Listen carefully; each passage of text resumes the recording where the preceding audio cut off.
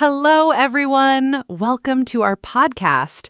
My name is Anna, and I am so happy you are here with us today. This podcast is made for beginner English learners, and every episode is simple, friendly, and very useful. Today, we have a really exciting and practical topic. We are going to talk about how to study smart, not hard.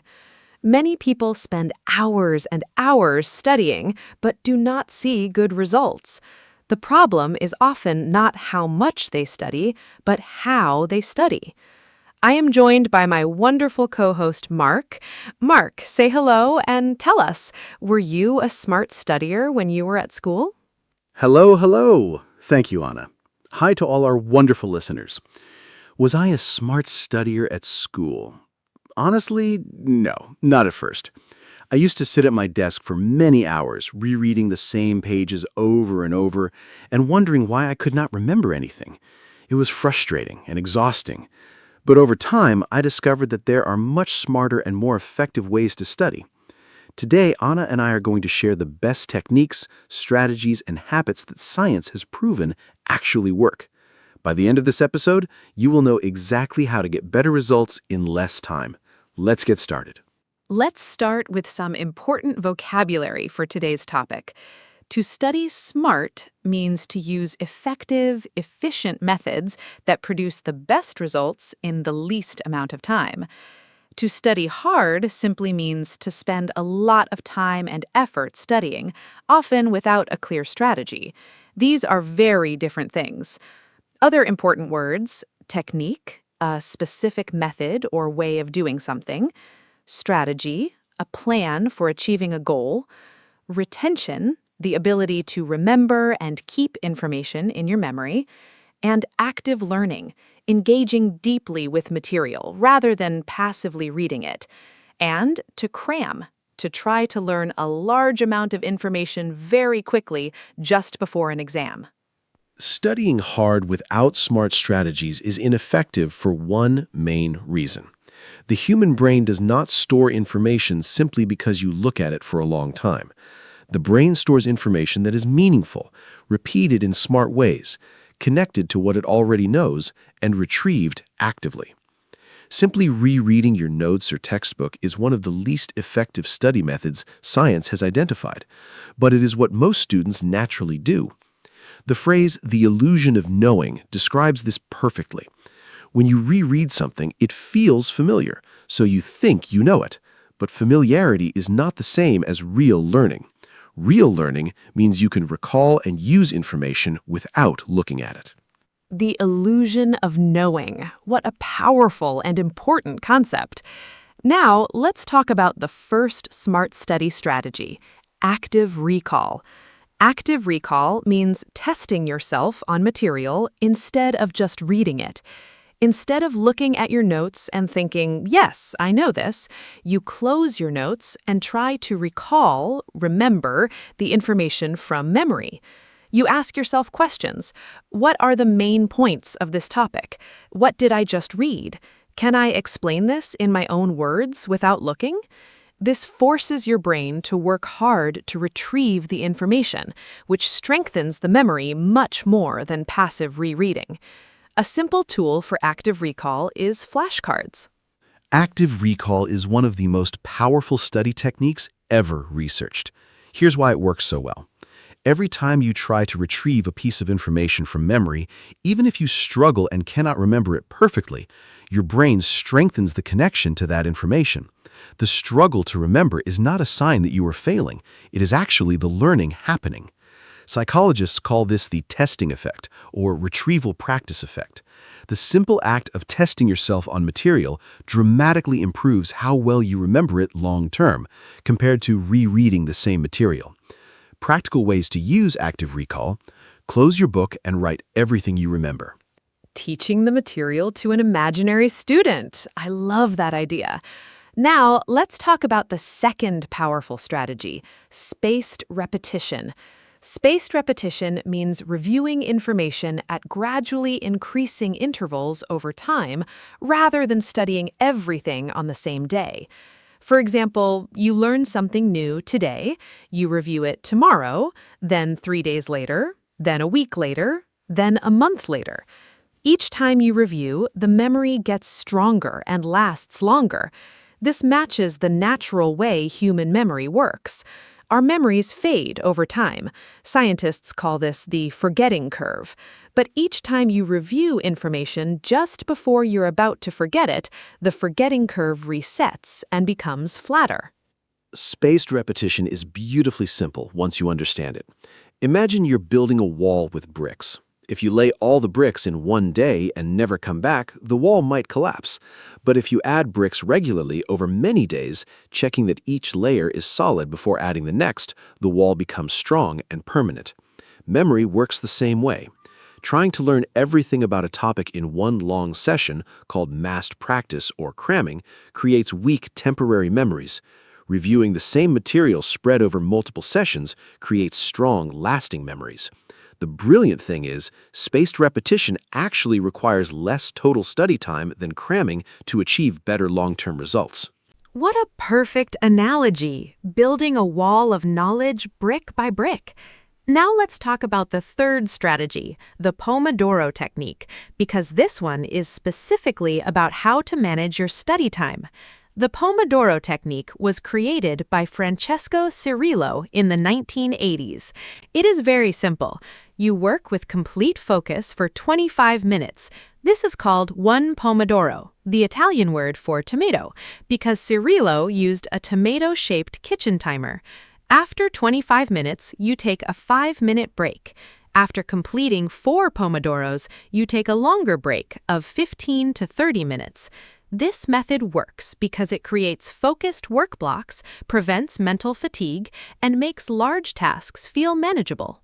Yes, the Pomodoro technique has been genuinely transformative for my productivity. Before I discovered it, I would sit at my desk for 2 or 3 hours feeling increasingly tired, distracted, and unproductive.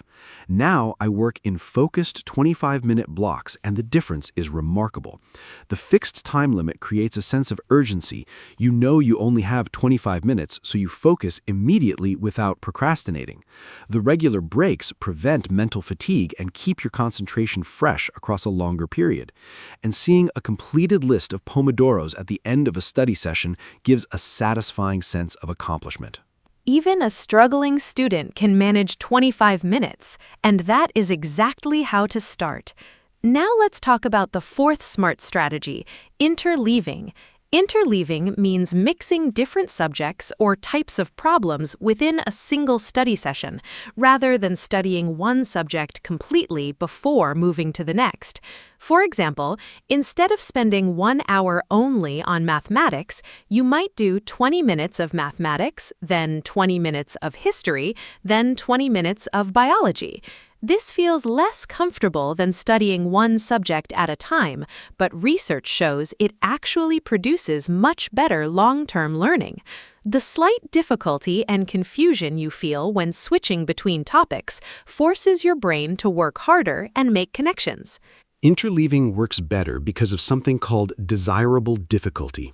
When studying feels slightly hard and uncomfortable, your brain is actually working more deeply with the material. Studying one subject in one big block feels comfortable and efficient, but it creates an illusion of mastery. You were just warming up to the material.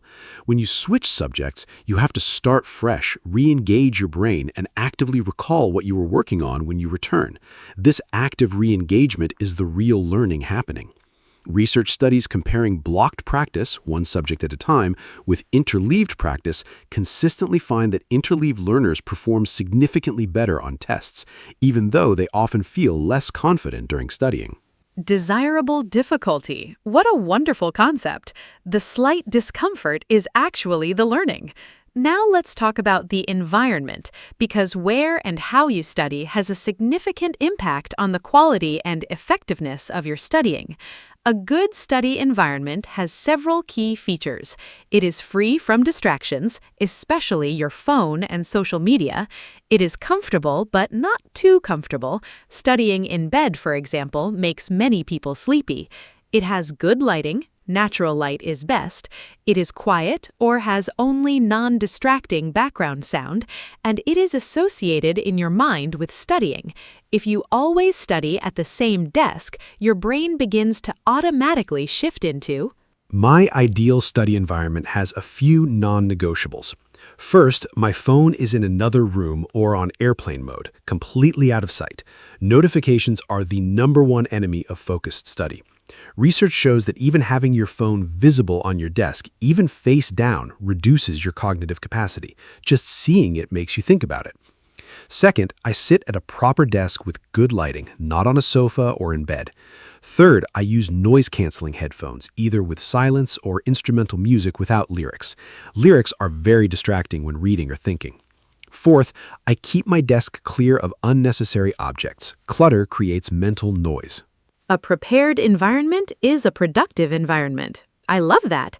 Now let's talk about something many students do wrong: highlighting and underlining. Many students use colored highlighters on their textbooks and feel very productive while doing it. The page looks neat and colorful, and it feels like studying. But research consistently shows that highlighting and underlining are among the least effective study techniques available. Why? Because they are passive. You are just marking text, not deeply engaging with it. And because students tend to highlight too much, which does not help them identify the most important information. Marking your textbook in yellow does not make your brain remember it better. Instead of highlighting, students should annotate and engage actively. Here is what effective reading looks like. As you read, ask yourself questions. Why is this important? How does this connect to what I already know? Can I think of an example? Write these thoughts in the margins. This is called annotation. Summarize each section in your own words in the margin or in a separate notebook. This forces active processing. Create a simple outline of the main points without looking at the text. And after finishing a section, close the book and try to write everything you remember. Then check what you missed. These active reading strategies produce dramatically better retention than any amount of highlighting. Annotation and summarizing in your own words, so much more powerful than highlighting. Now let's talk about the importance of sleep for learning, because many students make the serious mistake of staying up very late to study more, but this is counterproductive. During sleep, especially during the deep sleep and REM stages, your brain actively consolidates memories. It sorts, organizes, and strengthens everything you learned during the day, moving information from short-term to long-term memory. If you deprive yourself of sleep to study more, you are actually undermining the very process that makes your studying effective. The phrase "sleep on it" has real scientific meaning. Sleeping after learning significantly improves how well you remember. Sleep is possibly the single most important study tool that almost no student talks about. Here is what happens neurologically. During deep sleep, your brain replays and strengthens the neural pathways formed during the day's learning. During REM sleep, your brain makes creative connections between new information and things you already know. This is why you sometimes wake up with a new understanding of something you were confused about the day before. Studies show that sleeping between a learning session and a test dramatically improves test performance compared to staying awake from more study time. The practical advice? Do your studying, then sleep. Do not cram at the expense of sleep. Sleep is studying. Every student needs to hear that. Now let's talk about exercise and its relationship to learning, because this surprises many people. Physical exercise is not just good for your body, it is directly beneficial for your brain and your ability to learn. Exercise increases blood flow to the brain, promotes the growth of new brain cells, and releases chemicals like BDNF, brain-derived neurotrophic factor, which scientists sometimes call miracle grow for the brain because it helps neurons connect and memories form. Studies consistently show that students who exercise regularly have better memory, better concentration, and better academic performance than those who do not. The difference in my mental performance after exercise is remarkable. On days when I go for a morning run or do even a short workout before studying, my concentration is sharper, my thinking is clearer, and I learn new information much more quickly. On days when I sit at my desk all day without moving, my mind feels foggy and slow by the afternoon. The research strongly supports this personal experience. A study from Harvard found that aerobic exercise, activities that raise your heart rate, actually causes new brain cells to grow in the hippocampus, the area of the brain most responsible for learning and memory. Move your body to improve your mind. Such a simple and powerful message. Now let's talk about something very important for all learners, the importance of breaks. Many students feel guilty about taking breaks. They think every minute not studying is a minute wasted. But this is wrong. Regular, planned breaks are essential for effective studying. Your brain cannot maintain deep focus indefinitely. After a period of concentrated work, typically 20 to 45 minutes, the quality of your attention decreases significantly. Working through this fatigue does not produce more learning, it produces less. Planned breaks allow your brain to consolidate recent learning, reset your attention, and approach the next session with fresh focus. Effective study breaks are those that genuinely rest your brain, not those that simply replace one screen with another. Here is what I recommend. Stand up and move. Even walking to the kitchen and back gets blood flowing. Go outside briefly if possible. Fresh air and natural light are genuinely restorative for mental energy. Do a few minutes of gentle stretching. Your body gets stiff from sitting. Have a healthy snack and drink water. Hydration significantly affects cognitive performance.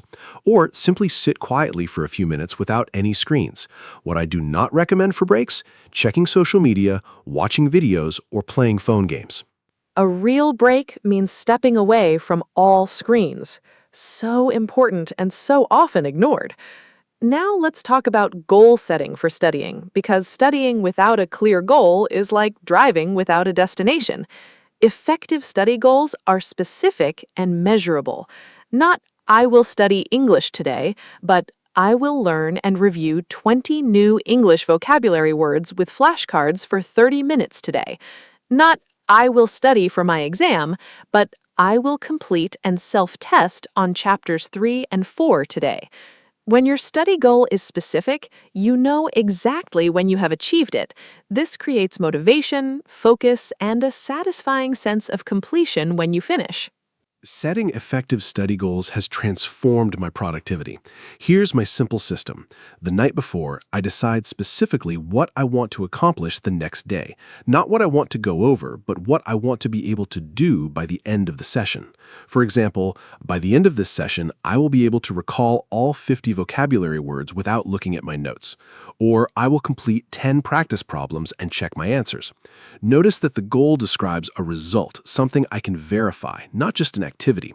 I also estimate how long each task will take and plan my sessions accordingly. Specific outcomes make studying more effective and more satisfying. Perfectly said.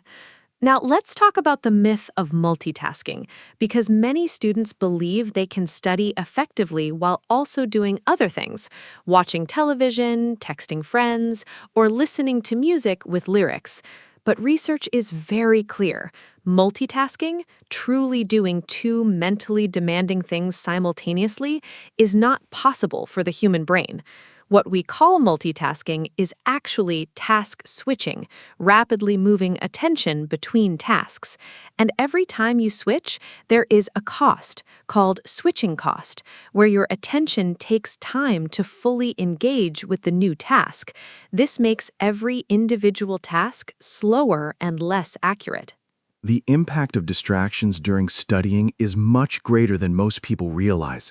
Research by Gloria Mark at the University of California found that after being interrupted, even briefly, it takes an average of 23 minutes to fully return to the original task.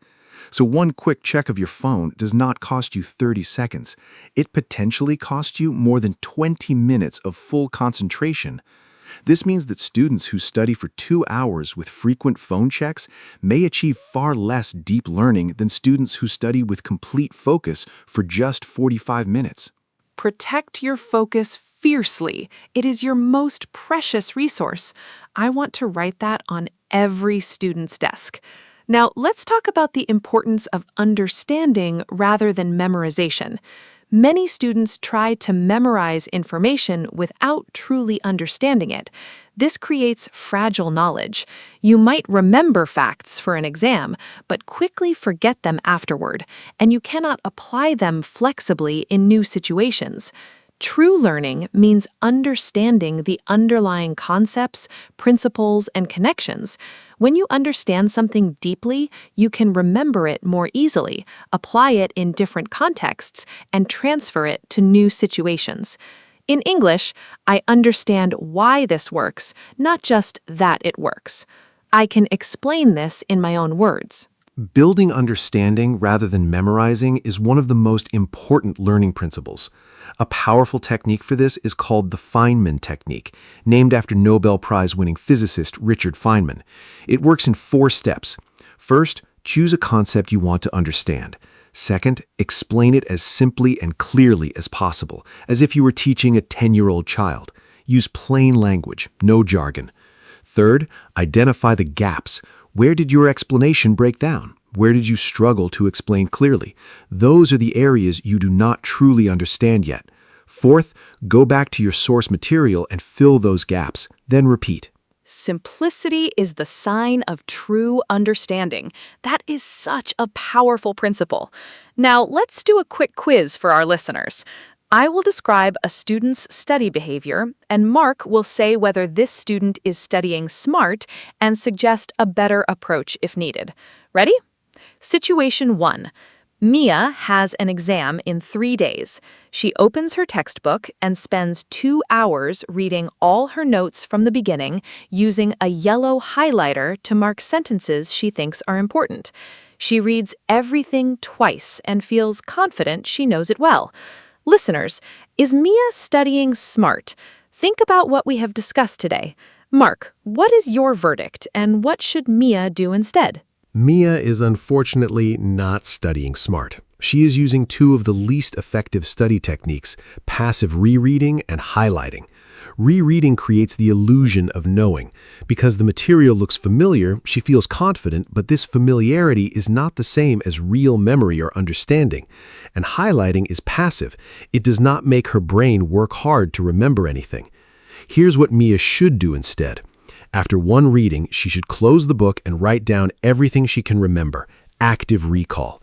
She should use flashcards to test herself on key facts. She should spread her review over 3 days, 1 solid session today, a review tomorrow, and a final review. Perfect advice for Mia. Now let's look at situation 2. Daniel studies for 30 minutes with complete focus. No phone, no music, at his desk. He uses flashcards to test himself on vocabulary. After 30 minutes, he takes a 10-minute walk outside, then he returns and studies a different subject for 25 minutes using the Pomodoro technique. In the evening, he reviews his earlier flashcards briefly and goes to bed at 10:30 to ensure 8 hours of sleep. Listeners, is Daniel studying smart? What is he doing well? I am very curious to hear Mark's analysis of Daniel's study session. Daniel is studying brilliantly. Let me go through everything he's doing right. First, 30 minutes of complete distraction-free focus. This protects his concentration and ensures deep learning. Second, using flashcards for vocabulary. This is active recall, one of the best study techniques available. Third, a 10-minute walk for a break. This genuinely restores his brain and increases blood flow. Fourth, switching to a different subject. This is interleaving, which again, research produces better long-term retention. Fifth, a brief evening review of earlier flashcards. This is spaced repetition, consolidating his earlier learning. And sixth, getting 8 hours of sleep, allowing his brain to fully consolidate everything he learned during the day. Daniel is my new study hero. Now let's talk about something that often gets overlooked, the physical act of writing by hand. In our digital world, many students take notes on laptops or tablets, but research suggests that handwriting notes, physically writing by hand, leads to better learning than typing. The reason is fascinating. When you type, you can transcribe information very quickly, which means you often write down words almost verbatim without deeply processing them. When you write by hand, the process is slower, which forces you to listen more carefully, select the most important information, and put it into your own words. This deeper processing during note-taking leads to better understanding and better retention. I use both, but for different purposes. For learning new material and attending lectures or classes, I always prefer handwriting in a physical notebook. The slower pace forces me to process and summarize rather than transcribe. My handwritten notes are messier and shorter than typed notes, but they represent what I actually understood, not just what I heard. For organizing and reviewing information later, I sometimes transfer key points to a digital format, which is easier to search and reorganize. If you use a laptop for notes, a simple rule helps. Do not write full sentences. Force yourself to summarize in 4 or 5 words per point. This mimics the processing benefit of handwriting. Engage your brain, not just your fingers. Such a clear and practical principle. Now let's talk about learning in different ways, what is called multimodal learning. Our brains process and remember information much better when we encounter it in multiple different formats. Reading about a topic is one way, watching a video explanation is another, drawing a diagram is another, explaining it aloud to someone is another, creating a mind map is another. Each different format activates different parts of your brain and creates more connections to the new information, making it easier to remember and apply. For language learners especially, combining reading, listening, speaking, and writing creates much stronger learning than any single method alone. Multimodal learning is something I practice naturally now, though I did not always do it deliberately. When I'm learning something new, I try to encounter it in at least 3 different ways. First, I read about it from a textbook or article. Second, I find a video explanation. Watching and listening adds a visual and auditory dimension. Third, I write a summary in my own words. This activates writing and deepens processing. And sometimes I also draw a simple diagram or mind map connecting the key ideas visually. For language learning specifically, which is what many of our listeners are doing right now, this means reading English, listening to English, speaking English, and Every episode of this podcast is already multimodal learning. I love that. You are already studying smart by listening to us. Now let's give our listeners a complete summary of all the smart study strategies we have covered today. Strategy 1. Use active recall. Test yourself instead of rereading. Strategy 2. Use spaced repetition. Review at increasing intervals over time. Strategy 3. Use the Pomodoro technique. 25 minutes focused, 5 minutes break. Strategy 4. Try interleaving. Mix different subjects in one session. Strategy 5. Create a distraction-free study environment. Strategy 6. Annotate and summarize instead of highlighting. Strategy 7. Protect your sleep. It is essential for memory consolidation. continuing the strategy list, Strategy 9 sets specific, measurable study goals for each session. Strategy 10, eliminate all distractions, protect your focus fiercely. Strategy 11, build understanding, not just memorization. Use the Feynman technique. Strategy 12, use multimodal learning. Read, watch, write, speak. Strategy 13, take handwritten notes to deepen processing. Strategy 14, never cram. Distributed practice always beats massed practice. Strategy 15, do practice tests and questions, the best exam preparation available. And Strategy 16, teach what you have learned to someone else, or to yourself out loud. If you can explain it clearly and simply, you truly know it. 16 smart study strategies. What an incredible toolkit. I feel like going back to school just listening to this episode. Let me give a final summary of today. We talked about the difference between studying smart and studying hard. We covered active recall, spaced repetition, the Pomodoro technique, and interleaving.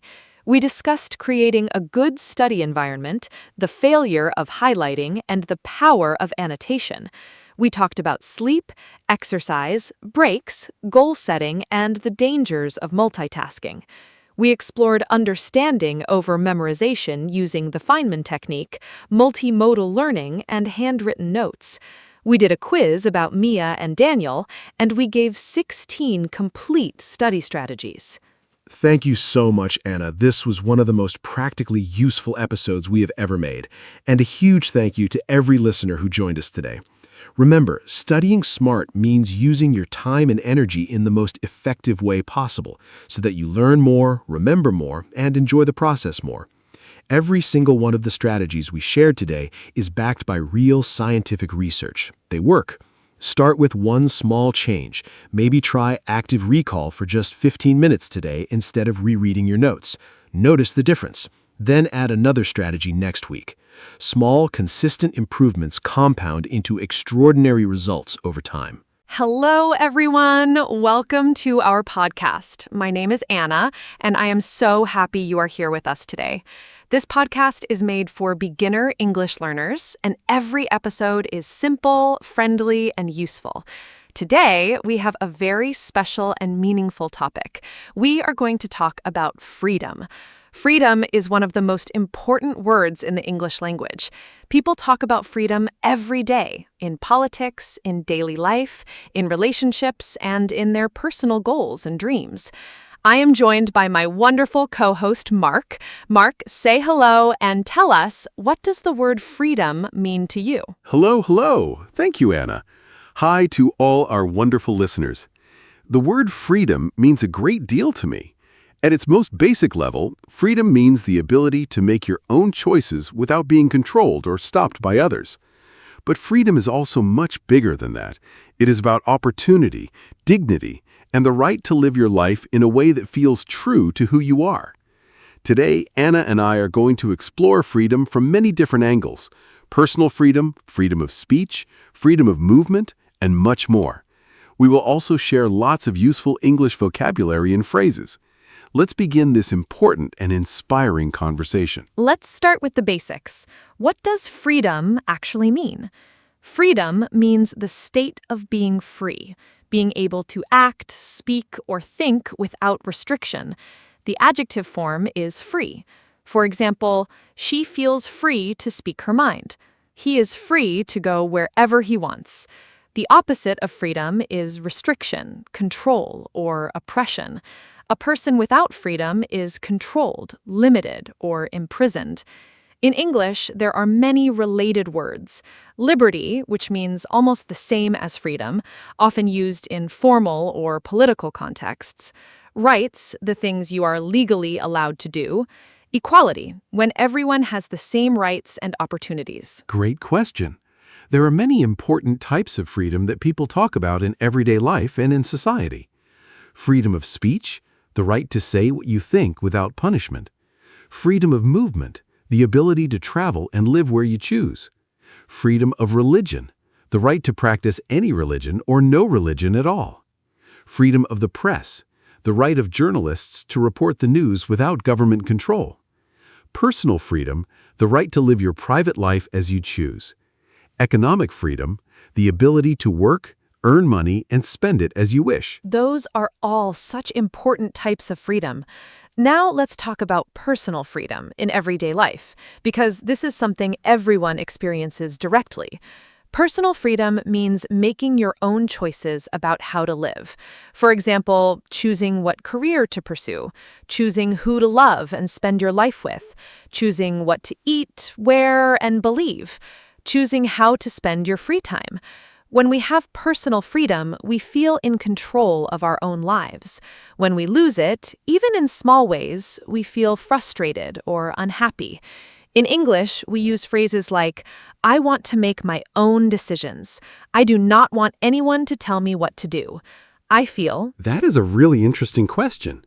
I feel very fortunate to have a great degree of personal freedom in my daily life. I can choose my work, my friends, my home, and how I spend my time. I can speak my opinions openly and practice whatever beliefs I hold. But I also recognize that true freedom requires responsibility. Freedom does not mean doing whatever you want without thinking about others. As the saying goes, your freedom ends where another person's freedom begins. This means that we must exercise our own freedom in a way that respects the rights and well-being of others. your freedom ends where another person's freedom begins. What a powerful and wise saying. Now let's talk about freedom of speech, because this is one of the most discussed and debated freedoms in the modern world. Freedom of speech means you have the right to express your opinions, ideas, and beliefs in conversation, in writing, in art, and in public. In democratic countries, freedom of speech is protected by law. However, even in countries with this protection, there are limits. For example, you cannot use speech to incite violence or spread dangerous lies that harm others. In English, useful phrases related to speech and expression: I have the right to say what I think. Everyone is free. Freedom of speech is essential for so many reasons. First, it allows people to criticize their government and powerful institutions without fear. This is the foundation of a healthy democracy. Leaders who cannot be criticized tend to become corrupt and dangerous. Second, freedom of speech allows new ideas to be shared and debated. Science, art, and social progress all depend on the free exchange of ideas. Third, it allows individuals to tell their stories and have their experiences heard. When people cannot speak freely, injustice can be hidden. The phrase, sunlight is the best disinfectant, is a famous saying meaning that transparency, bringing things into the open, helps society stay clean and fair. Sunlight is the best disinfectant. What a vivid and memorable phrase. Now, let's talk about freedom of movement, because this is something many people take for granted. Freedom of movement means the ability to travel freely within your own country and, in some cases, to other countries. In the European Union, for example, citizens of member countries can live and work in any other member country without needing special permission. This is a remarkable freedom that millions of people benefit from. However, not everyone in the world has this freedom. People in some countries face restrictions on where they can travel. I think about this topic quite deeply.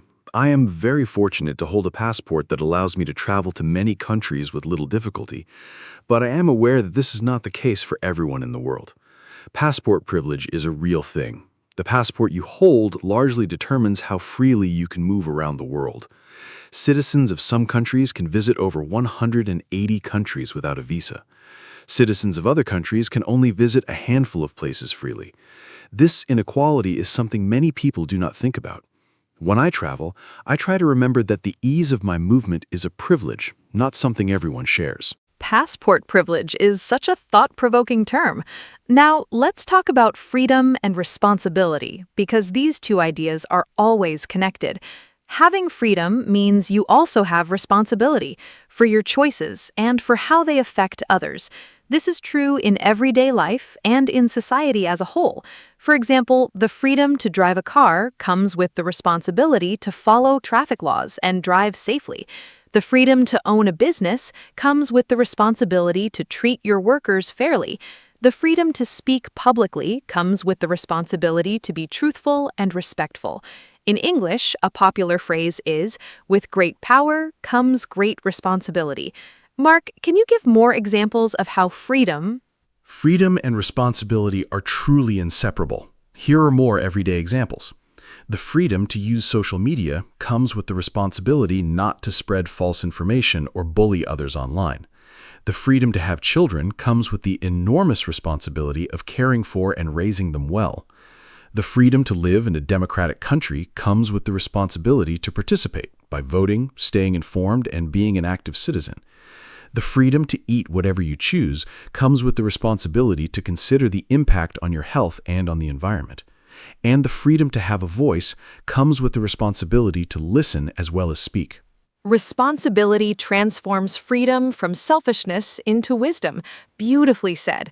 Now, let's talk about financial freedom, because this is something many people dream about. Financial freedom means having enough money saved and invested that you do not need to work just to pay your basic bills. It means you have choices about how to spend your time, rather than being forced to work long hours in a job you dislike. Some people achieve financial freedom through saving carefully, investing wisely, and spending less than they earn over many years.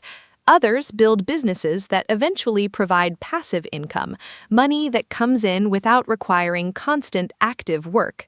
Financial freedom is something I think about a lot. To me, it does not necessarily mean being extremely wealthy. It means having enough to cover your needs comfortably, enough savings to handle unexpected problems, and enough flexibility to make choices based on what you value rather than just financial necessity. I do believe it is achievable for many people through consistent saving habits, living within your means, and making smart decisions about money over time. However, I also recognize that structural inequalities in society make financial freedom much harder for some people than others. Wages, access to education, healthcare costs, and economic opportunity are not equally distributed. Living within your means is such a key phrase for financial freedom.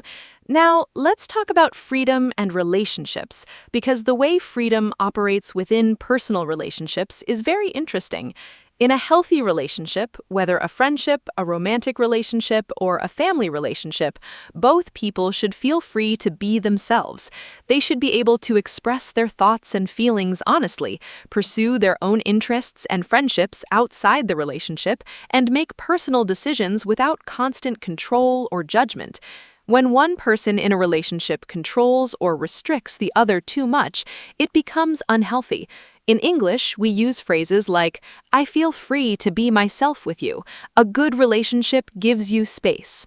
Healthy freedom in a relationship is so important. I think it means mutual trust and respect, trusting your partner enough to give them space and respecting their individuality and independence. It means supporting each other's separate friendships, hobbies, and personal goals. It means being able to disagree, express different opinions, and even spend time apart without feeling threatened or jealous. The phrase "love sets you free" suggests that real love does not trap or restrict, it liberates. A partner who loves you genuinely wants you to grow, explore, and be your full self. Controlling behavior, checking someone's phone, limiting their friendships, or making all decisions for them is the opposite of love. Real love and real freedom go hand in hand. What a beautiful and true statement. Now let's talk about freedom and creativity. When we have the freedom to create, to write, paint, sing, dance, build, or imagine, we express our most genuine and unique selves. Creative freedom means making art or ideas without being told exactly what to think or produce. History shows us that some of the greatest works of art and literature were created in conditions of restriction, people finding creative freedom even in difficult circumstances. In English, we often say someone has creative freedom when they are given space to make their own artistic decisions. Creativity and freedom are deeply connected, though creativity is remarkably resilient. It finds expression even in the most restrictive conditions. Many great artists, writers, and musicians have created extraordinary work under censorship, poverty, or oppression. They found ways to communicate truth through metaphor, symbol, and hidden meaning.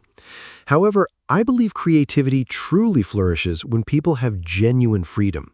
Freedom to explore ideas without fear, freedom to challenge conventions, freedom to fail and try again. When people feel free, they take creative risks, and creative risk-taking leads to real innovation and beauty. The phrase, "necessity is the mother of invention," suggests that even restriction can drive creativity, but I believe freedom is still the best environment for it. Freedom is the best environment for the human creative spirit to bloom. I love that image. Now let's talk about freedom and nature. Many people feel a profound sense of freedom when they are in nature, in the mountains, by the sea, in a forest, or in a wide open field. Being in nature removes the restrictions of daily life. No screens, no schedules, no demands. You can move freely, breathe fresh air, and feel connected to something larger than yourself. In English, we have beautiful phrases about this feeling.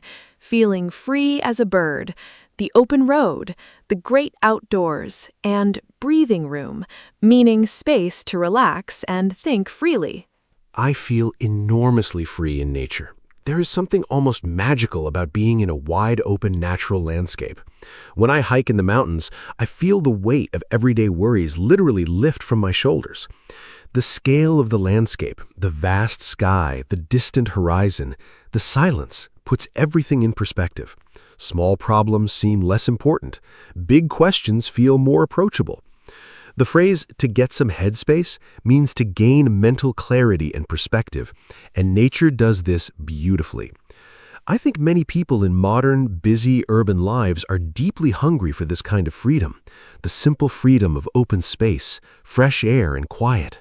To get some headspace, such a useful and evocative phrase. Now let me ask you something a little different. Is absolute freedom, total freedom with no rules or limits at all, actually desirable? This is a very interesting philosophical question. If there were absolutely no rules, no laws, and no limits on what anyone could do, would people be more free, or would life become dangerous and chaotic? Many philosophers have thought about this question. Thomas Hobbes, a famous English philosopher, argued that without rules, life would be nasty, brutish, and short. Others argue that freedom requires some structure to protect everyone's rights. Mark, what do you think? Is total, unlimited freedom actually a good thing? This is a fascinating question. I do not think total, unlimited freedom is truly desirable or even possible in a society. Here's why. If one person has total freedom to do absolutely anything, then other people lose their freedom because they become victims of that person's unchecked actions. True freedom for everyone requires a social agreement, rules and laws that protect each person's rights and prevent one person from violating another's. This is the idea behind the social contract in political philosophy. We give up some absolute freedoms, like the freedom to harm others without consequence, in exchange for living safely and cooperatively in society. Structured freedom is the most meaningful kind. What a clear and wise conclusion. Now let's talk about freedom and education. Education is one of the most powerful tools for creating genuine freedom. When you have knowledge, when you can read, think critically, understand the world, and communicate effectively, you have more choices in life. You are less likely to be manipulated or deceived. You are better equipped to participate in society and advocate for yourself and others. In English, the phrase "knowledge is power" directly connects learning to freedom and empowerment. Nelson Mandela, one of the world's most famous advocates for freedom, said, "Education is the most powerful weapon which you can use to change the world." Education creates freedom in so many ways. First, it opens economic doors. People with education generally have more career options, higher earning potential, and greater financial security. Second, it develops critical thinking, the ability to analyze information, question assumptions, and form your own opinions rather than simply accepting what others tell you. This is essential for personal and political freedom. Third, it builds communication skills. Being able to speak and write clearly and persuasively gives you a powerful voice in the world. Fourth, it expands your understanding of different cultures, perspectives, and possibilities, broadening your sense of what's possible for your own life. Education truly is liberation. I love that. And for our listeners learning English, this podcast is part of your educational freedom journey. Now let's talk about freedom and technology.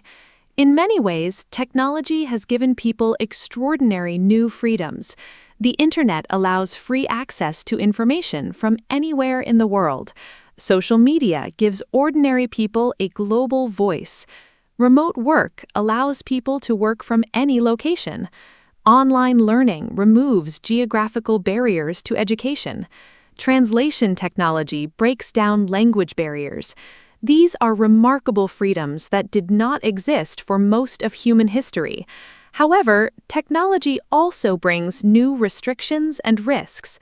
Mark, do you think technology makes us more free or less free overall? Technology is a genuinely double-edged sword when it comes to freedom. On the positive side, the internet has democratized information, giving billions of people access to knowledge that was previously only available to the privileged few. It has given voices to marginalized communities. It has connected people across borders and cultures. On the negative side, technology can reduce freedom in serious ways. Governments can use technology for surveillance, tracking citizens' movements and communications. Social media algorithms can create information bubbles, limiting the range of ideas people are exposed to. And constant connectivity can create a sense of never being truly free from work, news, or social obligations. Technology amplifies both freedom and restriction. Such an insightful and balanced observation. Now, let's talk about some important people in history who fought for freedom. The world has been shaped by remarkable individuals who sacrificed enormously to expand freedom for others. Nelson Mandela spent 27 years in prison fighting against apartheid, the system of racial separation and inequality in South Africa. He became a global symbol of courage and the struggle for equality. Mahatma Gandhi led India's peaceful independence movement against British colonial rule. Rosa Parks refused to give up her seat on a bus in Alabama in 1955, becoming a symbol of the American civil rights movement. So many incredible people have fought for freedom throughout history. Harriet Tubman escaped slavery in the United States and then led many others to freedom through a secret network of safe houses called the Underground Railroad, one of the most courageous acts of resistance in American history. Malala Yousafzai, still young today, has fought for girls' right to education in Pakistan and around the world, surviving a serious attack for speaking out. Aung San Suu Kyi spent many years under house arrest in Myanmar for advocating democracy. Frederick Douglass escaped slavery and became one of the most powerful voices against it through his writing and speeches. What an inspiring list of extraordinary people. Freedom is not given, it must often be fought for. That sentence gives me goosebumps. Now let's talk about a very simple but meaningful question. What does freedom feel like in everyday life? Not the big political or philosophical kind, but the small, daily feeling of being free. The feeling when you finish work on a Friday evening and have a whole weekend ahead. The feeling when you finish an exam or a difficult project. The feeling when you step outside on a beautiful morning with nowhere specific to be. The feeling of being completely understood by a good friend. Oh, I love this question. The everyday moments of freedom are some of the most precious. My favorites, the feeling of finishing a challenging piece of work and closing my laptop, knowing the task is done and I am free. The moment I step off a plane in a new country and feel the air of a different place, pure freedom of possibility. Sunday morning with no schedule, drinking coffee slowly, reading a book with nowhere to be. A long walk with no destination, just walking where curiosity leads me. And the wonderful feeling of laughing deeply with close friends. Being so comfortable and accepted that you can be completely yourself. Being fully yourself with no pretense. That is such a profound definition of freedom. Now let's talk about inner freedom, freedom of the mind and spirit. This is perhaps the deepest kind of freedom. You can be physically restricted in a difficult job, in a difficult place, in a difficult situation, and still have inner freedom. Inner freedom is the freedom to choose how you think, what you value, and how you respond to your circumstances. Viktor Frankl, an Austrian psychiatrist who survived Nazi concentration camps, wrote about this beautifully in his book, Man's Search for Meaning. He said that even in the most terrible circumstances, the last human freedom is the freedom to choose. Viktor Frankl's idea of inner freedom is one of the most powerful and moving concepts I have ever encountered. He demonstrated that even in conditions of extreme suffering and total physical restriction, a person can maintain their dignity and their inner life. They can choose to find meaning, to maintain hope, to act with love and courage. This is an extraordinary and inspiring insight. Stoic philosophy, an ancient Greek and Roman tradition, also emphasizes inner freedom. The Stoics taught that we cannot always control external events, but we can always control our response to them. The phrase respond, do not react captures this idea. Respond, do not react. Such a powerful phrase for daily life. Now let's give our listeners some useful English expressions and idioms related to freedom.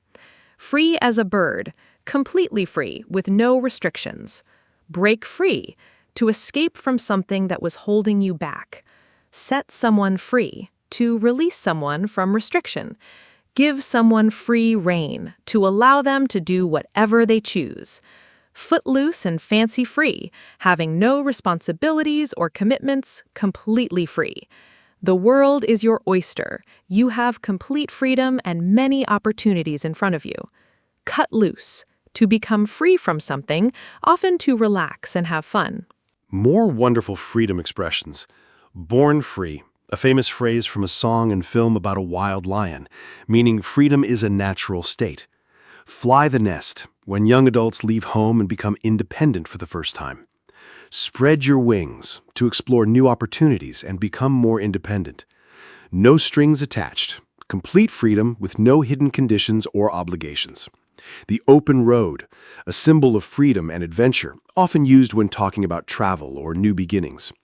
Think outside the box, to be free in your thinking, not limited by conventional ideas. March to the beat of your own drum is one of my all-time favorite English expressions. It beautifully captures the idea of living authentically and independently. Now let's talk about the relationship between freedom and happiness. Research in psychology suggests that having choices, having freedom, does make people happier, to a point. But too many choices can actually cause anxiety and dissatisfaction. This is called the paradox of choice. Psychologist Barry Schwartz found that when people have too many options, they often feel less satisfied with their final choice because they wonder if a different choice would have been better. So freedom and happiness are connected, but the relationship is more complex than it first appears. The paradox of choice is a fascinating idea. I think freedom is essential for happiness, but you are right that unlimited choices do not automatically mean more happiness. The research suggests that a moderate amount of meaningful choice is most conducive to well-being, enough to feel autonomous and self-determining, but not so many options that you feel overwhelmed and paralyzed. I also think the kind of freedom matters enormously. Freedom to pursue meaningful relationships, creative work, and personal values tends to produce lasting happiness. Freedom to simply consume endlessly, choosing between hundreds of products or entertainment options, tends to produce only temporary satisfaction. Simple, bounded freedom exercised with intention. I am going to write that down. Now let's do a quick and fun quiz for our listeners. I will give a definition, and Mark will tell us the correct word or phrase. Listeners, try to answer before Mark speaks. First, this is the freedom to say what you think without punishment. What is the correct term in English? Think about it. We talked about this earlier in today's episode.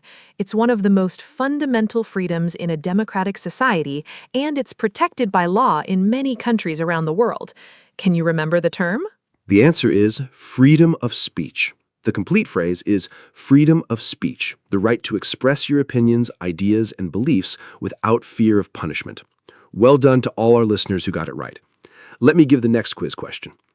This is the phrase we use to describe a person who has no commitments or responsibilities and is completely free. Think about it carefully. It's a fun, informal English idiom. We mentioned it earlier in the episode when we talked about freedom expressions and idioms. It has 4 words. The phrase describes someone who is free to go anywhere and do whatever they choose. It sounds a little old-fashioned, but is still used today. The answer is footloose and fancy-free. A person who is footloose and fancy-free has no ties, no responsibilities, and is completely free to do whatever they wish. A truly free spirit. Now here is my final quiz question for our listeners. This is the name for the type of freedom that Viktor Frankl wrote about, the freedom that exists even in very difficult circumstances, inside a person's own heart and mind. It's a two-word phrase, and we discussed it in today's episode. Even when people are physically restricted or in a very hard situation, they can still have this type of freedom. Think about your answer. The answer is inner freedom.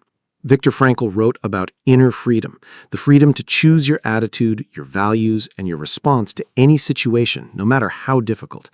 Even when external circumstances are beyond our control, inner freedom remains available to everyone.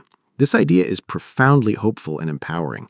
It means that true freedom is never completely taken from a person. Something essential always remains. 3 for 3 on the quiz. I hope our listeners enjoyed testing their knowledge. This topic is so rich and so important. Freedom is not just a political concept, it's something every person experiences, thinks about, and seeks in their own life every single day. What a rich, deep, and inspiring episode this has been. I feel genuinely moved by everything we discussed today. Let me give a final summary. We talked about the many types of freedom.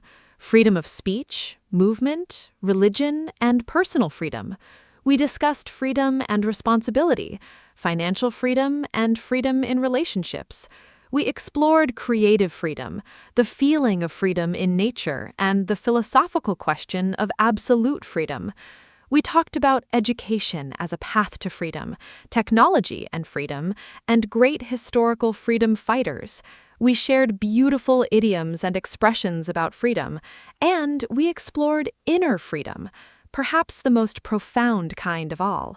Freedom is one of the most beautiful and important human values.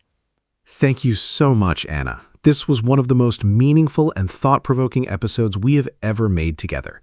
And a huge thank you to every single listener who spent this special time with us. Freedom is not something to take for granted. It is precious, complex, and worth thinking about deeply. Whether your freedom is political, personal, financial, creative, or inner, it matters. Use today's English vocabulary and phrases in your real conversations. Talk about what freedom means to you. Ask a friend what makes them feel free. Discuss the freedoms you value most. Language and freedom are connected. Every word you learn in English gives you more freedom to understand and engage. Hello, everyone. Welcome to our podcast. My name is Anna, and I am so happy you are here with us today. This podcast is made for beginner English learners, and every episode is simple, fun, and really useful. Today, we have a very special and romantic topic. We are going to talk about getting married. Marriage is something that almost everyone thinks about at some point in life, whether you are planning your own wedding, attending one as a guest, or just curious. There is so much to talk about and so much useful English vocabulary to learn. I am joined by my wonderful co-host, Mark. Hello, hello. Thank you, Anna.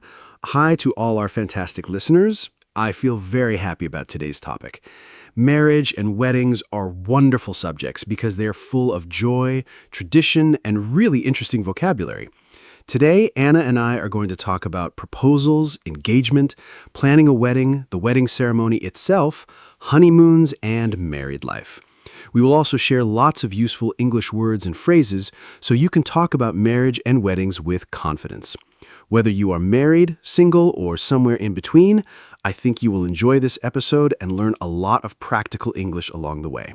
So let's start this beautiful journey together. Let's go! Let's start from the very beginning. What does getting married mean? When two people decide to spend their lives together officially and legally, they get married.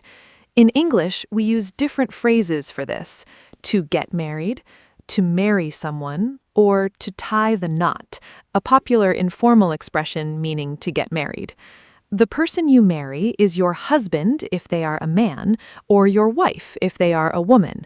Together, you are a married couple, and you call each other spouses or partners.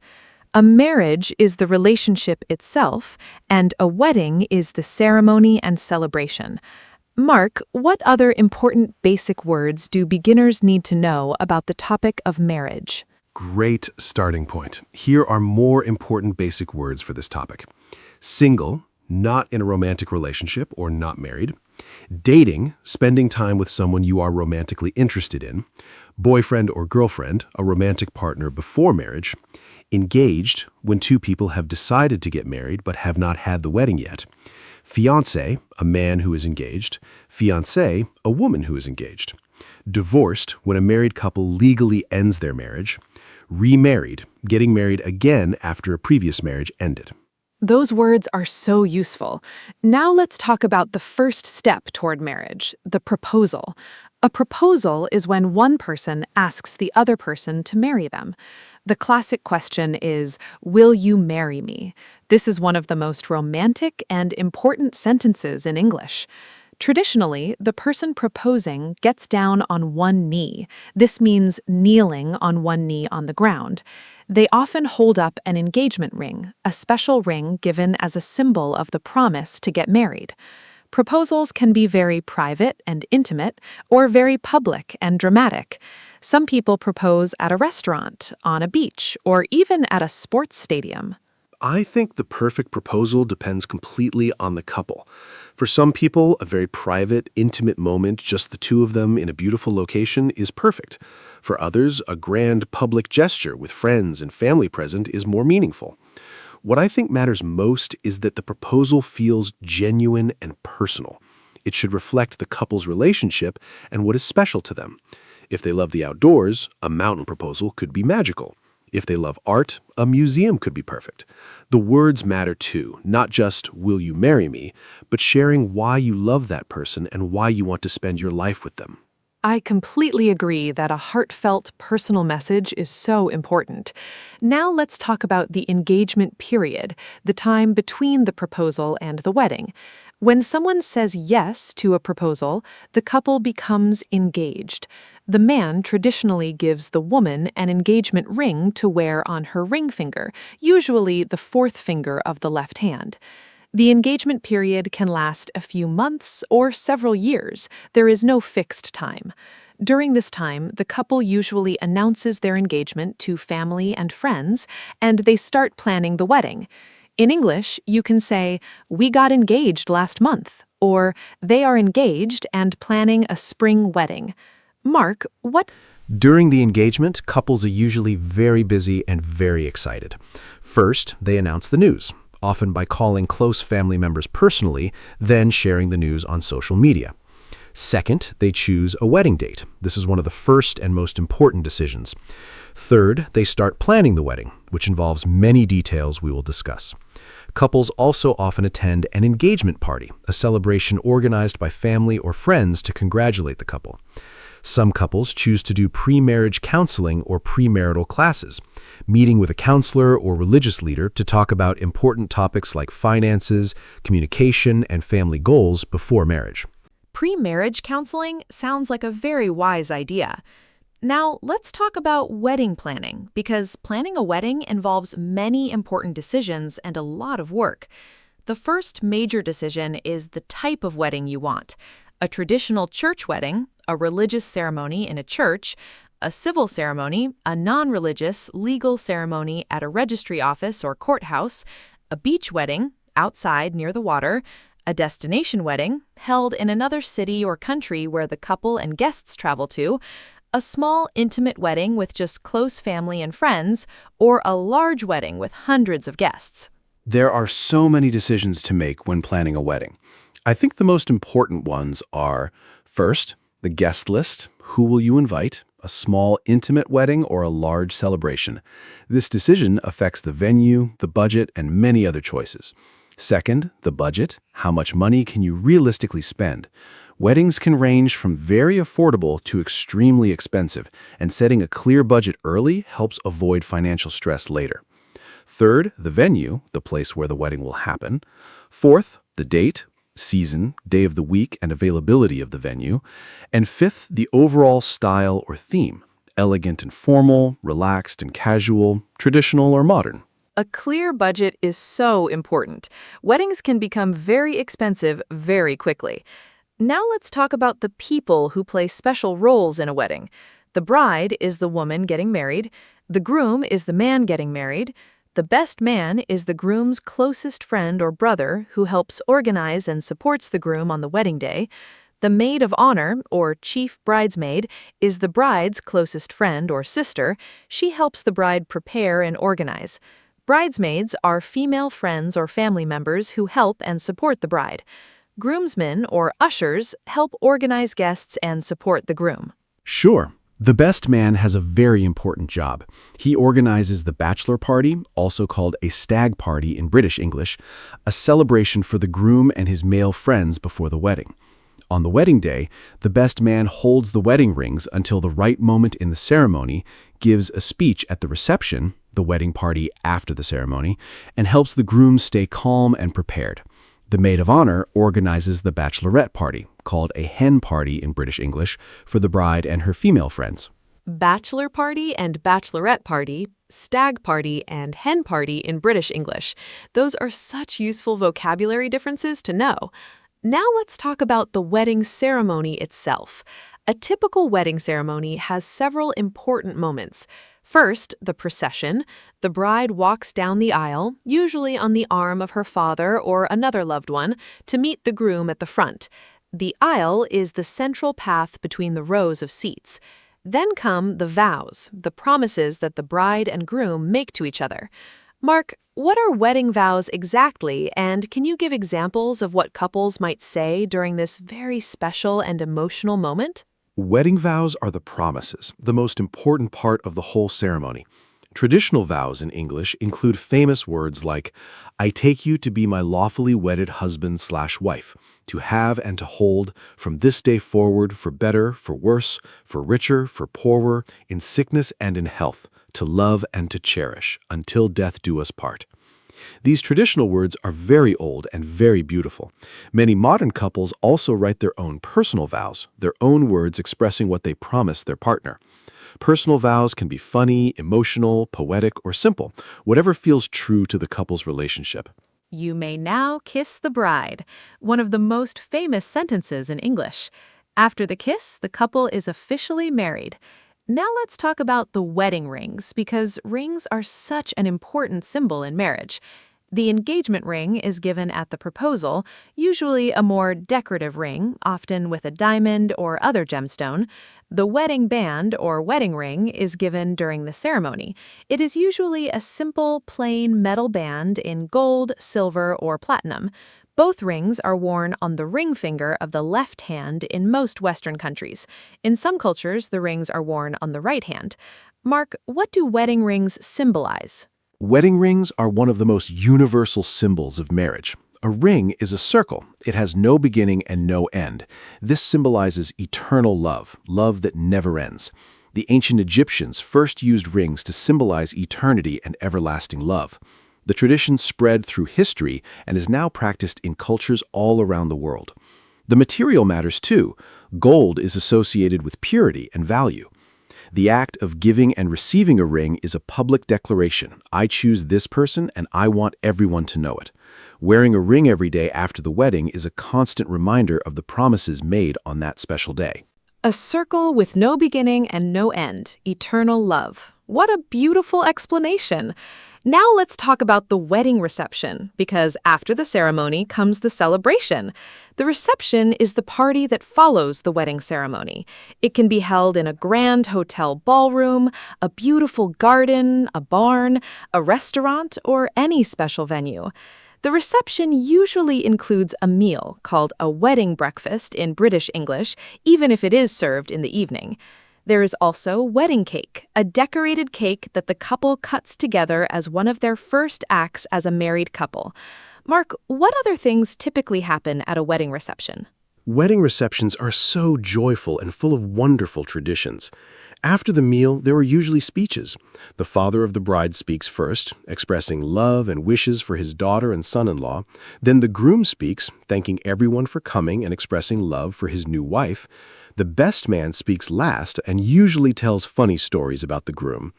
Then comes the first dance, the couple's first dance together as husband and wife, usually to a song with special meaning to them. After that, the whole dance floor opens and everyone celebrates. There's also bouquet throwing, where the bride throws her bouquet over her shoulder and the single women try to. The bouquet throw is such a fun tradition. Now let's talk about different wedding traditions from around the world, because weddings are celebrated very differently in different cultures, and this is really fascinating. In the United Kingdom, something old, something new, something borrowed, something blue is a traditional saying. Brides try to incorporate all four things into their outfit for good luck. In India, weddings often last several days and include many elaborate rituals and celebrations. In Japan, the traditional Shinto wedding involves the couple sharing cups of sake, rice wine, to symbolize unity. Mark, do you know any other interesting wedding traditions from around the world? Wedding traditions around the world are so wonderfully diverse. In Nigeria, weddings often include a traditional ceremony where the bride serves palm wine to guests. She walks among them and gives her cup to the man she wants to marry, signaling her choice. In China, red is the traditional wedding color, symbolizing luck and happiness. The bride often wears a beautiful red dress called the qipao. In Mexico, couples are bound together with a decorative rope or floral garland called a lazo during the ceremony, symbolizing their eternal bond. In Germany, the couple traditionally saws a log in half together as their first task as husband and wife, symbolizing teamwork. Sawing a log together in Germany? What a wonderful symbol of teamwork. Now let's talk about the honeymoon. The honeymoon is a holiday or trip that newlyweds, a newly married couple, take together after the wedding. It is a time to relax, celebrate, and begin life as a married couple. The word honeymoon comes from Old English and Scandinavian traditions, and it refers to the first sweet month of marriage.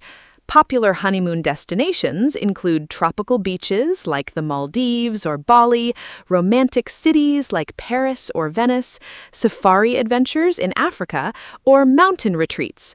Mark, where would your dream honeymoon destination be, and what makes a great honeymoon? What a wonderful question. My dream honeymoon destination would be Japan, spending 2 weeks exploring beautiful temples, stunning landscapes, amazing food, and unique culture. I think what makes a great honeymoon is completely personal to the couple. Some couples love adventure, hiking, exploring, and discovering new places. Others prefer pure relaxation, beach, sunshine, and no plans at all. Some couples love culture and history. Others prefer romance and luxury.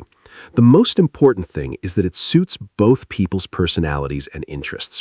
It does not need to be expensive or exotic. Even a short road trip or a cozy cottage holiday can be a perfect honeymoon if you are with the right person. Being together is the most important element. So beautifully said.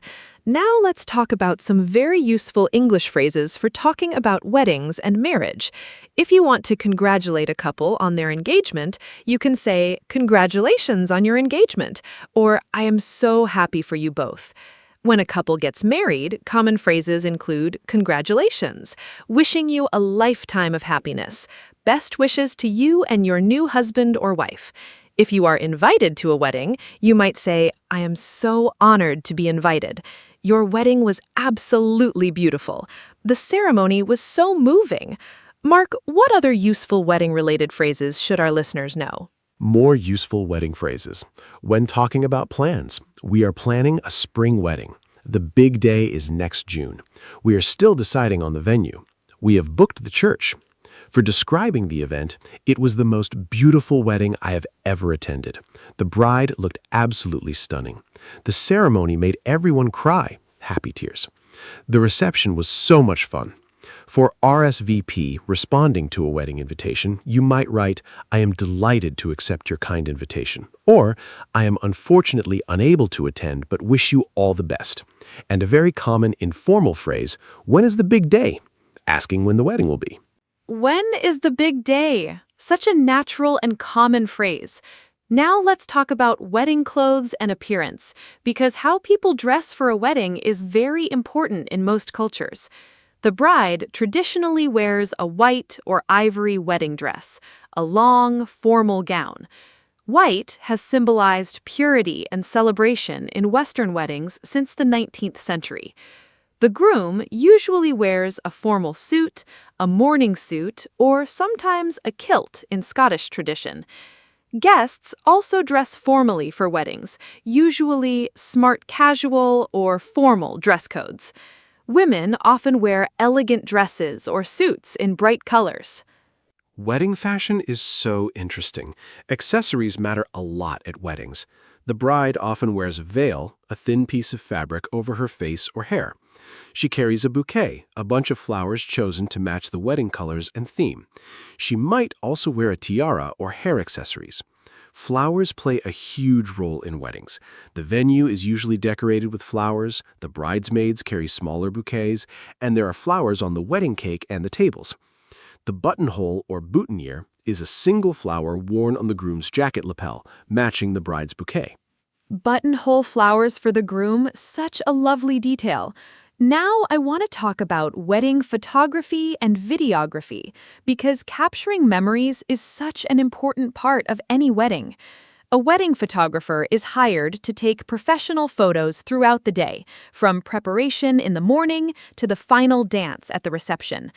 A wedding videographer films the day so the couple can relive every moment. The wedding album, a collection of the best photos printed and beautifully bound, is treasured by couples for the rest of their lives. With modern technology, many couples also create wedding websites and share photos on social media.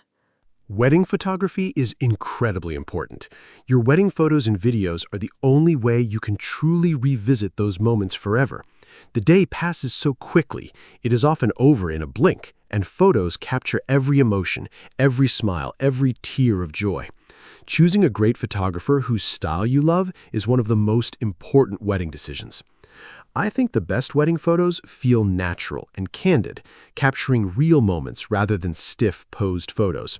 Many couples do what is called a first look, a private moment where the groom sees the bride in her dress before the ceremony. The photos from these moments are always breathtakingly emotional. A photographer tells the story of the day. What a lovely way to think about it. Now let's talk about something practical: wedding guests. If you are invited to a wedding as a guest, there are some important things to know and do. First, RSVP promptly. Reply to the invitation quickly so the couple can plan numbers. Second, buy a wedding gift. In English, we often say, "What did you get them as a wedding gift?" Common gifts include money, items from the couple's gift list or registry, a list of items the couple has chosen that they would like, or a personal, sentimental gift. Third, arrive on time to the ceremony. Fourth, dress appropriately. Being a good wedding guest is very important. Here are more guest guidelines. Follow the dress code on the invitation. If it says formal, dress formally. Do not wear white as a guest. That is reserved for the bride. Turn your phone to silent during the ceremony. Do not take photos during the ceremony unless the couple specifically invites guests to do so. Many couples prefer an unplugged wedding, where guests put their phones away. Be present and engaged rather than on your device. If there's a seating plan, sit in your assigned seat. Eat and drink responsibly. Write a heartfelt message in the wedding card. Unplugged wedding. What a modern and lovely idea. Now let's talk about the language of marriage itself. In English, there are many idioms and expressions related to marriage and love.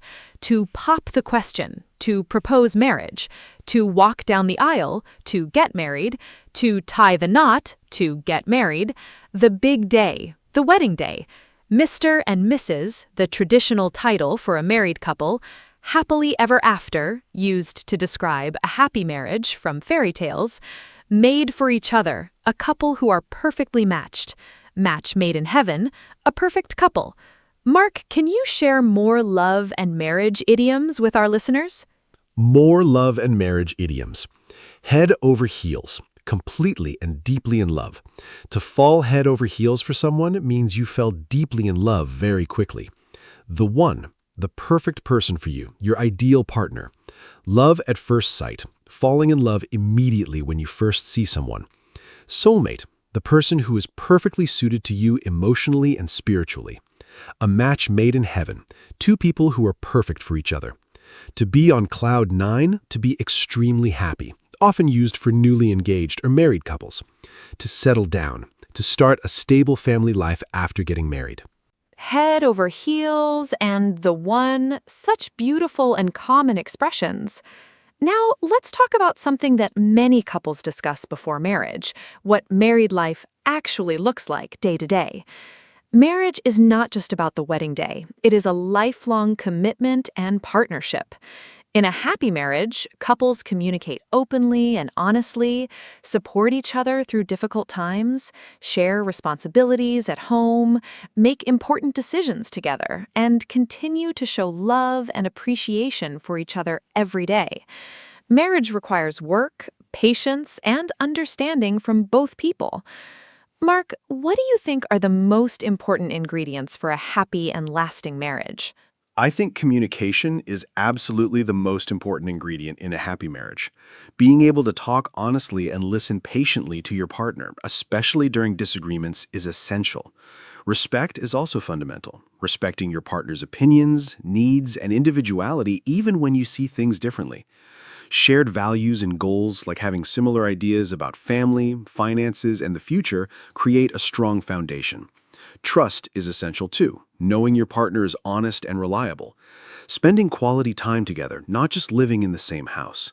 Showing appreciation for small things every day. A thank you, a kind word, a thoughtful gesture, and laughter. Laughter is such a great thing. I love that saying. Now, let me ask you a fun question, Mark. If you could describe your ideal wedding in simple English, what would it look like? How many guests? Where would it be? What kind of ceremony? This is also a great practice exercise for our listeners. Try to describe your dream wedding in simple English. Use phrases like, I would like a small wedding with close family. My dream wedding would be outside, in a garden. I imagine a ceremony by the sea. I would want beautiful music and simple flowers. These are all very natural sentences for imagining your perfect day. What a wonderful question. My ideal wedding would be a small, intimate celebration. Maybe 30 to 40 guests, only close family and very dear friends. I would love an outdoor ceremony in a beautiful garden or vineyard in the countryside. Natural, green, and peaceful. The ceremony itself would be simple but deeply personal, with meaningful vows we wrote ourselves. For music, I would choose live acoustic guitar, something warm and beautiful, not too formal. After the ceremony, a relaxed outdoor meal with lots of delicious food and great conversation. No complicated formalities, just people who love each other gathered to celebrate love. Simple, genuine, and full of warmth. A small garden wedding with live acoustic guitar and homemade vows. That sounds absolutely perfect. Now, let me share mine. My ideal wedding would be small and intimate, maybe 50 guests. I dream of a ceremony by the sea with an ocean view. The dress would be simple and elegant. Lots of wildflowers, natural and beautiful. The reception would be a leisurely outdoor dinner as the sun sets, with wonderful food, heartfelt speeches, and dancing as the stars come out. No strict schedule, just pure joy. The most important thing is sharing the day with people who truly matter, in a way that reflects who you really are as a couple. What a beautiful dream wedding, Anna. Now let's talk about marriage in different cultural contexts, because marriage is understood and celebrated differently around the world. In some cultures, arranged marriages are traditional, where families help choose a suitable partner for their child. This does not mean the couple has no say. In modern arranged marriages, both people must agree and consent. In Western cultures, love marriages, where two people choose each other independently, are most common. Same-sex marriage, marriage between two people of the same gender, is now legal in many countries around the world, and civil partnerships offer similar legal rights to marriage in some countries. Now, let's give our listeners some final vocabulary for this topic. A wedding anniversary is the yearly celebration of the date when a couple got married. Happy anniversary is what you say to a married couple on their anniversary. Different anniversaries have traditional names. The first anniversary is called the paper anniversary, the 5th is wood, the 10th is tin, the 25th is silver, and the 50th is gold. That is called the golden anniversary. 50 years of marriage. Incredible! The couple who has been married the longest is sometimes called the golden couple. Mark, what other marriage vocabulary should our listeners know? More useful marriage vocabulary. A prenuptial agreement, often called a prenup, is a legal document some couples sign before marriage outlining how assets would be divided if the marriage ends. A surname or last name. When people marry, some partners take their spouse's last name, some keep their own, and some hyphenate both names together. In-laws are the parents and family members of your spouse, your mother-in-law, father-in-law, brother-in-law, and sister-in-law. Renewal of vows is a ceremony where an already married couple reaffirms their wedding promises, often on a significant anniversary. And newlyweds means a couple who were very recently married. These words come up often in everyday English conversations about marriage and family life. Mother-in-law, father-in-law, these are words everyone needs to know. Now, let's do a fun quiz for our listeners. I will give a definition, and Mark will give the correct word or phrase. Listeners, think of your answers too. First, this is the ring given when someone proposes marriage. What is it called? Second, this is the party for the groom and his male friends before the wedding. What is this celebration called? Third, this is the word for a newly married couple on their first trip together. What is this special word? Mark, what are the correct answers for these three? Great quiz. Let me answer each one. First, the ring given during a marriage proposal is called an engagement ring. It is usually more decorative than the wedding band and is often worn together with it after the wedding. Second, the party for the groom and his male friends before the wedding is called a bachelor party in American English or a stag party in British English. Both mean the same thing. Third, the trip that newlyweds take together right after their wedding is called a honeymoon. The equivalent party for the bride and her female friends is called a bachelorette party in American English or a hen party in British English. 3 for 3. 3 for 3! Perfect answers! Now let's give our listeners some final tips for talking about marriage and weddings in English. Tip 1. Learn the key vocabulary: bride, groom, ceremony, reception, vows, rings, and honeymoon. Tip 2. Practice phrases for congratulating couples. Congratulations. Wishing you every happiness. Best wishes to you both. Tip 3. Know the difference between British and American English terms: hen party versus bachelorette party, stag party versus bachelor party. Tip 4. Practice describing a wedding you attended or your dream wedding. Use past tense for real events and conditional tense for imaginary ones. Mark, any final tips for our listeners? A few more final tips. Tip 5. Practice using the wedding idioms we learned. Pop the question, tie the knot, the big day, head over heels. These make your English sound much more natural. Tip 6. If you are attending a wedding in an English-speaking culture, remember the etiquette. RSVP promptly, dress appropriately, do not wear white, and bring a thoughtful gift. Tip 7.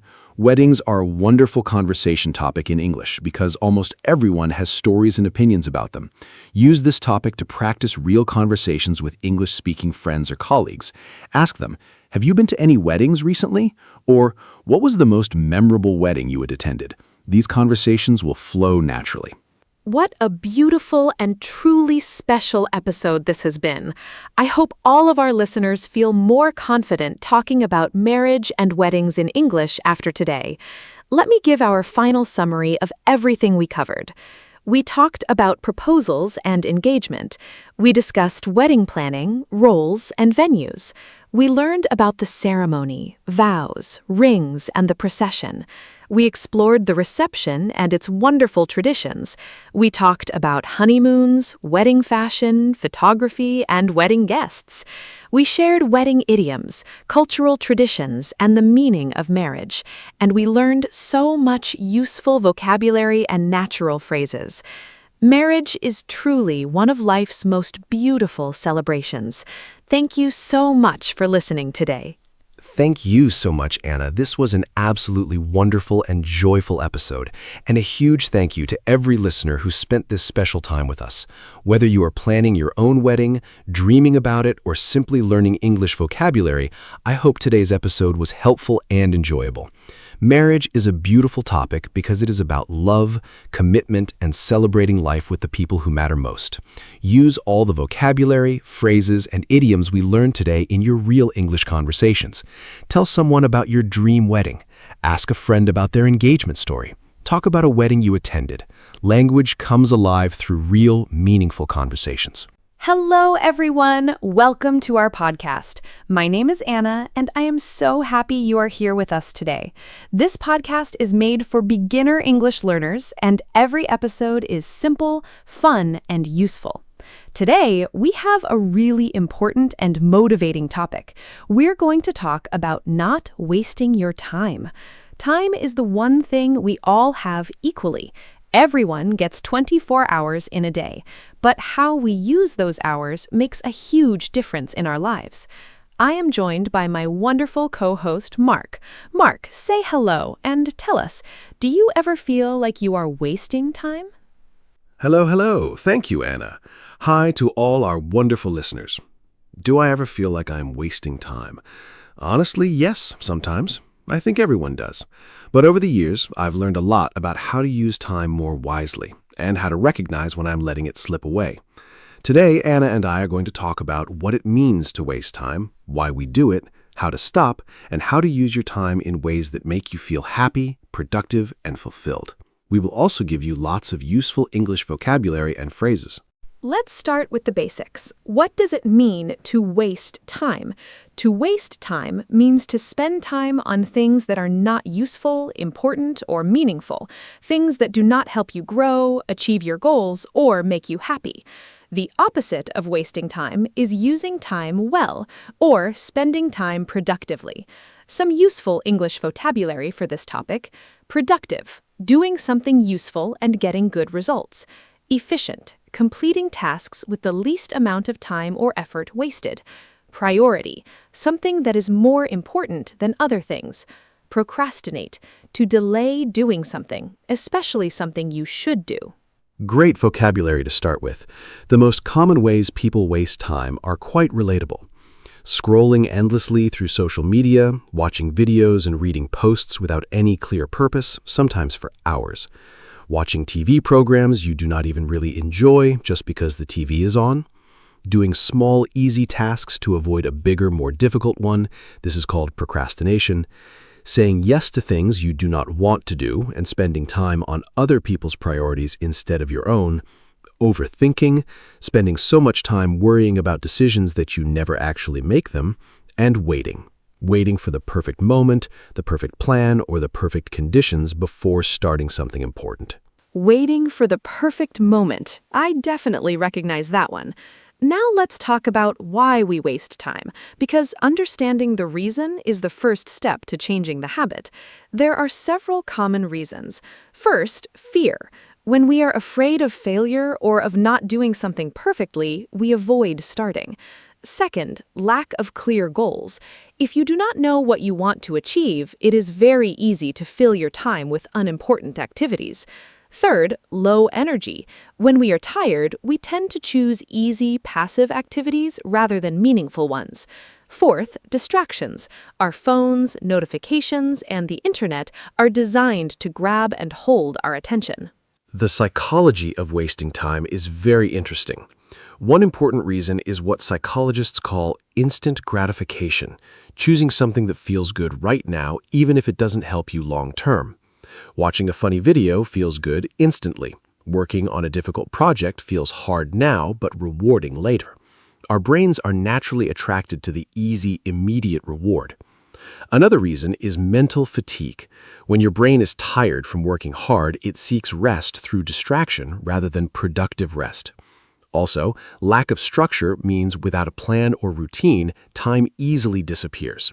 And finally, some people waste time because they are simply not aware of how much time they are losing. Tracking your time? That sounds both scary and extremely useful. Now let's talk about the phrase, don't waste your time, more directly. This phrase can be used in different ways in English. Sometimes we say it as encouragement. Don't waste your time worrying about things you cannot change. Sometimes we say it as advice. Don't waste your time with people who do not appreciate you. And sometimes we say it to warn someone, don't waste your time on that project, it will never work. The phrase is very flexible and comes up in many different conversations. Mark, can you give our listeners more examples of how we use this phrase naturally in everyday English conversations? Sure, here are many natural examples of don't waste your time in everyday use. Don't waste your time watching that show, it is really not good. Don't waste your time explaining it to him. He has already made up his mind. I realized I was wasting my time at that job. He was going nowhere. Stop wasting time on social media and do your homework. She doesn't waste any time. She always gets straight to the point. This is actually a compliment, meaning she's very efficient. I wasted 2 hours trying to fix it, and it wasn't even necessary. Every minute you waste worrying is a minute you could spend doing. Those examples are perfect. I especially love she gets straight to the point. What a great compliment for an efficient person. Now, let's talk about time management, because this is one of the most important skills for not wasting time. Time management means planning and controlling how you spend your hours to make sure you achieve your goals and priorities. Some key time management strategies: making a to-do list, writing down everything you need to do, setting priorities, deciding which tasks are most important and doing those first, using a schedule or planner, assigning specific times to specific tasks, breaking large tasks into small steps so they feel less overwhelming. Yes, time management is something I think about every day. My personal system is quite simple. Every evening, I write a short list of the 3 most important things I want to achieve the next day. Just 3, not 20. Keeping the list short forces me to think carefully about what really matters. In the morning, I do the most difficult or most important task first, before I check emails or social media. This is called eating the frog, doing the hardest thing first so everything else feels easy afterward. I also use a simple timer technique, working for 25 minutes without distraction, then taking a 5-minute break. This is called the Pomodoro technique. Eating the frog. What a vivid and memorable phrase. Now, let's talk about the difference between being busy and being productive, because these are not the same thing. Many people are very busy all day, but do not actually achieve much that is truly important or meaningful. Being busy means your time is full of activity.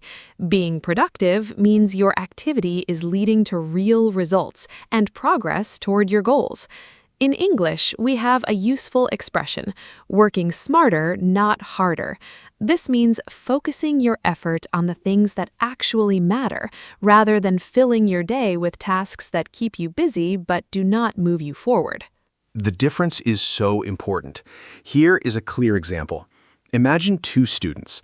Student A studies for 5 hours, but spends most of that time looking at her phone, reorganizing her notes, and making her workspace look nice.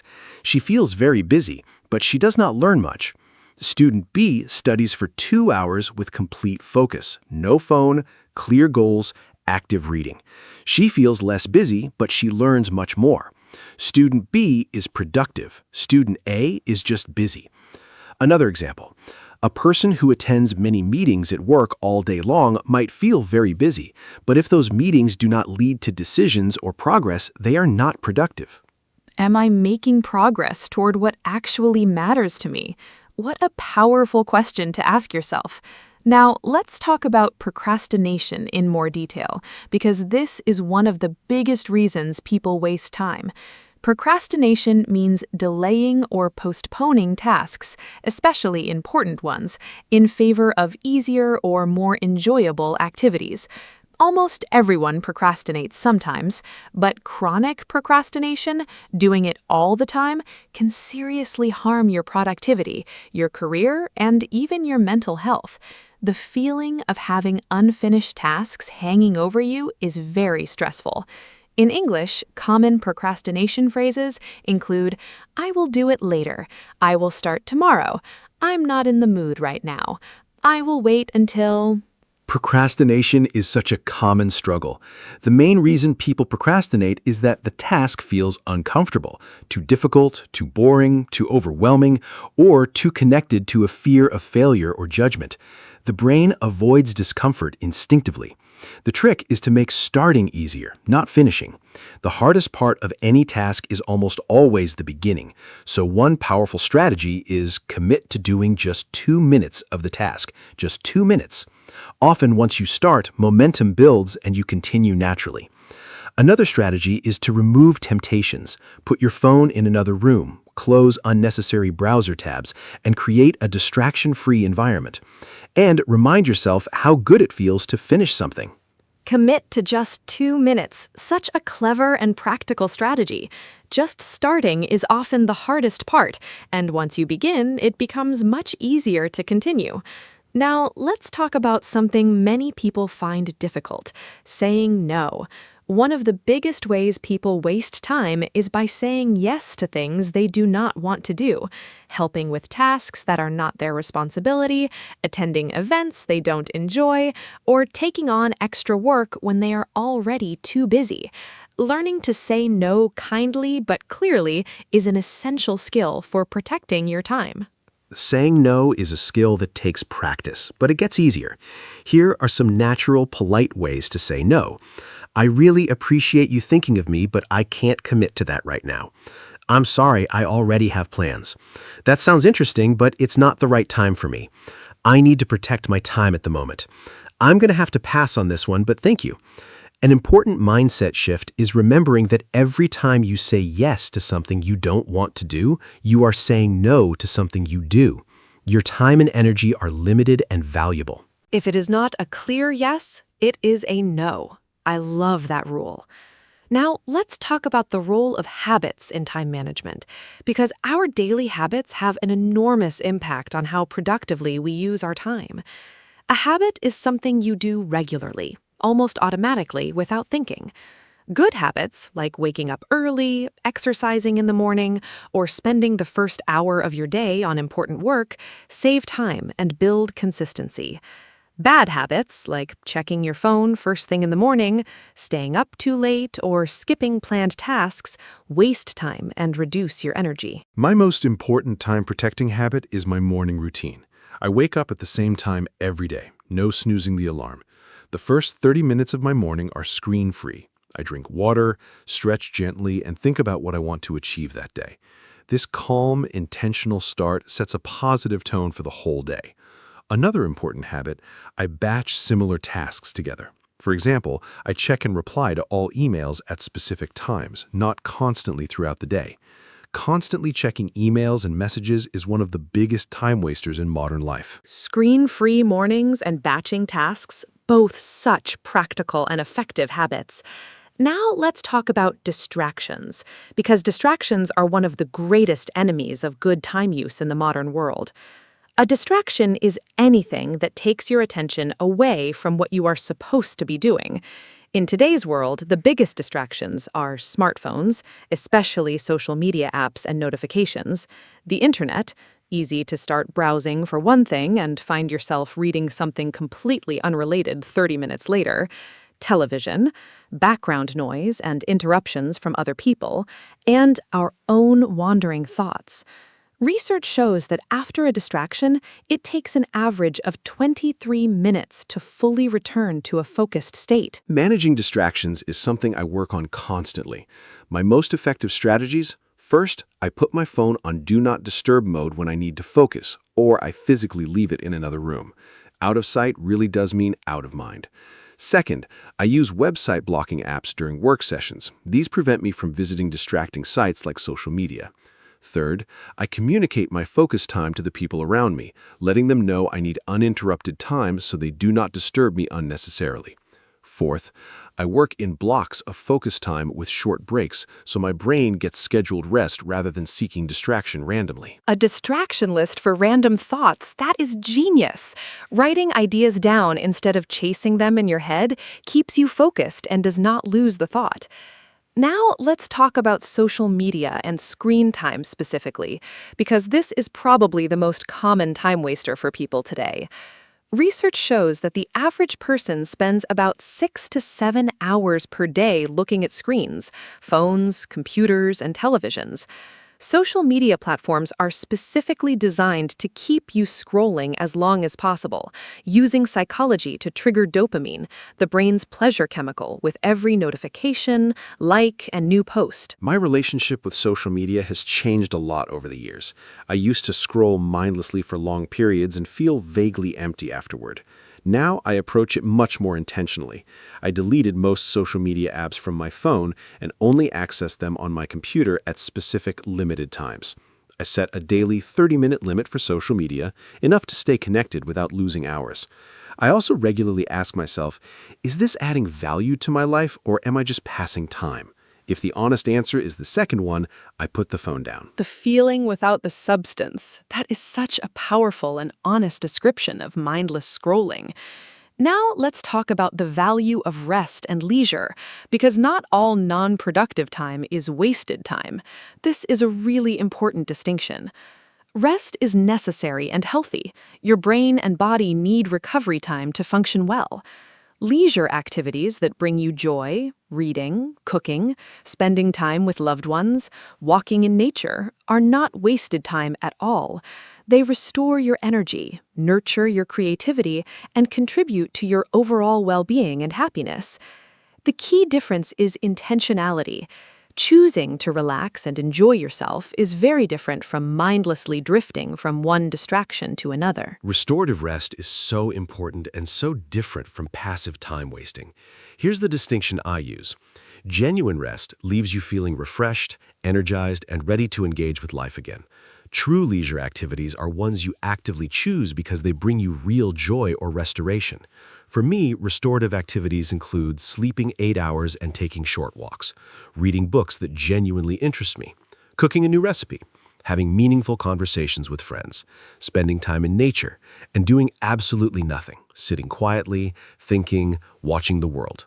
What does not restore me? Scrolling social media, watching TV I'm not truly enjoying, or staying in bed beyond what my body actually needs. After this activity, do I feel better or worse? The perfect test for genuine rest versus time wasting. Now let's talk about goals and time, because having clear goals is one of the most powerful motivators for using time well. When you know exactly what you want to achieve, it is much easier to make decisions about how to spend your time. A useful framework for setting goals is the SMART system.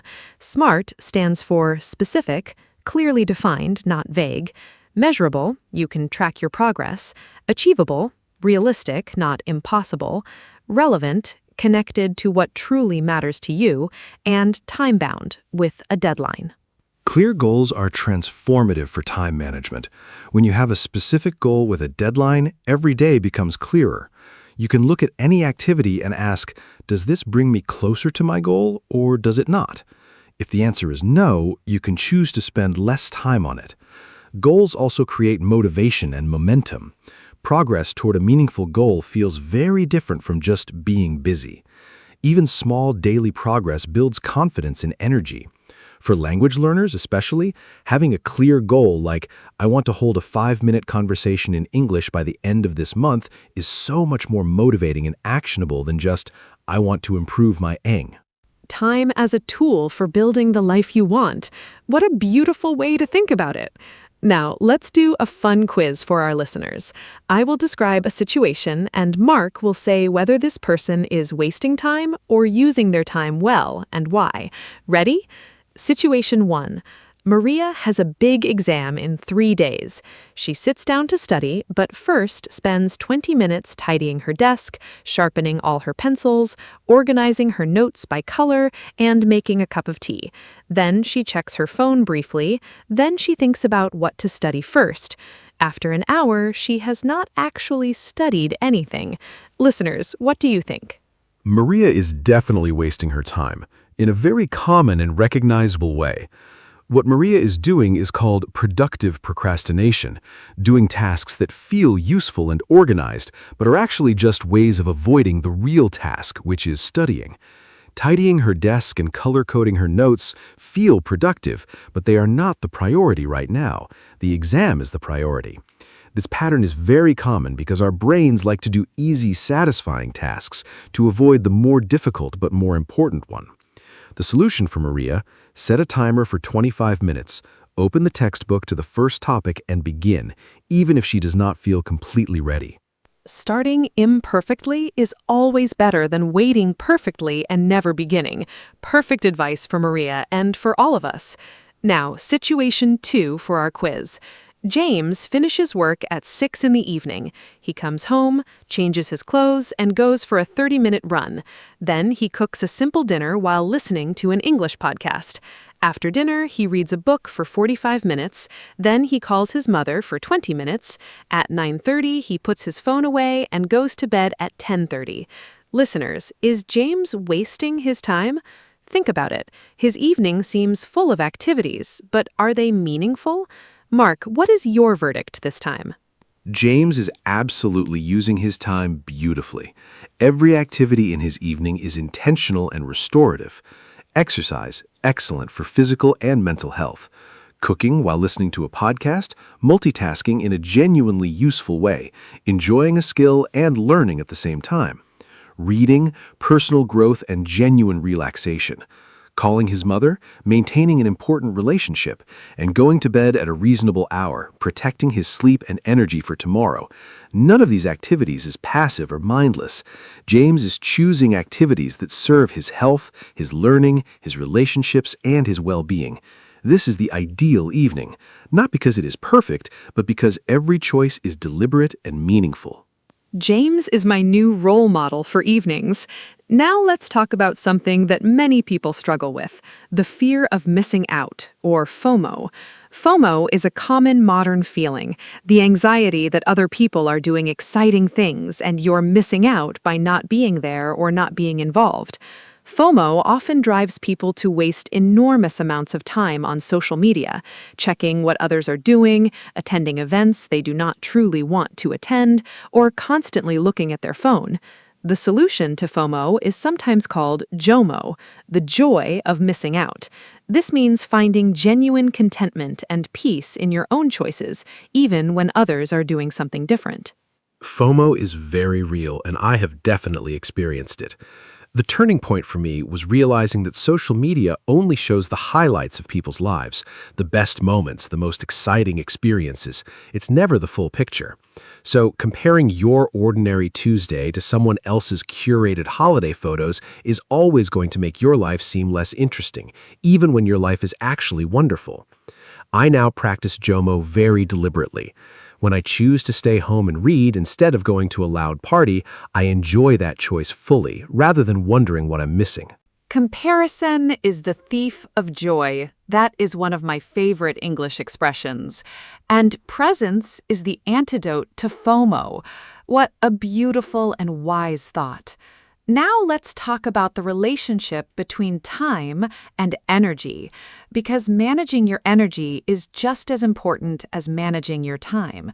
You might have 24 hours in a day, but if you spend them exhausted and unfocused, you will not use them well.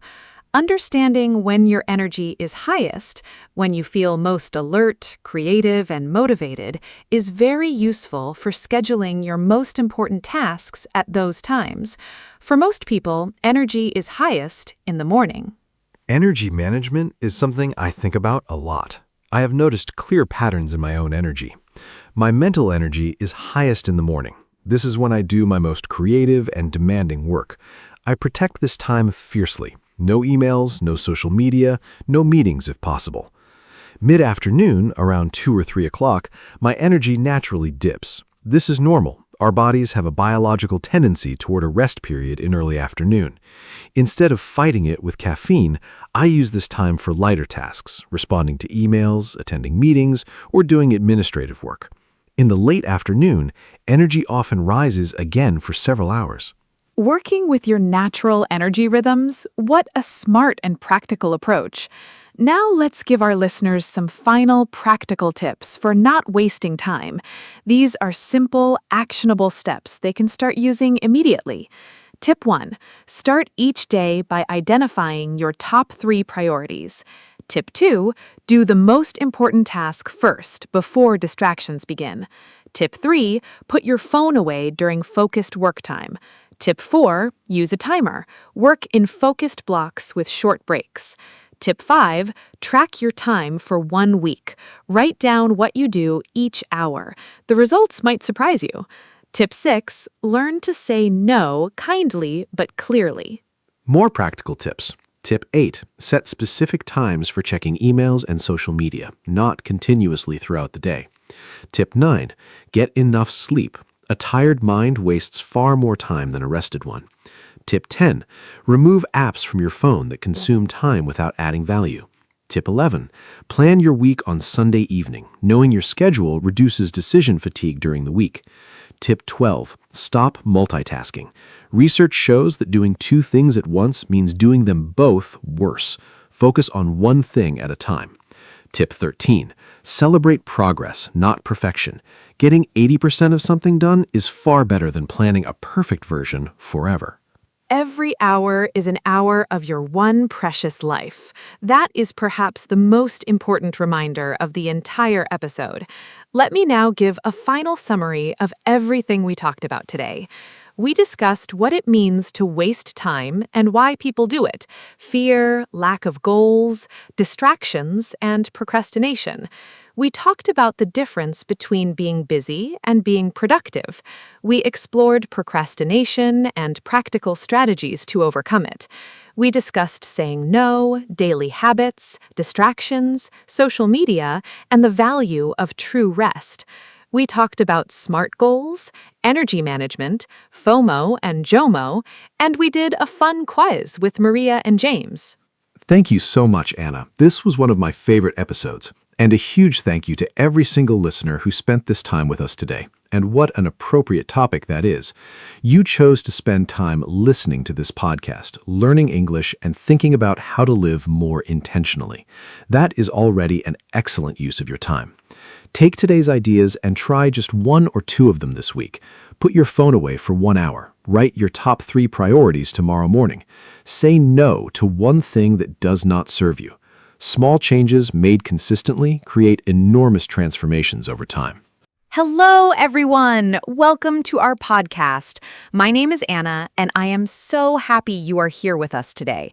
This podcast is made for beginner English learners, and every episode is simple, fun, and useful. Today, we have a really important topic. We are going to talk about health. Health is one of the most important things in our lives, and we talk about it every day in English. How do you feel? What do you eat? Do you exercise? These are all very common questions. I am joined by my wonderful co-host, Mark. Mark, say hello and tell us, how is your health these days? Hello, hello. Thank you, Anna. Hi to all our fantastic listeners. How is my health? I am happy to say I feel great. I have been making good choices lately, sleeping well, exercising regularly, and eating more vegetables. Today's topic is really important because your health affects every single part of your life. When you feel good, everything is better. Your mood, your work, your relationships. Anna and I are going to talk about different aspects of health: healthy eating, exercise, sleep, mental health, and much more. We will also give you lots of useful English vocabulary and phrases. By the end of this episode, you will be able to talk about health confidently. Let's begin. Okay, so let's start with a very basic question. What does health mean? Health means the condition of your body and your mind. When we say someone is healthy, we mean their body and mind are working well and they feel good. The World Health Organization defines health as a state of complete physical, mental, and social well-being. That means health is not just about your body, it is also about how you feel emotionally and how you connect with other people. In English, we have a common saying, health is wealth. This means good health is the most valuable thing you can have. Mark, can you give our listeners some simple ways to say how you feel in English? Sure. Here are some common and useful phrases for talking about how you feel. I feel great. You feel very good. I feel fine. You feel okay, not bad. I do not feel well. Something is wrong with you. I feel under the weather. This is a common idiom meaning you feel slightly sick. I have a cold, a common illness with a runny nose and sore throat. I have a headache, pain in your head. My back hurts. You have pain in your back. I feel tired. You lack energy. I feel energetic. You have a lot of energy. I feel stressed. You feel worried and under pressure. These simple phrases are used all the time in everyday English conversations about health. Those phrases are so useful. I feel under the weather is one I hear all the time. Now, let's talk about healthy eating, because food is one of the most important things for our health. The food you eat gives your body energy and the nutrients it needs to function properly. Nutrients are things like vitamins, minerals, protein, carbohydrates, and fats, all essential for a healthy body. A balanced diet means eating a variety of different foods in the right amounts. Fruits and vegetables are especially important. Health experts recommend eating at least 5 portions of fruit and vegetables every day. Mark, what does a healthy diet look like? Can you describe what you eat in a typical day? A healthy diet varies from person to person, but the general principles are similar for everyone. In a typical healthy day, I try to eat 3 balanced meals. For breakfast, I usually have oatmeal with fruit and a cup of green tea. For lunch, I often make a salad with protein, like chicken, eggs, or beans, plus plenty of vegetables. For dinner, I try to have a balanced plate, half vegetables, a quarter protein, like fish or lean meat, and a quarter whole grains, like brown rice or quinoa. I drink lots of water throughout the day, at least 8 glasses.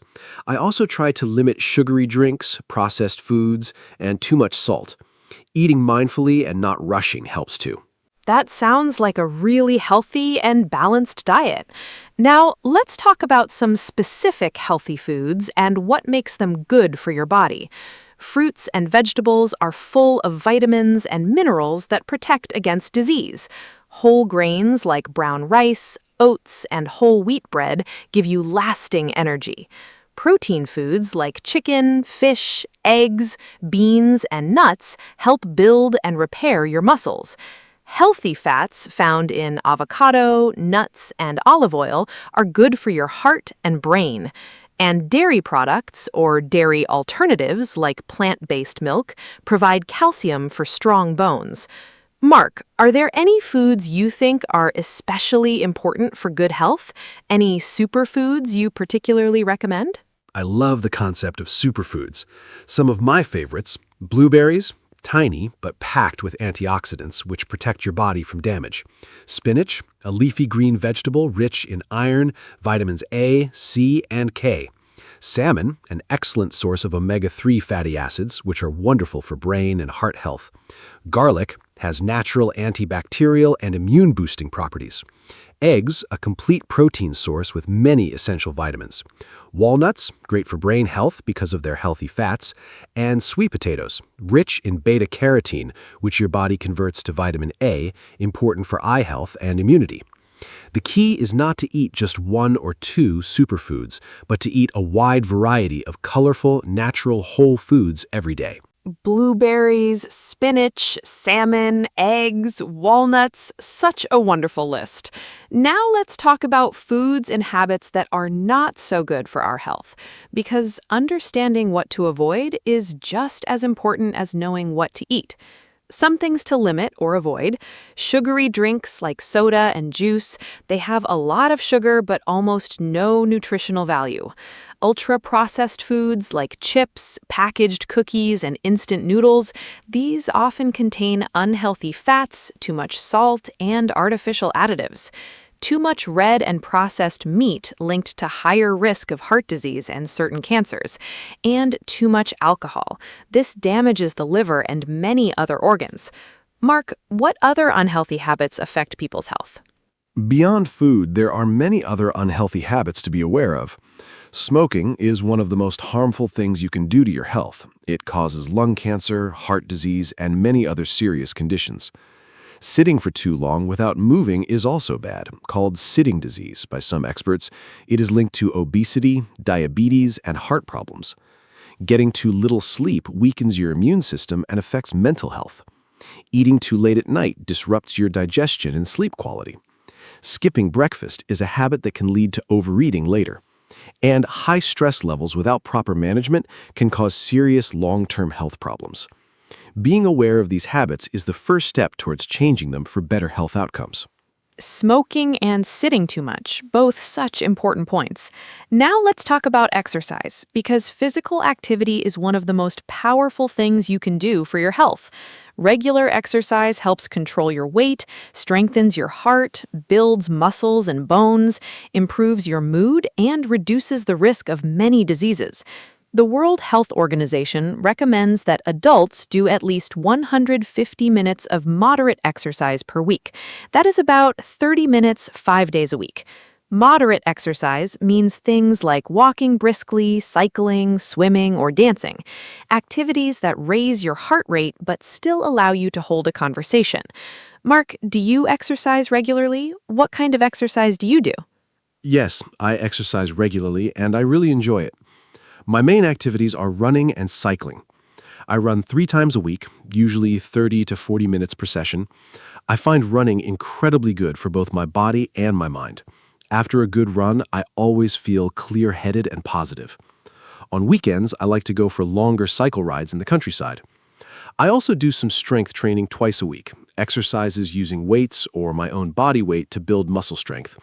And I try to walk as much as possible in daily life, taking the stairs instead of the lift, walking to the shops, and taking short walks during lunch breaks. Even small amounts of movement throughout the day add up. Running, cycling, strength training, and walking more in daily life, what a great combination! Now let's talk about some simple types of exercise for our listeners who are just starting out. You do not need a gym or special equipment to be more active. Walking is the simplest and most accessible form of exercise.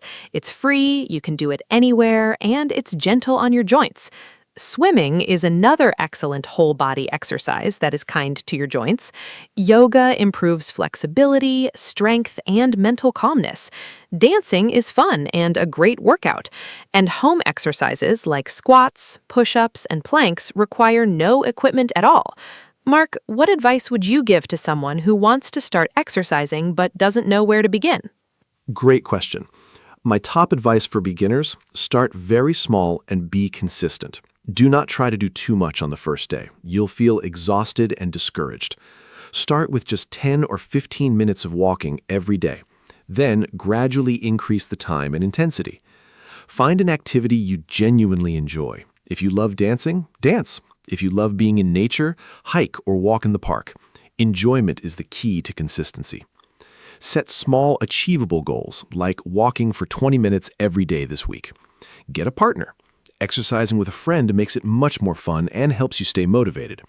And remember, any movement is better than no movement. Even small daily habits transform your health over time. Any movement is better than no movement. I love that. Now let's talk about sleep, because sleep is one of the most underrated aspects of health. Most adults need between 7 and 9 hours of sleep per night. During sleep, your body repairs itself, muscles heal, the brain processes information and forms memories, and the immune system strengthens. poor sleep has serious effects. It weakens your immune system, increases stress hormones, impairs concentration and memory, and is linked to obesity, diabetes, and heart disease. Yet many people treat sleep as a luxury rather than a necessity. Mark, do you get enough sleep? And do you have any good habits for improving sleep quality? Sleep is something I take very seriously now. I aim for about 8 hours every night. Some habits that have really improved my sleep quality: I go to bed and wake up at the same time every day, including weekends. This trains your body clock. I avoid screens, phone, computer, television for at least an hour before bed. The blue light from screens disrupts the production of melatonin, the hormone that helps you feel sleepy. I keep my bedroom cool, dark, and quiet. I avoid caffeine after 3 in the afternoon. Coffee and tea can stay in your system for many hours. And I have a relaxing bedtime routine. I read a book, have herbal tea, and do some gentle stretching. Good sleep really changes everything. Avoiding screens before bed is such important advice. Now let's talk about mental health, because it is just as important as physical health. Mental health includes our emotional, psychological, and social well-being. It affects how we think, feel, and behave. Common mental health challenges include anxiety, feeling very worried and nervous, and depression, which involves persistent feelings of sadness and loss of interest. Stress is also a very common mental health issue in modern life. In English, there are some important phrases for talking about mental health. I am feeling anxious. I have been feeling down lately. I need to talk to someone. Mark, why do you think mental health is so important to discuss openly? Mental health is incredibly important, and I'm glad we are talking about it. For a long time, mental health was a taboo subject. People did not talk about it because they felt ashamed or weak. But the truth is that mental health problems are very common. 1 in 4 people will experience a mental health issue at some point in their life. Talking openly about mental health reduces stigma. That is the negative judgment that stops people from seeking help. When we normalize these conversations, more people feel comfortable asking for support. Mental health affects everything: your relationships, your work, your physical health, and your quality of life. Taking care of your mind is not a sign of weakness. It is a sign of wisdom and self-awareness. Taking care of your mind is a sign of wisdom. Beautifully said. Now let's talk about some practical ways to take care of your mental health. First, connect with people you care about. Strong social relationships are one of the most powerful protectors of mental health. Talk to friends and family regularly. Second, get regular physical exercise. It is proven to reduce anxiety and depression. Third, spend time in nature whenever possible. Even a short walk in a park can improve your mood significantly. Fourth, practice gratitude. Write down 3 things you are thankful for every day. Fifth, get enough sleep. And sixth, if you are struggling, seek professional help.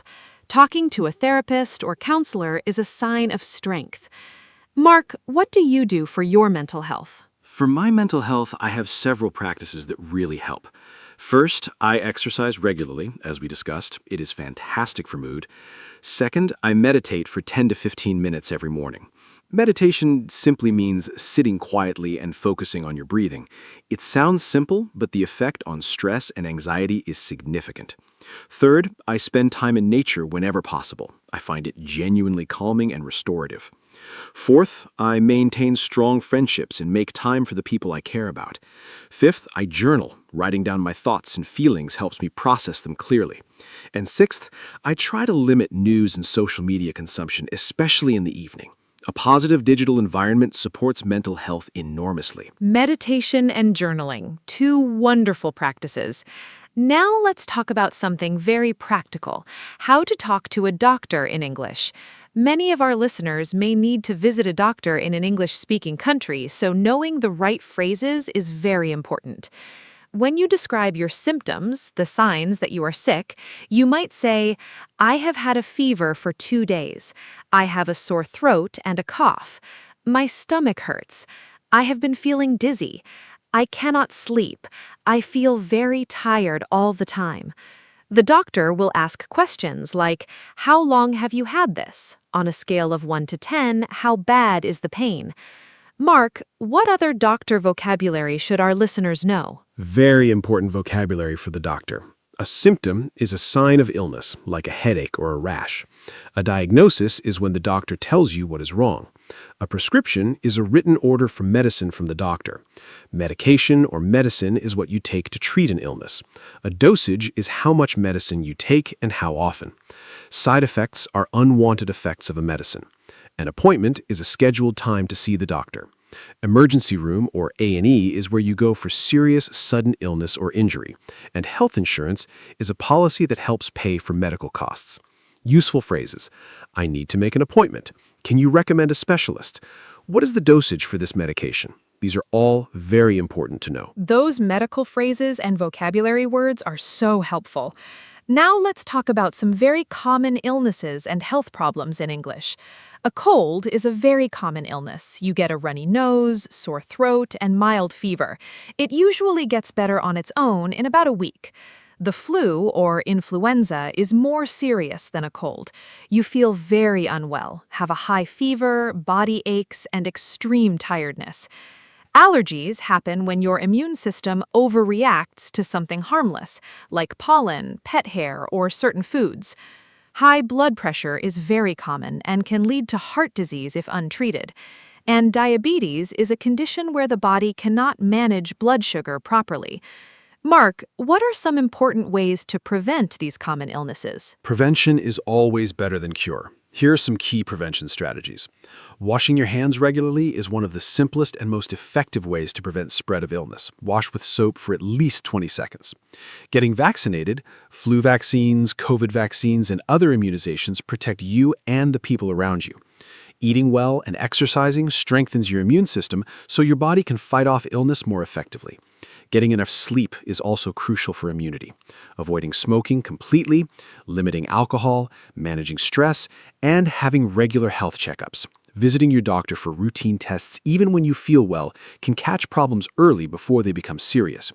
Early detection saves lives and makes treatment much more effective. Prevention is always better than cure, one of the most important sayings in health. Now, let's talk about hydration, because drinking enough water is something many people underestimate. Your body is about 60% water, and every system in your body needs water to function properly. Water helps regulate body temperature, transport nutrients, flush out waste products, and keep your joints lubricated. When you do not drink enough water, you become dehydrated. Signs of dehydration include dark yellow urine, dry mouth, feeling tired, headache, and difficulty concentrating. Most adults should drink about 2 liters or about 8 glasses of water per day. Mark, how do you make sure you drink enough water every day? Staying hydrated is something I am very intentional about. I keep a large water bottle on my desk at all times. If it is visible, I am much more likely to drink from it. I start every morning by drinking a large glass of water before my coffee. This rehydrates my body after sleep. I also try to eat water-rich foods. Cucumbers, watermelon, tomatoes, and oranges all have high water content. A helpful tip: if you are not used to drinking much water, try adding a slice of lemon, cucumber, or mint to make it more appealing. And pay attention to your body's signals. By the time you feel thirsty, you are already slightly dehydrated. Drink water regularly throughout the day, not just when thirsty. Drink before you feel thirsty. Such useful advice. Now, let's do a short quiz for our listeners. I will describe a health situation, and Mark will tell us what we should do. Situation 1. You have a mild cold, a runny nose, slight sore throat, and you feel a little tired. You do not have a high fever. What should you do? Think about it, listeners. Should you go to the emergency room, stay home and rest, or take strong medicine immediately? Mark, what do you think is the right answer and why? For a mild cold, the best thing to do is stay home and rest. A mild cold is caused by a virus, and antibiotics, medicine for bacterial infections, do not work against viruses. The best treatment is rest, plenty of fluids, and some simple relief like honey and lemon tea or paracetamol for discomfort. You should also avoid going to work or school if possible, not just for your own recovery, but also to avoid spreading the cold to others. Drink lots of water and warm liquids. Eat nutritious food to support your immune system. Most mild colds resolve on their own within 7 to 10 days. You only need to see a doctor if symptoms are very severe, last more than 10 days, or you develop a high fever. Perfect answer. Rest, fluids, and time, the best treatment for a mild cold. Now let's move to situation 2. You've had a very high fever, above 39 degrees Celsius, for 3 days, along with severe body aches and extreme tiredness. This sounds like it could be the flu. What should you do in this situation? Listeners, think about whether you should stay home, call your doctor, or go to an emergency room. The high fever and how long it has lasted are important details here. Mark, what is the right advice for someone experiencing these more serious symptoms? With a high fever above 39 degrees Celsius for 3 days, you should definitely contact your doctor. This is more serious than a common cold. Your doctor may recommend antiviral medication for flu if you are in a high-risk group. For example, elderly people, young children, pregnant women, or people with chronic health conditions. You should still rest, drink plenty of fluids, and take appropriate fever-reducing medicine. Watch for warning signs that mean you need emergency help: difficulty breathing, chest pain, confusion, or very severe headache. If you have these symptoms, go to the emergency room immediately. And remember, next year, get your flu vaccine. Vaccination is the best protection against serious influenza and its complications. Stay safe and know when to seek help. Knowing when to see a doctor versus when to rest at home is such a valuable skill. Now let's talk about the importance of regular health checkups or preventative care. Many serious diseases can be caught early through regular tests and screenings when they're much easier to treat. For example, a blood pressure check can detect high blood pressure early, before it causes a heart attack or stroke. A blood sugar test can detect pre-diabetes when you can still reverse the condition through diet and lifestyle changes. Cancer screenings like mammograms, cervical smear tests, and colonoscopies can detect cancer at an early and treatable stage. Mark, how often do you think people should have health checkups? Regular health checkups are really important. How often you need them depends on your age, health history, and risk factors. Generally, adults should have a basic health check, including blood pressure, blood sugar, cholesterol, and weight, at least once a year.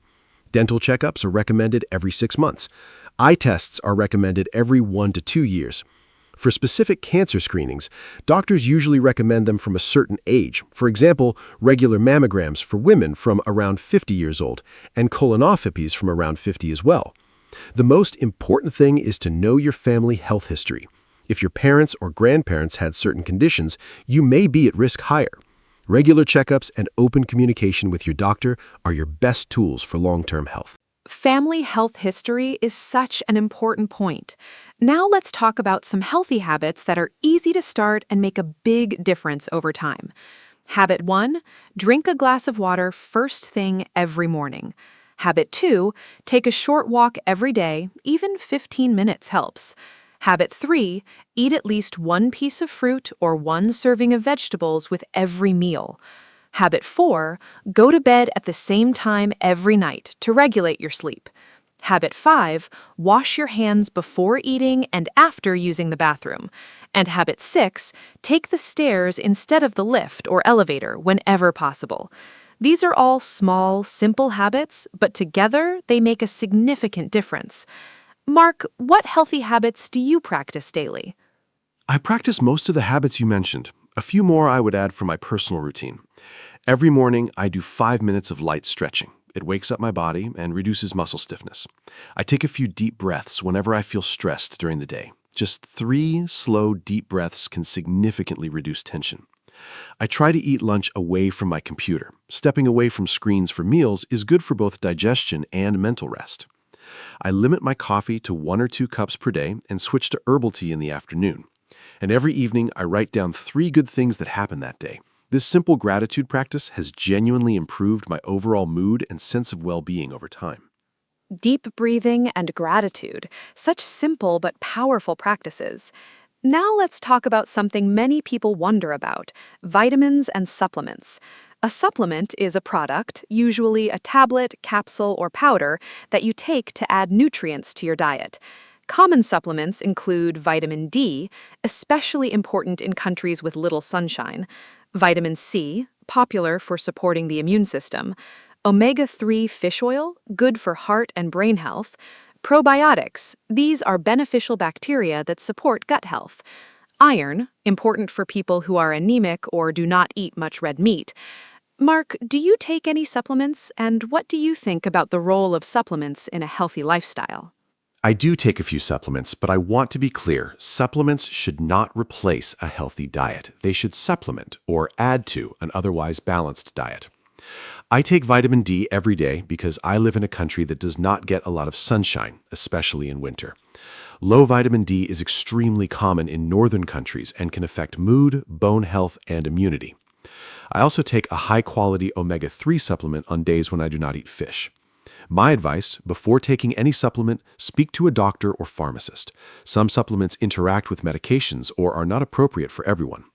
Food is always the best source of nutrition, but targeted supplements can fill real gaps in many people's diets. Supplements should not replace a healthy diet. Such important advice. Now let's talk about the connection between food and mood, because what you eat affects how you feel emotionally and mentally. This field is called nutritional psychiatry. Research shows that people who eat a diet rich in fruits, vegetables, whole grains, and lean proteins are less likely to experience depression and anxiety compared to people who eat mostly processed and sugary foods. Your gut, your digestive system, contains millions of bacteria that communicate directly with your brain. This is sometimes called the gut-brain connection. A healthy gut supports a healthy mind. Mark, have you ever noticed a connection between what you eat and how you feel emotionally? Absolutely. The connection between food and mood is something I have noticed very clearly in my own life. When I eat well, plenty of vegetables, whole grains, good protein, and lots of water, I feel focused, energetic, and positive. When I eat poorly, too much sugar, processed food, or skip meals, I notice a clear difference within just a day or two. I feel more irritable, foggy in my thinking, and generally less happy. The biggest change I noticed was when I reduced sugar in my diet. Initially, I craved it a lot, but after a couple of weeks without much sugar, my energy became much more stable throughout the day, no more sudden crashes in the afternoon. Food really is medicine for the body and the mind. Food is medicine. What a powerful way to think about eating. Now let's do one more quiz. I will describe a person's typical daily habits, and Mark will tell us what is good and what could be improved. Here's the description. Sarah is 30 years old. She wakes up at 7 and immediately checks her phone for 1 hour. She skips breakfast and has a large coffee. She sits at her desk all day without breaks. She eats a sandwich for lunch while working. After work, she goes home and has a ready meal for dinner. She watches television until midnight and sleeps for 6 hours. She does not exercise. She feels tired and stressed most of the time. Mark, what health advice would you give Sarah? Sarah has several habits that are affecting her health significantly. Let me go through them. Checking her phone immediately on waking increases stress before the day even starts. A better start is light stretching and a glass of water. Skipping breakfast leads to low energy and overeating later. Having a proper breakfast would help. Sitting all day is dangerous. She should set a reminder to stand up and move for 5 minutes every hour. Eating while working prevents mindful eating and increases stress. She should take a real lunch break. Ready meals for dinner are often high in salt and low in nutrients. Simple home cooking would be much better. Watching television until midnight is disrupting her sleep. 6 hours of sleep is not enough for most adults. And daily movement, even a short walk, would transform her energy and mood. Wow, every single one of Sarah's habits needs improvement. But the encouraging thing is that she does not need to change everything at once. Even changing 1 or 2 habits can make a noticeable difference. Now I want to share some very useful vocabulary for talking about health and fitness in English. Here are some important words. Cardiovascular, relating to the heart and blood vessels. For example, running is great for cardiovascular health. Immunity, your body's ability to fight disease. Flexibility, how far your body can bend and stretch. Stamina, the ability to exercise for a long time without tiring. BMI, body mass index, a measure of body weight relative to height. And wellness, a general state of good health and positive lifestyle. Mark, can you add a few more health vocabulary words? More useful health vocabulary. Metabolism, the process by which your body converts food into energy. A fast metabolism means your body burns energy quickly. Chronic, lasting a long time. A chronic condition is one that continues for months or years, like diabetes or asthma. Acute, sudden and severe, but not usually lasting long, like an acute infection. Inflammation, the body's natural response to injury or infection, redness, swelling, and heat. Antioxidants, substances found in fruits and vegetables that protect cells from damage. Hydration, the process of maintaining the right amount of water in your body. Sedentary, describing a lifestyle with very little physical activity. And longevity, living a long, healthy life. These words will help you read and understand health articles in English with much more confidence. Those vocabulary words are excellent. Now let's talk about something very current and important: the difference between reliable health information and misinformation. Today, the internet is full of health advice, but not all of it is accurate or trustworthy. Some websites and social media posts spread false health information, sometimes called fake news in the health context. For example, claims that certain foods cure serious diseases, or that vaccines cause harm, or that miracle supplements can make you lose weight without effort. These claims are not supported by science. Mark, how can people identify reliable health information? How do you know if something you read about health is true? Identifying reliable health information is a really important skill. Here are some guidelines. First, check the source. Reliable health information comes from established medical organizations like the World Health Organization, government health departments, or university research institutions. Second, look for evidence.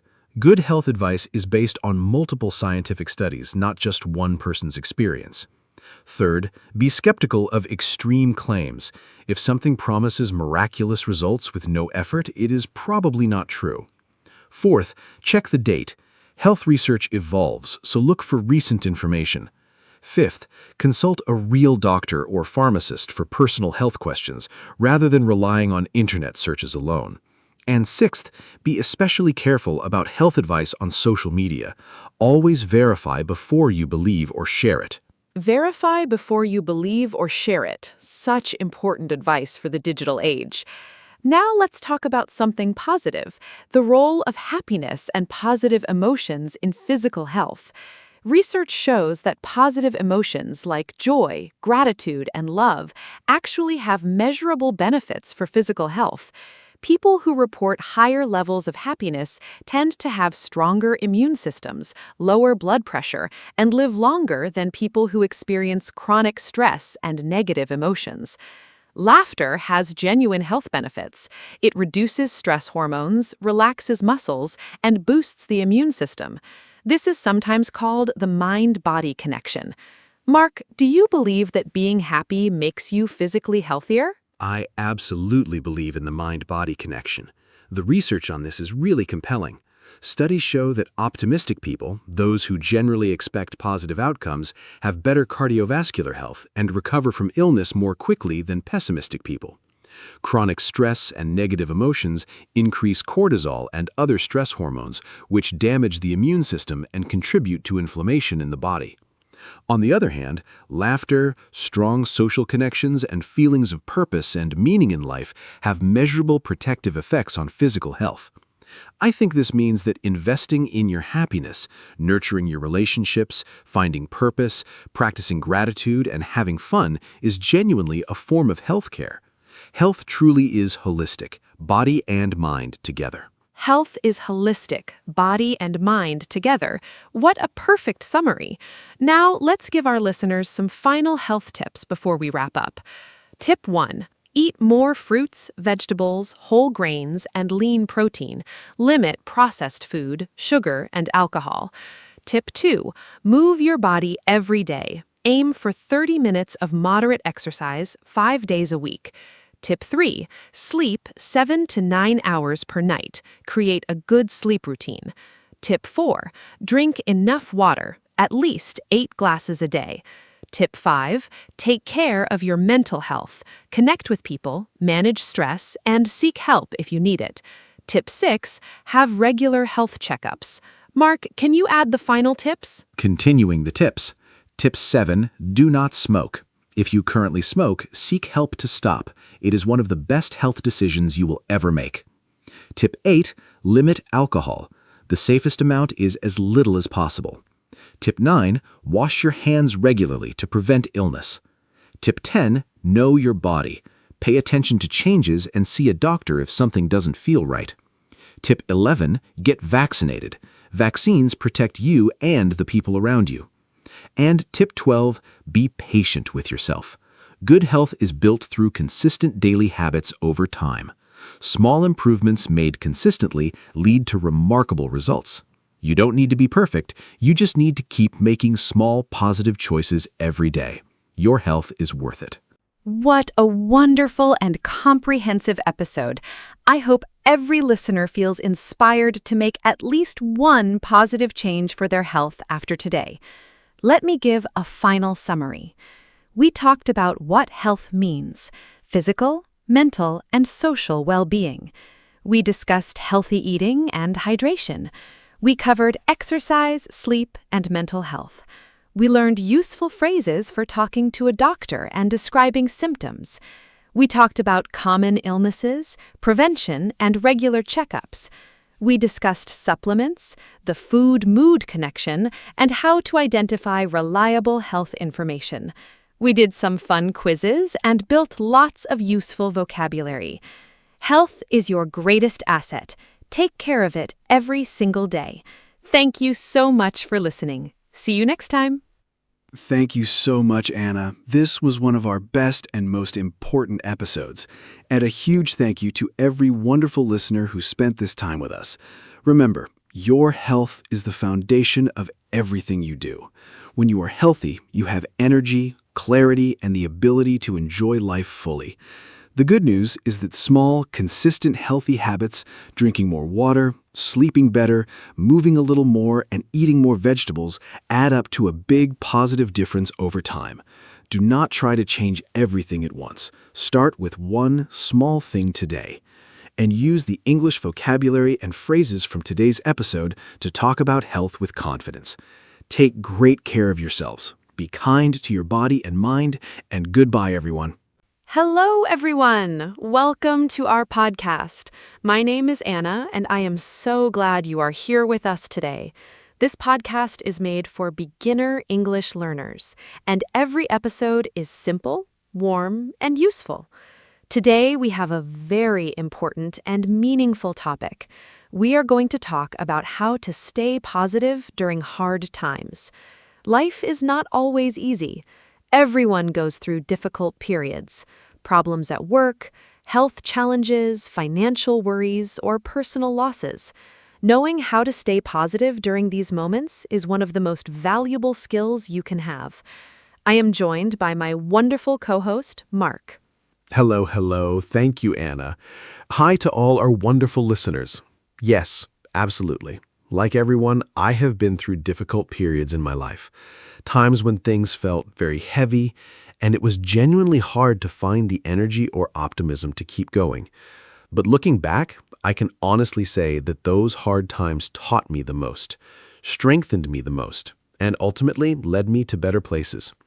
Today, Anna and I are going to share practical strategies, useful English vocabulary, and honest, heartfelt advice about how to maintain a positive mindset when life is challenging. Whether you are going through something difficult right now or just want to be prepared, this episode is for you. Let's start with some important vocabulary. Hard times means a difficult period in your life, when things are not going well. You might also hear tough times, a rough patch, or a difficult period. These all mean the same thing. To stay positive means to keep a good attitude and hopeful mindset, even when circumstances are difficult. Resilience is a very important word. It means the ability to recover from difficulties and keep going.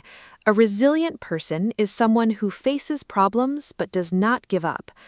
Mindset is the way you think about things, your mental attitude. And coping means managing and dealing with a difficult situation. Of course. Here are natural example sentences. She has been going through a really tough time since she lost her job, but she's handling it with incredible strength. He's one of the most resilient people I know. Nothing seems to keep him down for long. Having a positive mindset does not mean pretending everything is perfect.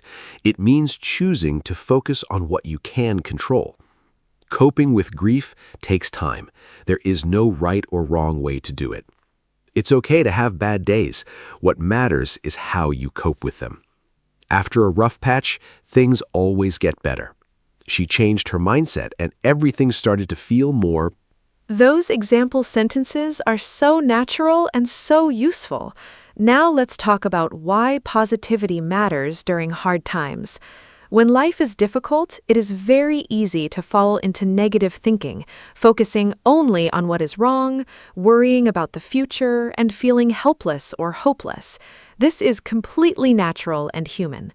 However, research in psychology shows that people who maintain a generally positive outlook during difficult times recover faster, experience less stress, make better decisions, and have stronger immune systems and better physical health. Positivity does not mean ignoring problems or pretending to be happy when you're not. It means choosing to also notice what is good, what is possible, and what you can learn.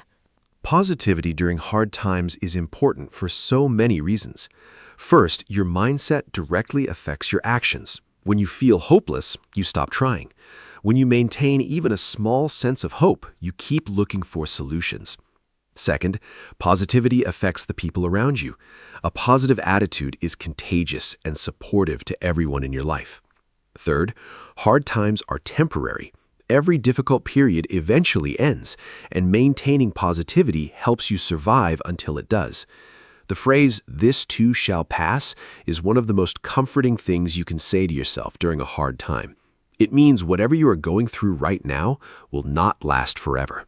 This too shall pass, one of the most comforting phrases in the English language. Now let's talk about the first and most important strategy for staying positive during hard times: accepting your feelings. Many people think that staying positive means not feeling sad, angry, afraid, or upset, but this is wrong. Trying to push away or ignore negative emotions actually makes them stronger and more persistent. Real positivity begins with acceptance, honestly acknowledging that you feel sad, angry, scared, or overwhelmed. In English, it's okay to feel this way. I'm allowed to feel sad right now. I'm going through something hard, and that's valid. Accepting how you feel without judgment is the foundation. Accepting feelings is absolutely the foundation. Psychologists call the unhealthy practice of pushing away emotions emotional suppression, and research shows it causes more stress, not less. When you say, "I shouldn't feel this way," or "I have no reason to be upset," you're fighting your own natural human response to a real situation. This wastes enormous mental energy. Instead, name your emotion. I feel anxious. I feel sad. I feel overwhelmed.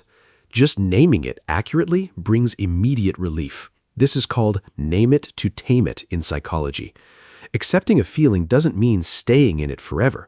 It means acknowledging it honestly so you can process it and move forward. Name it to tame it. What a wonderful and memorable phrase. Now, let's talk about the power of connection, reaching out to other people during hard times. One of the most powerful things you can do when life is difficult is to talk to someone you trust. Sharing your struggles with a good friend, family member, or counselor does not make you weak. It makes you wise and brave. In English, I needed to talk to someone. Talking about it really helped me feel better. She was there for me when I needed her most. I reached out to a friend, and it made a huge difference. Sharing the problem made it feel smaller. Connection has been absolutely essential during every difficult period of my life. When things feel dark and overwhelming, isolating yourself, pulling away from people, makes everything harder and heavier. Reaching out, even when it feels difficult, is always the right choice. Here are some natural phrases for asking for support. I am going through a hard time and could really use some company. Can we talk? I need to process some things. I just need someone to listen. I am not looking for advice, just support. Would you be free to chat this week? And phrases for offering support. I am here for you no matter what. You do not have to go through this alone. Human connection is medicine for the soul. Beautifully said. Now, let's talk about gratitude, because practicing gratitude during hard times is one of the most researched and most effective positivity strategies available. It might sound strange. How can you feel grateful when things are going badly? But gratitude during hard times does not mean being glad that bad things are happening. It means intentionally noticing what is still good, still present, and still working in your life, even when something else is very difficult. Research shows that writing down 3 things you are grateful for every day, even very small things, significantly increases happiness and reduces stress over time. Gratitude practice during hard times is something I return to again and again. When things are difficult, I force myself to notice even the tiniest good things. The warmth of a cup of tea, a kind text from a friend, sunlight through a window, the fact that I am breathing and alive. These small things can feel almost irrelevant next to a big problem, but noticing them reconnects you to the reality that life still contains beauty and goodness even in difficult moments. I write in a gratitude journal every evening, just 3 short lines. On hard days, I allow myself to write very simple things. I am grateful for my warm bed. I am grateful that today I had money for food. I am grateful that I had a friend who listened. Small gratitude is still powerful gratitude. I love that. Now, let's talk about the importance of routine during hard times, because when life feels out of control, having a simple daily routine creates a sense of structure, stability, and predictability that is genuinely comforting. When everything around you feels uncertain or painful, the small, familiar rituals of daily life become anchors. Making your bed in the morning, having your usual cup of coffee, going for a short walk at the same time each day, preparing a simple meal. These small acts of routine remind you that you still have agency, the power to act and choose, even when the bigger circumstances are out of your hands. Routine has saved me during hard times. When I went through a particularly difficult period a few years ago, everything felt chaotic and uncertain. The one thing that helped me most was maintaining my daily routine, even a very simple one. Waking up at the same time, making breakfast, going outside for 20 minutes. These small acts felt almost too simple to matter, but they mattered enormously. They told me that I was still here, still capable, still moving. A useful phrase for this is just keep putting one foot in front of the other. It means keep doing the next small thing even when the big picture feels overwhelming. You do not need to solve everything today. One foot in front of the other and one day at a time, 2 of the most comforting English phrases for hard times. Now let's talk about the importance of physical health and positivity, because how you treat your body during hard times directly affects how you feel mentally and emotionally. When life is difficult, many people either stop eating well, stop sleeping properly, or stop exercising, sometimes doing all 3 at once. But this is exactly the wrong response. Your body and your mind are deeply connected. When you are physically depleted, your emotional resilience drops significantly. Simple physical self-care acts become especially important during difficult times. Drinking enough water, eating regular nutritious meals, sleeping as much as possible. Physical habits were genuinely life-saving during hard times. Here's what I held on to. Sleep first. Even when my mind was racing and anxious, I prioritized lying down, resting, and giving my body recovery time. Poor sleep makes every problem feel 10 times worse. Walking outside, second. Even a 15-minute walk changed my emotional state significantly. Something about movement, fresh air, and natural light is incredibly healing for the anxious or sad mind. Eating something nourishing. Even when appetite is low, eating simple, real food keeps your energy and mood more stable. And reducing alcohol. People often drink more during hard times, but alcohol is a depressant and makes emotional lows much lower. Looking after yourself is radical during hard times. That is so true. Now let's talk about the power of perspective. Perspective means how you see and interpret a situation. The same event can look very different depending on how you look at it. During hard times, our perspective often narrows. We see only the problem, only the pain, only what is lost. But consciously shifting perspective, choosing to look at the situation from a different angle, can be genuinely transformative. Some useful questions for shifting perspective: will this matter in 5 years? What can I learn from this experience? How have I grown from difficult things in the past? Is there any positive that could... Perspective is one of the most powerful tools we have, and it genuinely takes practice. A technique I use is called zooming out, stepping back mentally from the immediate difficulty and seeing it in a bigger context.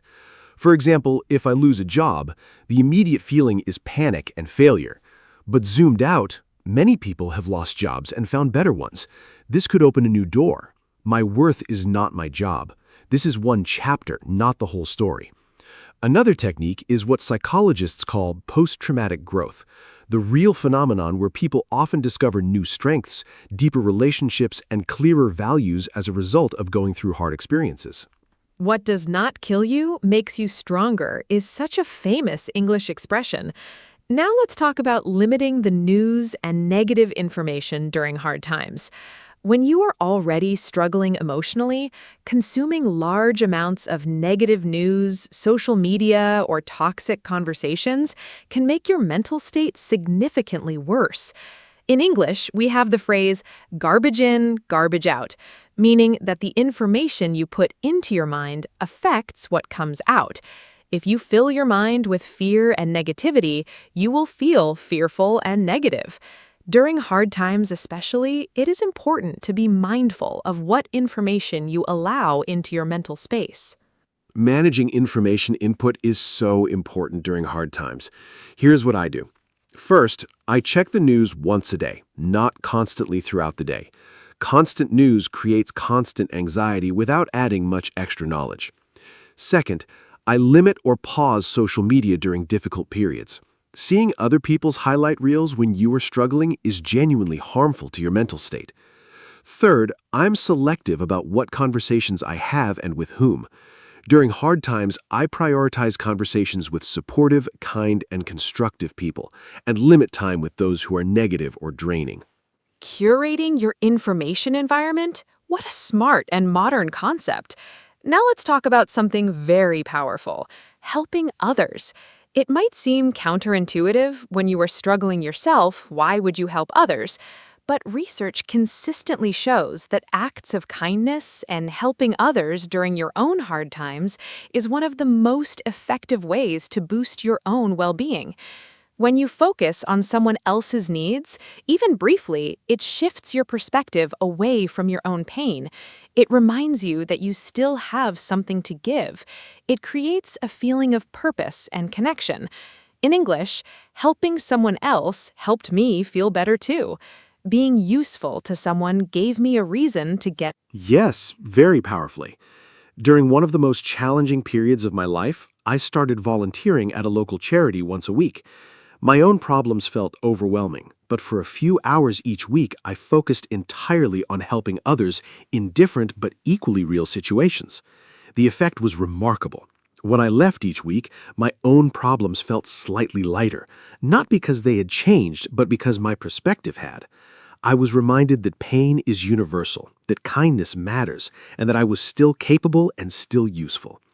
There's also a beautiful chemical explanation. Helping others triggers the release of serotonin and oxytocin, brain chemicals associated with happiness and connection. A small act of kindness is good for the giver as much as the receiver. So beautifully true. Now let's talk about professional help, because sometimes hard times are very serious and the strategies we have discussed on their own are not enough. There is absolutely no shame in seeking professional support during difficult times. Seeing a therapist, counselor, or psychologist is a sign of wisdom and courage, not weakness.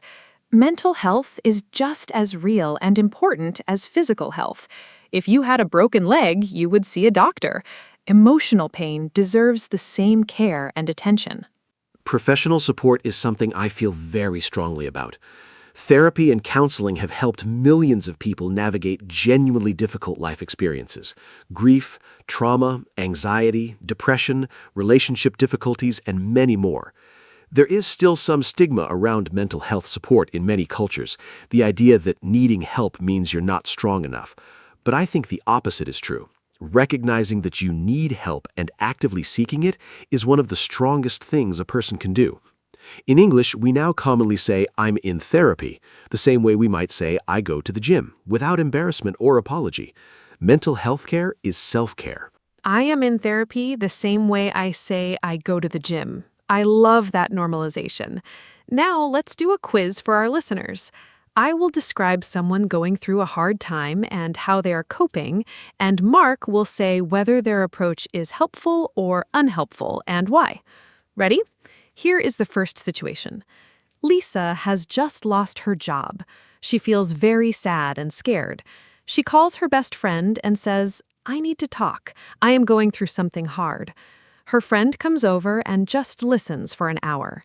Lisa cries. She feels a little better afterward. Mark, is Lisa coping well with this situation? Lisa is coping really well. Let me explain what she is doing right. First, she acknowledged her feelings. She did not pretend to be fine or push her emotions away. She allowed herself to feel sad and scared, which is healthy. Second, she reached out for connection. She called a friend instead of isolating herself. This took courage. Third, she was specific about what she needed. She said, "I need to talk," which is clear and honest communication. Fourth, she allowed herself to cry. Emotional release is healthy and physically beneficial. And fifth, she noticed that she felt better afterward. She's paying attention to what helps her cope. Excellent analysis of Lisa's situation. Now let's look at the second quiz scenario. This one is quite different. James has been going through serious financial difficulties for several months now. Instead of talking to anyone about it, he stays at home completely alone every evening, watches negative news for hours, stops exercising sometimes, and drinks more alcohol than usual to cope. He tells himself he just needs to figure it all out on his own. He feels worse every single week. Mark, what exactly is James doing wrong, and what specific changes would you recommend for him to start feeling better?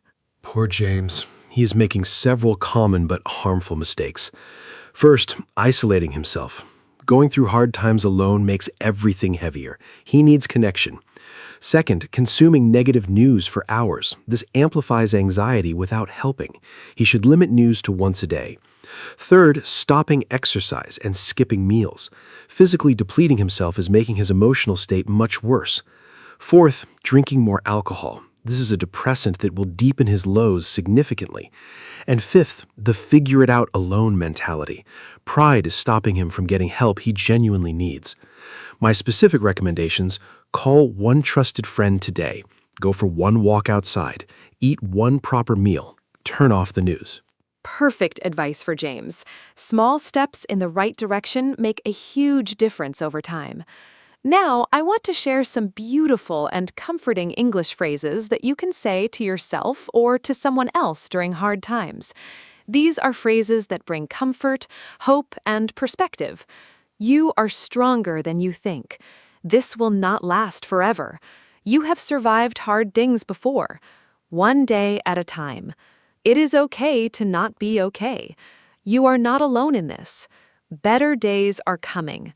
You are doing the best you can. This is a chapter, not your whole story. And one of my personal favorites, after the storm comes the rainbow. Mark, what are your favorites? I love this collection. Here are some more of my favorites.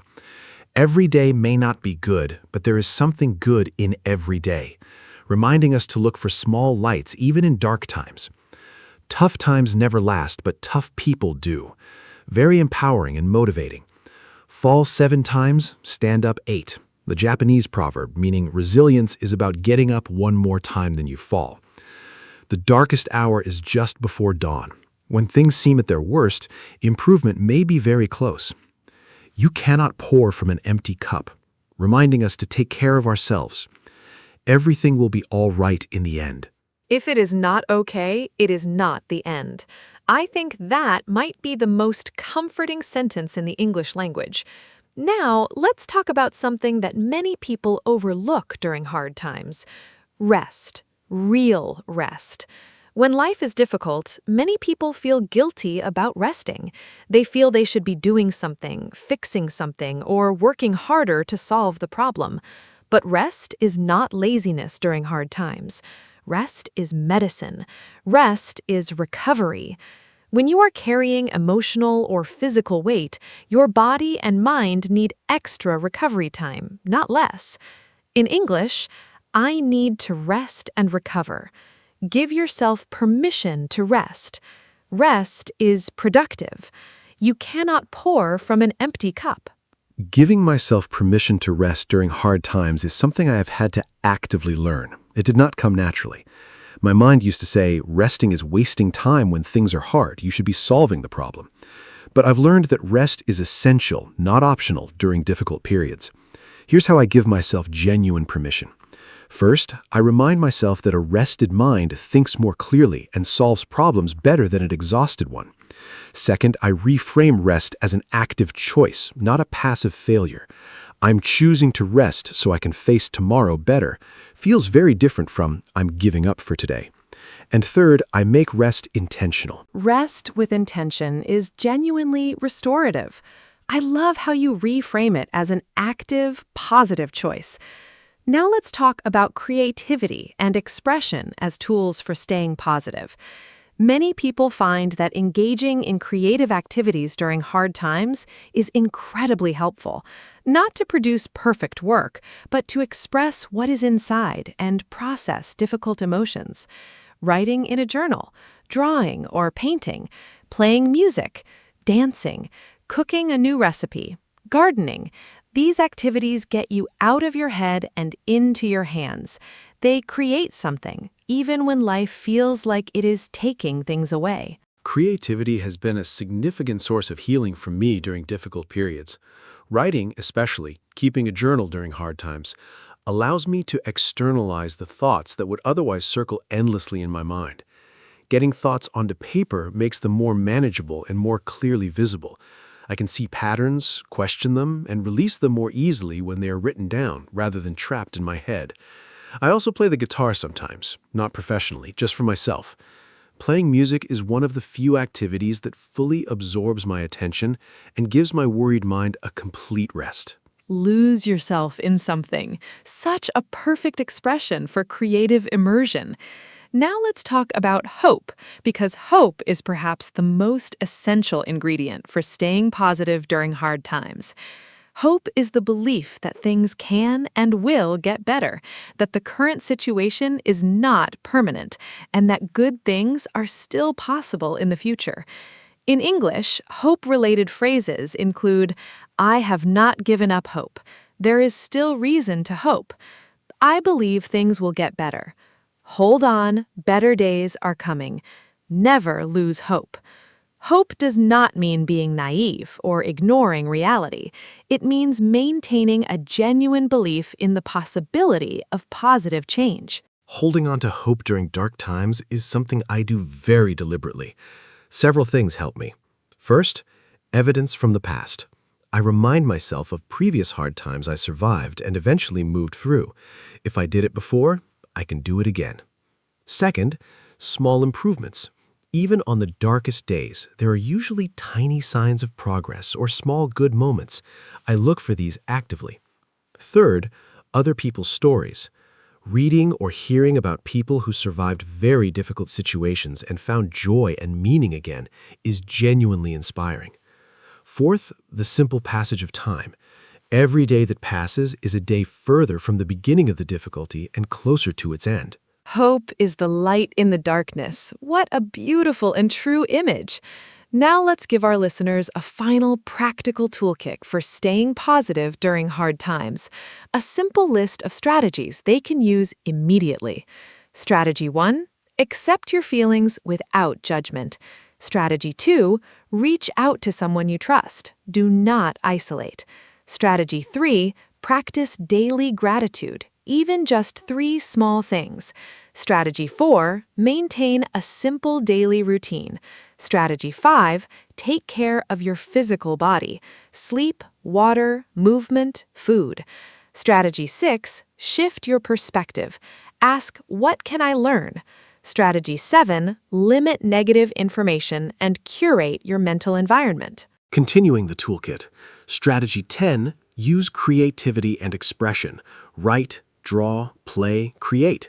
Strategy 11, hold on to hope, even the smallest kind. Strategy 12, seek professional support if needed. There is no shame in this. Strategy 13, remind yourself that this is temporary. This too shall pass. Strategy 14, find meaning. Ask yourself what this experience might be teaching you or building in you. Strategy 15, be gentle with yourself. Do not add self-criticism to an already heavy load. And strategy 16, celebrate small victories. Getting through a hard day is a real achievement worth acknowledging. What a comprehensive and compassionate toolkit. I feel genuinely comforted just reading through that list. Let me now give a final summary of today's episode.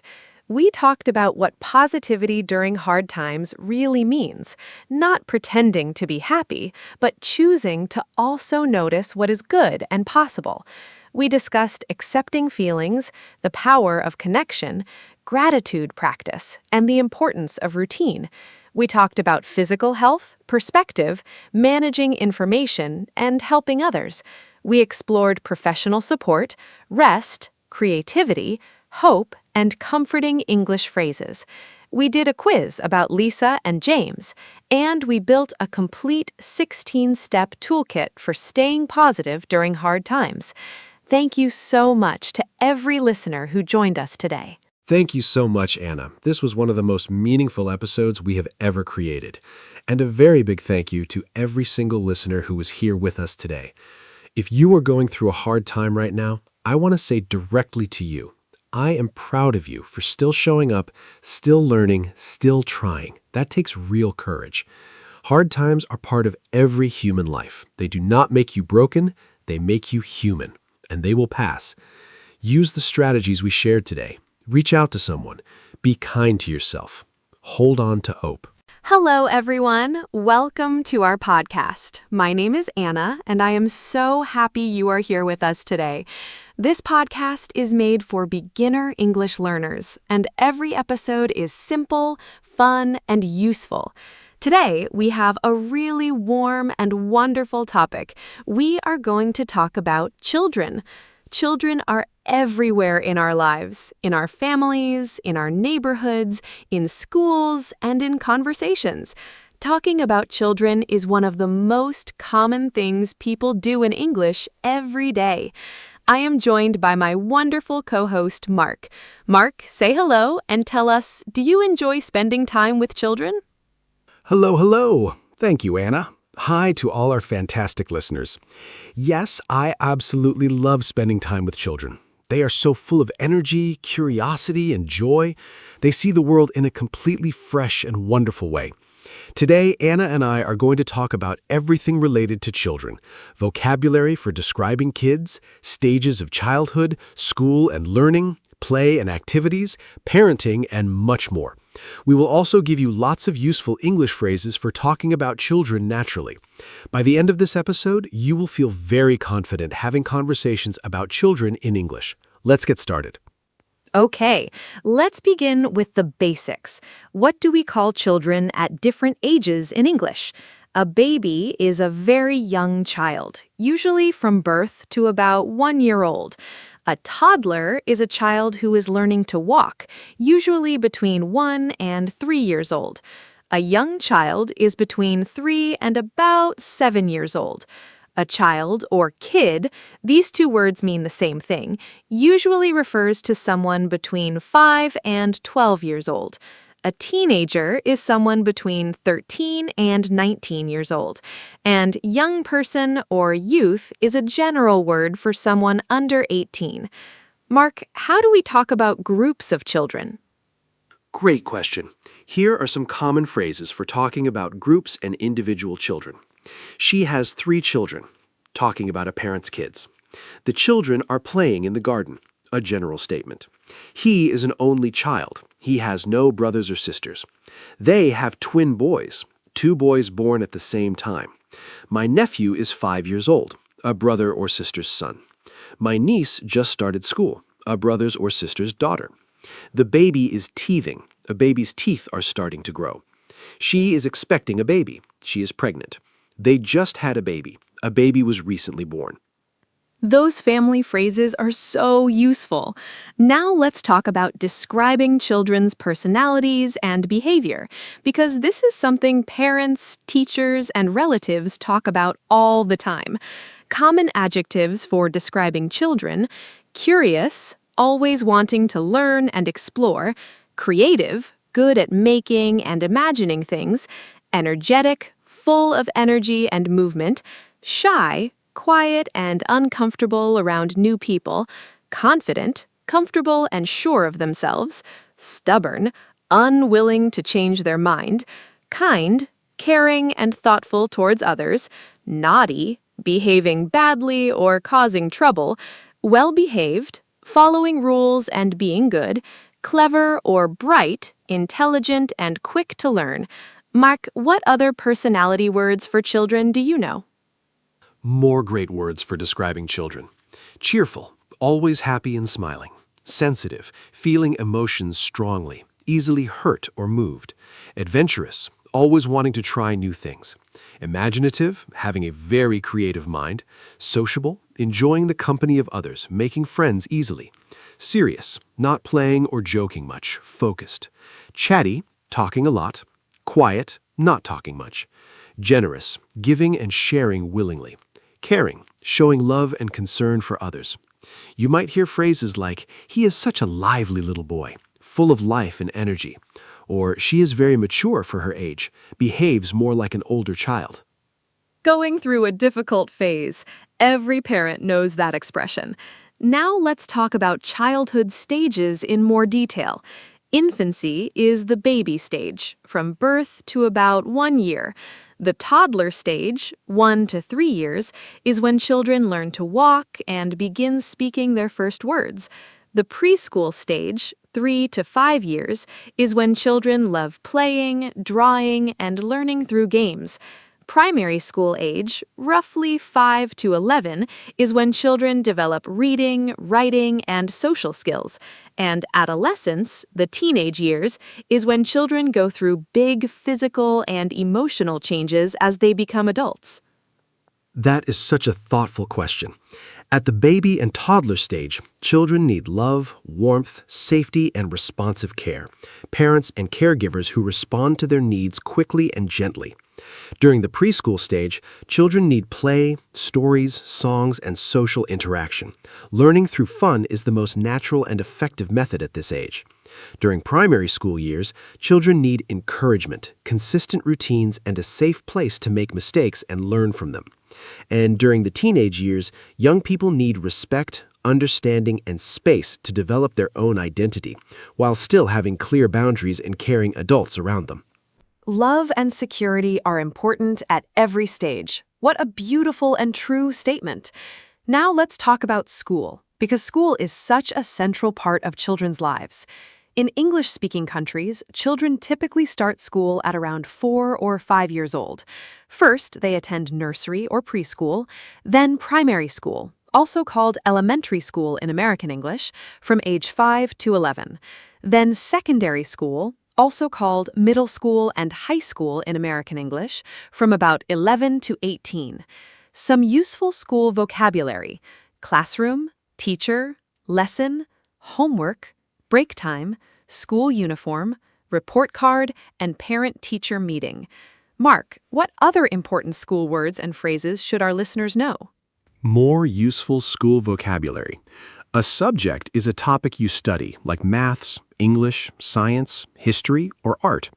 A grade or mark is the score a teacher gives for your work. To fail an exam means you did not pass. To pass an exam means you were successful. An extracurricular activity is something you do at school but outside of regular lessons, like sports, drama, or music. A school trip is when the whole class goes somewhere together to learn. Bullying is when one child repeatedly hurts or upsets another, a very serious problem. A school report shows a child's progress across all subjects. Falling behind and bullying, both very important expressions to understand. Now let's talk about children and play, because play is actually one of the most important things in a child's life. Through play, children develop physically, socially, emotionally, and intellectually. Love and security are important at every stage. What a beautiful and true statement. Now let's talk about school, because school is such a central part of children's lives. In English-speaking countries, children typically start school at around 4 or 5 years old. First, they attend nursery or preschool, then primary school, also called elementary school in American English, from age 5 to 11. Then secondary school, also called middle school and high school in American English, from about 11 to 18. Some useful school vocabulary: classroom, teacher, lesson, homework, break time, school uniform, report card, and parent-teacher meeting. Mark, what other important school words and phrases should our listeners know? More useful school vocabulary. A subject is a topic you study, like maths, English, science, history, or art. A grade or mark is the score a teacher gives for your work. To fail an exam means you did not pass. To pass an exam means you were successful. An extracurricular activity is something you do at school but outside of regular lessons, like sports, drama, or music. A school trip is when the whole class goes somewhere together to learn. Bullying is when one child repeatedly hurts or upsets another, a very serious problem. A school report shows a child's progress across all subjects. Falling behind and bullying, both very important expressions to understand. Now let's talk about children and play, because play is actually one of the most important things in a child's life. Through play, children develop physically, socially, emotionally, and intellectually. There are different types of play: active play, running, jumping, climbing, and physical activity; creative play, drawing, painting, building with blocks, and imagining stories; social play, playing with other children, taking turns, and learning to share; independent play, playing alone, developing concentration and imagination; and outdoor play, being in nature, exploring, and getting fresh air and exercise. Mark, how important do you think play is for children's development? Play is absolutely essential for children's development. In fact, experts consider play to be the most important work of childhood. Through active play, children develop coordination, strength, and physical health. Through creative and imaginative play, they develop problem-solving skills, creativity, and emotional expression. Through social play, they learn crucial skills like sharing, cooperating, communicating, and managing disagreements. The phrase "learning through play" is very important in modern education. Teachers design activities that feel like fun but teach important skills at the same time. Sadly, many children today spend too much time on screens and not enough time in free, unstructured play. Learning through play, such an important concept. Now let's talk about some very common situations and conversations involving children. Here are some typical things people say to or about children. To a child: "How was school today? Did you make any new friends? What did you learn? Time for bed. Eat your vegetables. Be careful. Well done. I am very proud of you. About a child, she is a quick learner. He just said his first word. They are best friends. She's very good at drawing. He's football mad, which means he loves football more than anything. These phrases are completely natural in everyday family life conversations. When children misbehave, parents commonly say things like, "Stop that right now. That is not acceptable behavior. Go to your room. You are in timeout." Timeout is a discipline method where a child sits quietly alone for a few minutes to calm down. "We do not hit in this family. Use your words, not your hands. Say sorry to your sister. If you do that again, there will be consequences. I am not angry, I am disappointed." Parents often say this is harder for a child to hear than being told they are angry. And the very common, "because I said so," when a parent does not want to explain their reason. I am not angry, I am disappointed. I think that is the most powerful thing a parent can say. Now let's talk about children's health and well-being, because keeping children healthy is so important. Some common children's health vocabulary: a vaccination or immunization, an injection that protects a child from serious diseases; a checkup, a routine visit to the doctor to make sure a child is developing well; a pediatrician, a doctor who specializes in children's health; growing pains, aches in the legs that some children feel as they grow; screen time, the amount of time a child spends looking at a phone, tablet, or television. Children's well-being covers so many areas. Sleep is absolutely essential. Young children need 10 to 14 hours of sleep, and school-age children need 9 to 12 hours every night. Without enough sleep, children find it hard to concentrate, regulate their emotions, and learn effectively. Mental health is also very important. Children experience stress, anxiety, and sadness too. Signs that a child might need emotional support include changes in behavior, withdrawal from friends, loss of interest in activities they used to love, difficulty sleeping, or changes in eating habits. Positive relationships are key. Children thrive when they feel loved, secure, and supported by the adults in their lives. Children experience stress and anxiety too. Such an important reminder. Now, let's do a mini quiz for our listeners. I will describe a situation, and Mark will suggest the best response. Situation 1. A 4-year-old child refuses to share their toys with another child at the playground. They grab the toy back and say, "Mine." What is the best way for an adult to handle this situation? Listeners, think about it. Remember that young children are still learning about sharing and social rules. They need patient guidance, not harsh punishment. Mark, what approach would you recommend for this common and very relatable situation? This is such a common situation. The best approach is calm and patient guidance. First, get down to the child's level. Kneel so you are at the same height. This shows respect and helps the child feel safe. Then acknowledge the child's feelings. I understand you love your toy and you do not want to share it right now. Then explain simply, when we share, we make friends happy, and then they will share with us too. Offer a solution. Can you let your friend play for 5 minutes and then it is your turn again?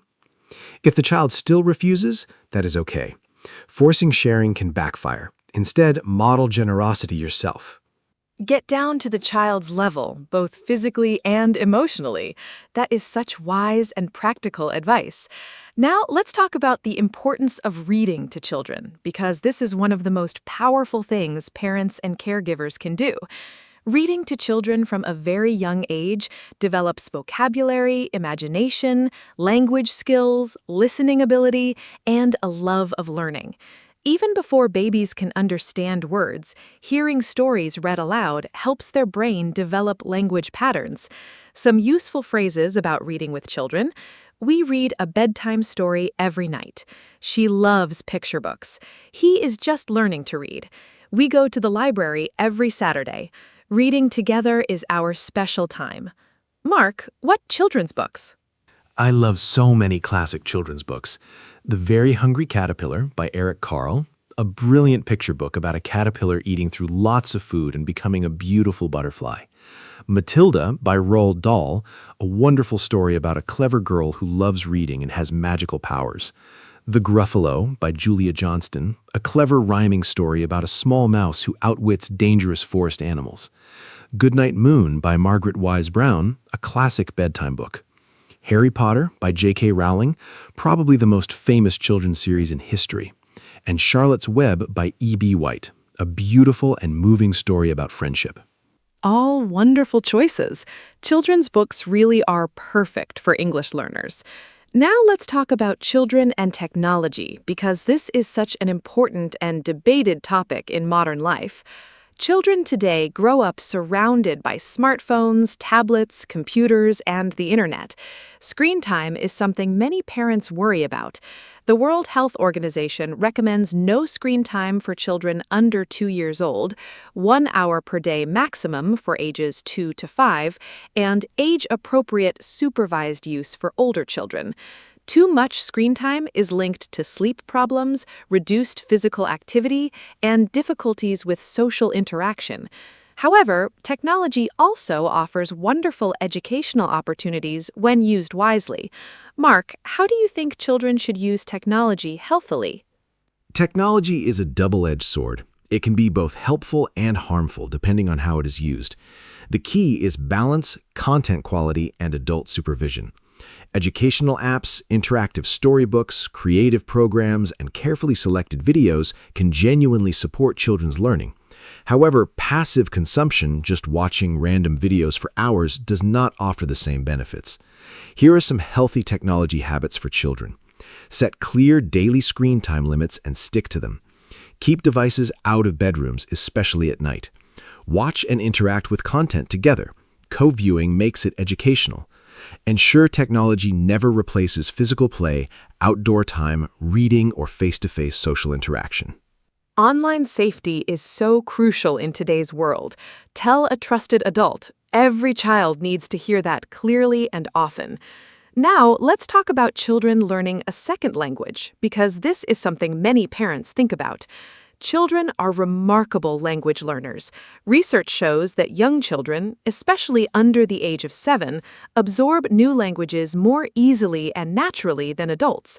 This is sometimes called the critical period for language learning. Bilingual children, those who speak 2 languages, develop strong cognitive skills, including better problem-solving and multitasking abilities.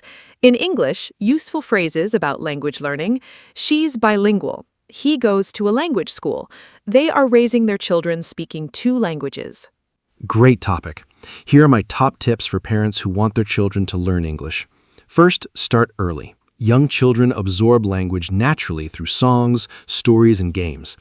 Second, make it fun. Don't treat English like a difficult lesson. Watch English cartoons, sing English songs, and read simple English picture books together. Third, create an English environment. Label objects around the house in English: door, chair, window, kitchen. Fourth, be consistent. Even 15 minutes of English exposure every day makes a remarkable difference over time.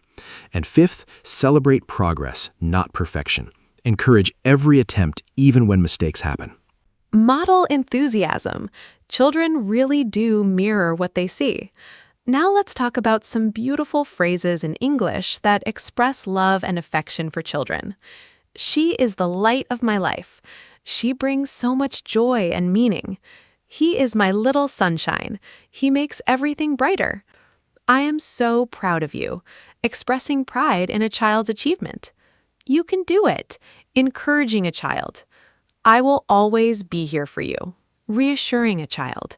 You are so brave, praising courage. I love you to the moon and back, a very popular expression of endless love. She has grown so much, noticing a child's development. These expressions are so beautiful. More lovely ones for our listeners. I believe in you, showing confidence in a child's abilities.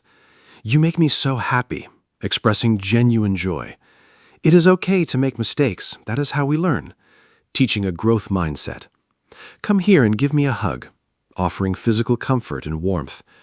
You are kind, and that matters more than anything. Teaching values over achievement. Tell me about your day, showing genuine interest and creating connection. "I missed you today," said when a child comes home from school. I love you just the way you are. That is the most important message any child can hear. Now let's talk about childcare and the people who help raise children. In English, a nanny is a person hired to look after children in the family home. A babysitter is someone who looks after children for a short time, usually in the evening. A childminder looks after several children in their own home. A nursery or daycare is a place where young children are cared for while parents are at work. A kindergarten is the first year of formal school for young children, usually around age 4 or 5. And grandparents are often very important caregivers in many families. Grandparents play such a wonderful and irreplaceable role in many children's lives. They offer unconditional love and a different kind of relationship from parents, often more relaxed, patient, and full of stories from the past. Children who have close relationships with their grandparents tend to have stronger family connections, more historical and cultural awareness, and often a greater sense of security. Grandparents can share skills, traditions, and wisdom that parents are sometimes too busy to pass on. Some useful phrases. She's very close to her grandma. He spends every weekend with his grandparents. The children love hearing grandpa's stories. She learned how to bake from her grandmother. Grandparents are often called the heart of the family. The heart of the family. What a beautiful and true description of grandparents. Now let's talk about children's celebrations and special moments. Birthdays are, of course, very important to children. In English, we say, "Happy birthday. How old are you today?" Make a wish before you blow out the candles. Did you get lots of presents? Other important milestones in a child's life include the first word, the first step, the first day of school, losing the first baby tooth, learning to ride a bike, and graduating from primary school. These milestone moments are treasured by families forever. Mark, how do families typically celebrate children's birthdays in English-speaking cultures? Birthday celebrations for children are so much fun. A typical children's birthday party in an English-speaking country includes inviting friends and classmates. Children bring wrapped gifts, party food, sandwiches, sausage rolls, crisps, and always a birthday cake with candles. Party games, traditional games like pass the parcel, musical chairs, and pin the tail on the donkey. Party bags, small bags of sweets and little toys given to guests as a thank you when they leave. And the birthday song. Everyone sings "Happy Birthday to You" before the candles are blown out. The birthday child makes a wish before blowing out all the candles in one breath. If they succeed, the wish will come true. Musical chairs and pass the parcel, such classic party games. Now let's talk about something very relevant for many of our listeners, being a good role model for children. Children learn much more from what they see adults do than from what adults say. If you tell a child, "Be kind," but they see you being rude to someone, the lesson is lost. If you show patience, honesty, generosity, and resilience in your own behavior, children absorb these values naturally. In English, we say, "Children learn what they live." Actions speak louder than words. Little eyes are always watching. Mark, what do you think are the most important values to teach children through everyday behavior? The values children learn from watching adults are so powerful. I think the most important ones to model are kindness, treating everyone with respect and consideration, regardless of who they are. Honesty, being truthful, even when it's difficult. Resilience, showing children how to handle setbacks, disappointments, and mistakes without giving up. Gratitude, saying thank you, noticing and appreciating good things in life. Empathy, showing understanding and compassion for other people's feelings. And curiosity, showing genuine interest in the world, asking questions, and always being willing to learn. When children see adults practicing these values authentically every day, they naturally begin to practice them too. The most powerful teaching happens in ordinary daily moments. What a profound and beautiful thought. Now, let's talk about something many people experience, the differences between boys and girls and how they play and develop. Research actually shows that while individual children vary enormously, some general tendencies exist. However, the most important thing is to avoid limiting children based on gender stereotypes.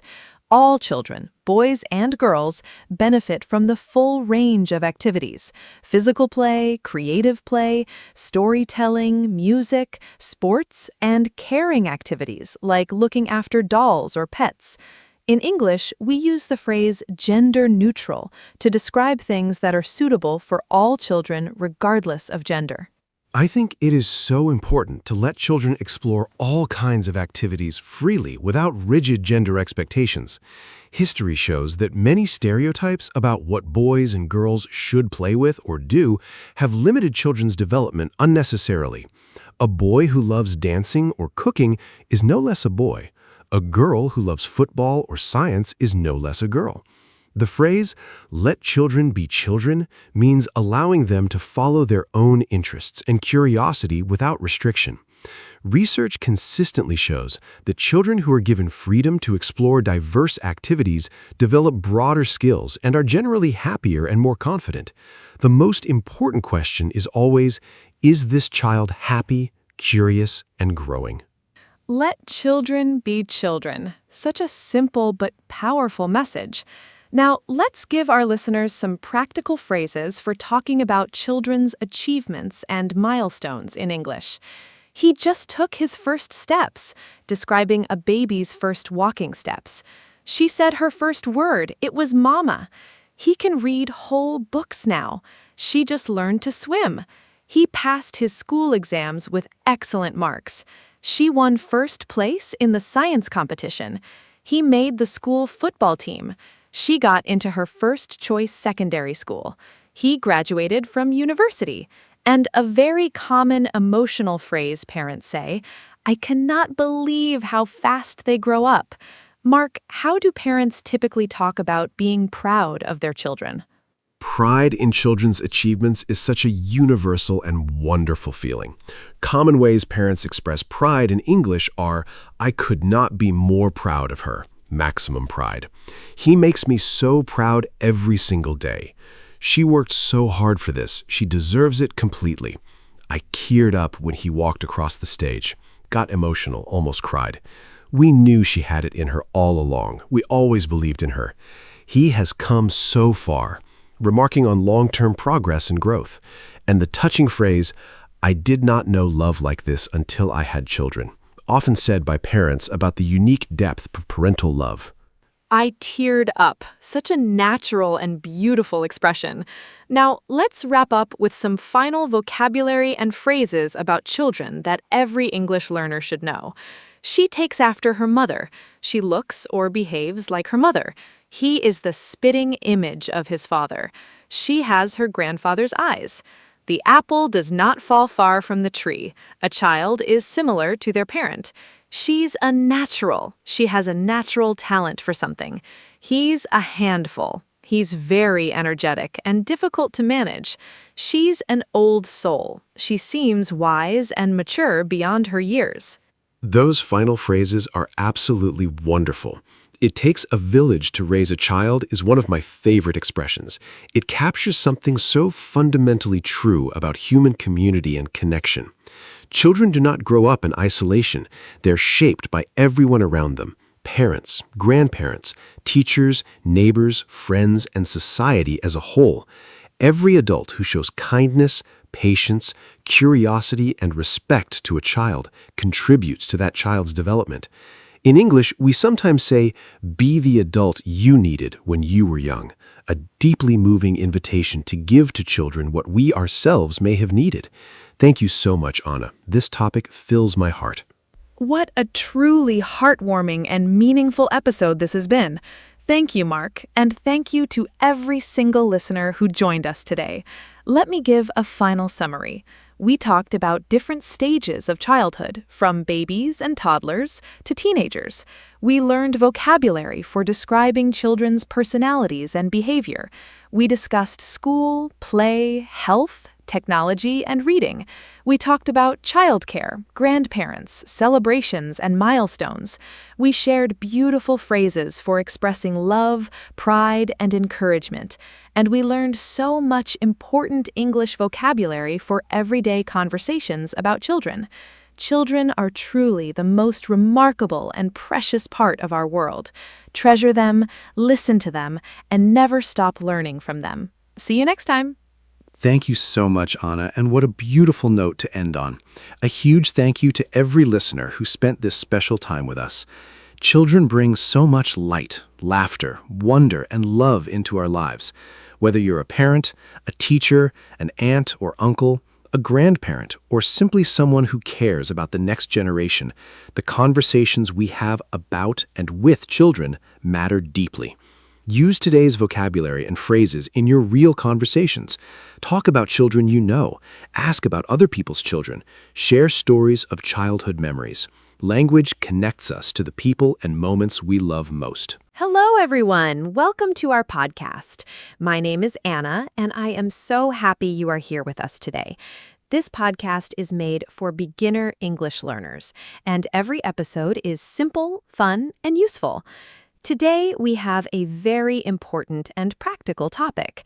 We are going to talk about saving money. This is something that everyone thinks about. How can you spend less? How can you save more? These are questions we all ask ourselves. Whether you are a student, a worker, or a parent, saving money is a very useful skill. I am joined by my wonderful co-host, Mark. Mark, say hello and tell us, are you good at saving money? Hello, hello. Thank you, Anna. Hi to all our fantastic listeners. Am I good at saving money? That is a great question. Honestly, I have had to learn. When I was younger, I spent money very freely and did not think much about saving. But over the years, I have learned some very good habits and strategies that have really helped me. Today, Anna and I are going to share practical tips, useful vocabulary, and simple strategies for saving money in everyday life. By the end of this episode, you will have lots of ideas to help you spend less and save more. This topic is useful for everyone, no matter your age or income. Let's begin. Okay, so let's start with the basics. What does saving money mean? It simply means keeping some of your money instead of spending all of it. When you save money, you put it somewhere safe, like a bank account, and you do not touch it. The opposite of saving is spending. If you earn $100 and spend $90, you save $10. That $10 is your savings. A very simple way to start saving is the 50-30-20 rule. This means you spend 50% of your income on needs, 30% on wants, and save 20%. Needs are things you must have, like food and rent. Sure. The 50-30-20 rule is a very simple budgeting guide. First, 50% for needs. Needs are things you cannot live without. Rent or mortgage, food, electricity, water, transport to work, and medicine. Second, 30% for wants. Wants are things that make life enjoyable but are not essential. Eating at restaurants, cinema tickets, new clothes you do not urgently need, hobbies, and entertainment. Third, 20% for savings. This goes directly into your savings account every month. You should save this money before you spend on wants. This rule is flexible. If you can save more than 20%, even better. The 50-30-20 rule is so simple and easy to remember. Now, let's talk about budgeting. A budget is a plan for how you will spend and save your money. Making a budget is one of the most important steps in saving money. To make a budget, first you write down all the money you receive, your income. Then you write down all the things you spend money on, your expenses. When you can see everything written down, it is much easier to understand where your money is going. You might be surprised. Many people discover they spend a lot on small things they did not even notice. Mark, do you have a personal budget? Yes, I do have a budget. I check it every month. I use a simple spreadsheet on my computer to track everything, but a notebook and pen works just as well. At the start of every month, I write down my income, the money I receive from work. Then I list all my fixed expenses, things that cost the same every month like rent, internet, and phone bill. Then I estimate my variable expenses, things that change each month, like food, transport, and entertainment. Finally, I calculate how much I have left to save. The most important thing is to be honest with yourself. Be honest with yourself. Such important advice. A lot of people avoid making a budget because they are afraid to see how much they spend. But knowing the truth is the first step to making changes. Now, let's talk about needs versus wants, because understanding this difference is really the key to saving money. A need is something you must have to live and function normally: food, shelter, clothing, and healthcare. A want is something that is nice to have, but not necessary. A new phone when your current one works fine, eating at expensive restaurants, or buying the latest fashion. Great topic. Here are some everyday examples. Needs: paying your rent or mortgage each month. You need a place to live. Buying basic food like rice, vegetables, bread, eggs, and milk. Paying your electricity and water bills. Having basic clothing for work and daily life. Transport to get to work. Basic healthcare and medicine when you're sick. Now, wants: buying a new designer handbag when your current bag works fine. Ordering takeaway food every evening instead of cooking at home. Subscribing to 5 different streaming services. Buying the newest smartphone model when your current phone is perfectly good. Going on an expensive holiday when a cheaper one would also be enjoyable. Those examples are so clear and easy to understand. Now, let's talk about some very practical and simple ways to save money in daily life. One of the most effective things you can do is cook at home instead of eating out or ordering takeaway. Eating at restaurants and ordering food delivery is much more expensive than cooking your own meals. A simple home-cooked meal can cost $2 or $3, while the same meal from a restaurant might cost $15 or $20. If you eat out often, this difference adds up to a huge amount every month. Mark, how much money do you think a person can save by cooking at home instead of eating out 5? The savings from cooking at home are really impressive. Let me give a simple example. Imagine you buy lunch from a restaurant or cafe 5 days a week. Each lunch costs around $12. That is $60 per week on lunch alone, and about $240 per month. Now imagine you prepare your own lunch at home and bring it to work.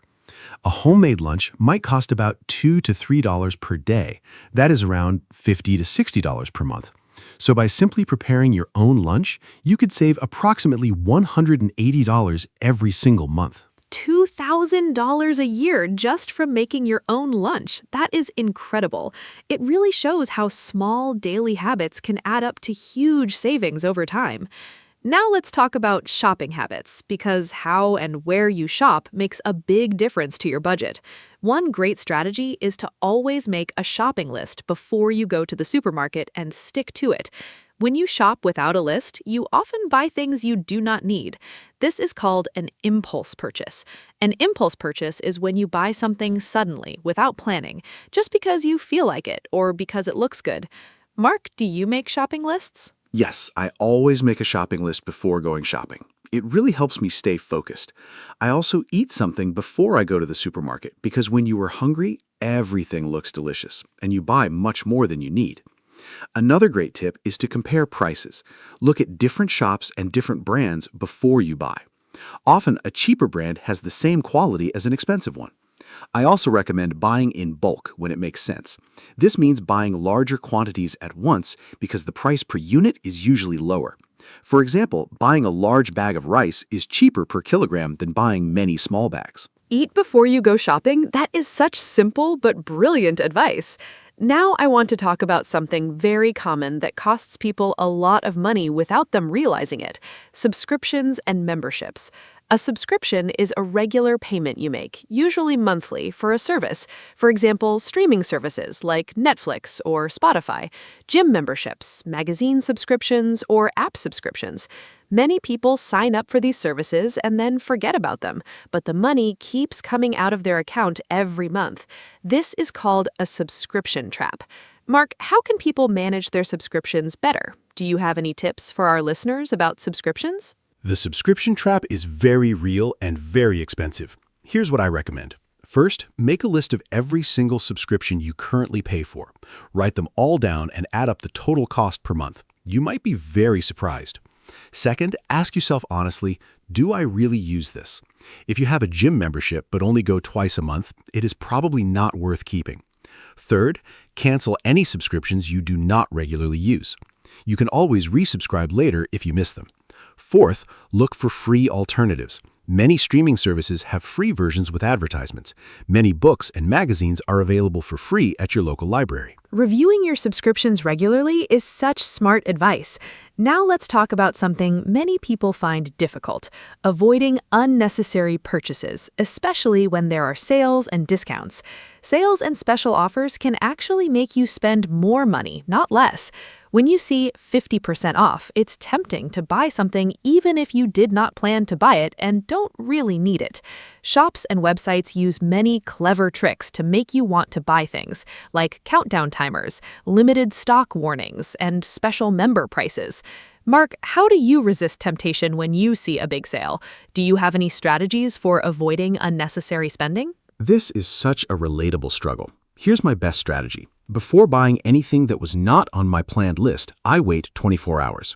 This is called the 24-hour rule. If I still want the item the next day, I think about whether I really need it and whether I can afford it. Often, the next day, I realize I didn't really want it. It was just the excitement of the moment. Another strategy is to ask yourself 3 questions before buying. Do I need this?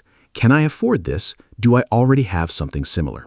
These simple questions can save you from many impulse purchases. The 24-hour rule is brilliant. I am going to start using that immediately. Now, let's talk about saving money on energy and utilities at home, because this is an area where many people can save quite a lot without changing their lifestyle very much. Utilities are services like electricity, water, gas, and heating. Small habits can make a big difference to your utility bills. For example, turning off lights when you leave a room, unplugging electronic devices when you are not using them, taking shorter showers, washing clothes at a lower temperature, and using energy-efficient light bulbs. Mark, have you made any changes at home to reduce your energy bills? What has made the most difference for you? Yes, I have made several changes at home. The most effective one was switching to LED light bulbs throughout my home. They use about 75% less electricity than traditional bulbs and last much longer, so you save money twice, on electricity and on replacement bulbs. I also started setting my heating to a lower temperature at night and when I'm not at home. Just programming the thermostat correctly saved me a noticeable amount on my heating bill every month. Another big one, I started washing my clothes at 30 degrees instead of 60 degrees. This uses much less electricity and the clothes get just as clean for normal washing. Start small. Such important and encouraging advice. Even $10 a month becomes $120 in a year, and that is a great start. Now let's talk about an emergency fund, because this is a very important concept in personal finance. An emergency fund is money that you save specifically for unexpected problems or emergencies. For example, your car suddenly needs an expensive repair. You lose your job unexpectedly. You have a sudden medical expense not covered by insurance. Without an emergency fund, you might need to borrow money or use a credit card and pay high interest. Yes, I do have an emergency fund, and I think it is absolutely essential. Without one, any unexpected expense can become a major financial crisis. I built mine gradually over about 2 years. I started by saving 1 month of expenses, then 2, and then eventually reached my goal of 4 months. I keep this money in a separate savings account that I do not touch unless there is a genuine emergency. An important rule: replenish the fund as soon as possible after using it. If you use $200 from your emergency fund, your next priority is to replace that $200 before anything else. Peace of mind. That is such a perfect way to describe the feeling of having savings behind you. Now let's talk about debt and how it affects saving. Debt is money that you owe to someone else, usually a bank or a lender. Common types of debt include credit card debt, student loans, and car loans. Debt can make saving very difficult because when you have debt, you pay interest, an extra charge for borrowing money. For example, if your credit card charges 20% interest per year and you have a balance of $500, you pay $100 extra in interest every year just for borrowing that money. Managing debt and saving at the same time is challenging, but it is possible. Here's a simple approach. First, list all your debts, the amount owed and the interest rate for each. Then, prioritize paying off the highest interest debts first. This is called the avalanche method. High interest debt, especially credit card debt, grows very quickly if you do not pay it off. While paying off debt, try to make more than the minimum payment each month, even a small extra amount. Even a small extra amount makes a big difference over time. At the same time, still put a small amount into savings every month, even $20. This keeps the habit alive. The avalanche method, paying off the highest interest debt first, is a great strategy. Now let's talk about a topic that many people find uncomfortable, comparing your spending habits to others. It is very tempting to spend money to match what other people around you own or do. This is called keeping up with the Joneses, an English expression that means trying to match the lifestyle of your neighbors or friends. For example, if your friend buys a new car, you might feel pressure to buy one too. Or if your colleagues go to expensive restaurants for lunch, you might feel embarrassed to bring a packed lunch. Keeping up with the Joneses is a real and very common challenge. Social pressure to spend money is everywhere. My advice is to remember that many people who appear to have a lot are actually in debt. The new car, the expensive holidays, the designer clothes, many of these things are bought on credit. Looking wealthy and being financially stable are very different things. A more helpful comparison is to compare yourself to your own past self. Are you saving more than last year? Are your debts smaller? Focus on your own financial journey. Also, remember that true friends don't care what car you drive or what brand you wear. Comparing yourself to your own past self. What a healthy and wise perspective. Now let's talk about saving money on transport, because for many people, getting to work and moving around costs a significant amount every month. Common transport expenses include fuel for a car insurance, car maintenance and repairs, parking fees, and public transit tickets. Some money-saving transport tips. If possible, use public transport. Buses and trains are usually much cheaper than driving a car. Walk or cycle for short distances. This is free and also good for your health. Carpool with colleagues. Share the drive and the cost. And plan your journeys efficiently to avoid unnecessary trips. I save on transport in a few ways. First, I use public transport for most of my journeys. I have a monthly travel card, which is much cheaper than buying individual tickets each day. Second, I walk for any journey that takes less than 20 minutes on foot. It is free, keeps me healthy, and I often enjoy it. Third, when I do use my car, I plan my route carefully to avoid traffic and save fuel. I also do regular car maintenance, keeping the tires properly inflated and getting the car serviced on schedule. This prevents expensive repairs and also saves fuel, because a well-maintained car uses less petrol. Look higher and lower on the shelves. I never thought about that, but it makes so much sense. Now let's talk about saving money on clothes, because clothing can be a significant expense. Some practical tips. Shop in sales. Buy clothes at the end of the season when prices are reduced by 50% or more. Swap or donate clothes with friends or family. Buy secondhand or vintage clothing. Charity shops and online platforms like eBay or Vinted have great items at very low prices. Look after the clothes you already have. Wash them properly and repair small damages rather than replacing them. I love shopping secondhand.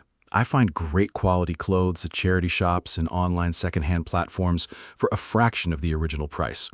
Some of my favorite and most complimented pieces of clothing were bought for just a few pounds or dollars. I also follow a personal rule called the cost per wear calculation. When I consider buying something, I divide the price by the number of times I expect to wear it. For example, a quality jacket that costs $80, but I will wear 200 times, costs just 40 cents per wear. That is excellent value. Cost per wear, what an incredibly useful concept. Now let's talk about saving money on entertainment and leisure, because having fun does not have to be expensive. There are many wonderful and free or low-cost activities. Visit parks, nature reserves, and beaches, completely free. Use your local library. Books, films, magazines, and music are all free with a library card. Look for free community events. Outdoor concerts, festivals, markets, and exhibitions are often free to attend. Use discount apps and websites to find cheap tickets for cinema, theater, and sports events.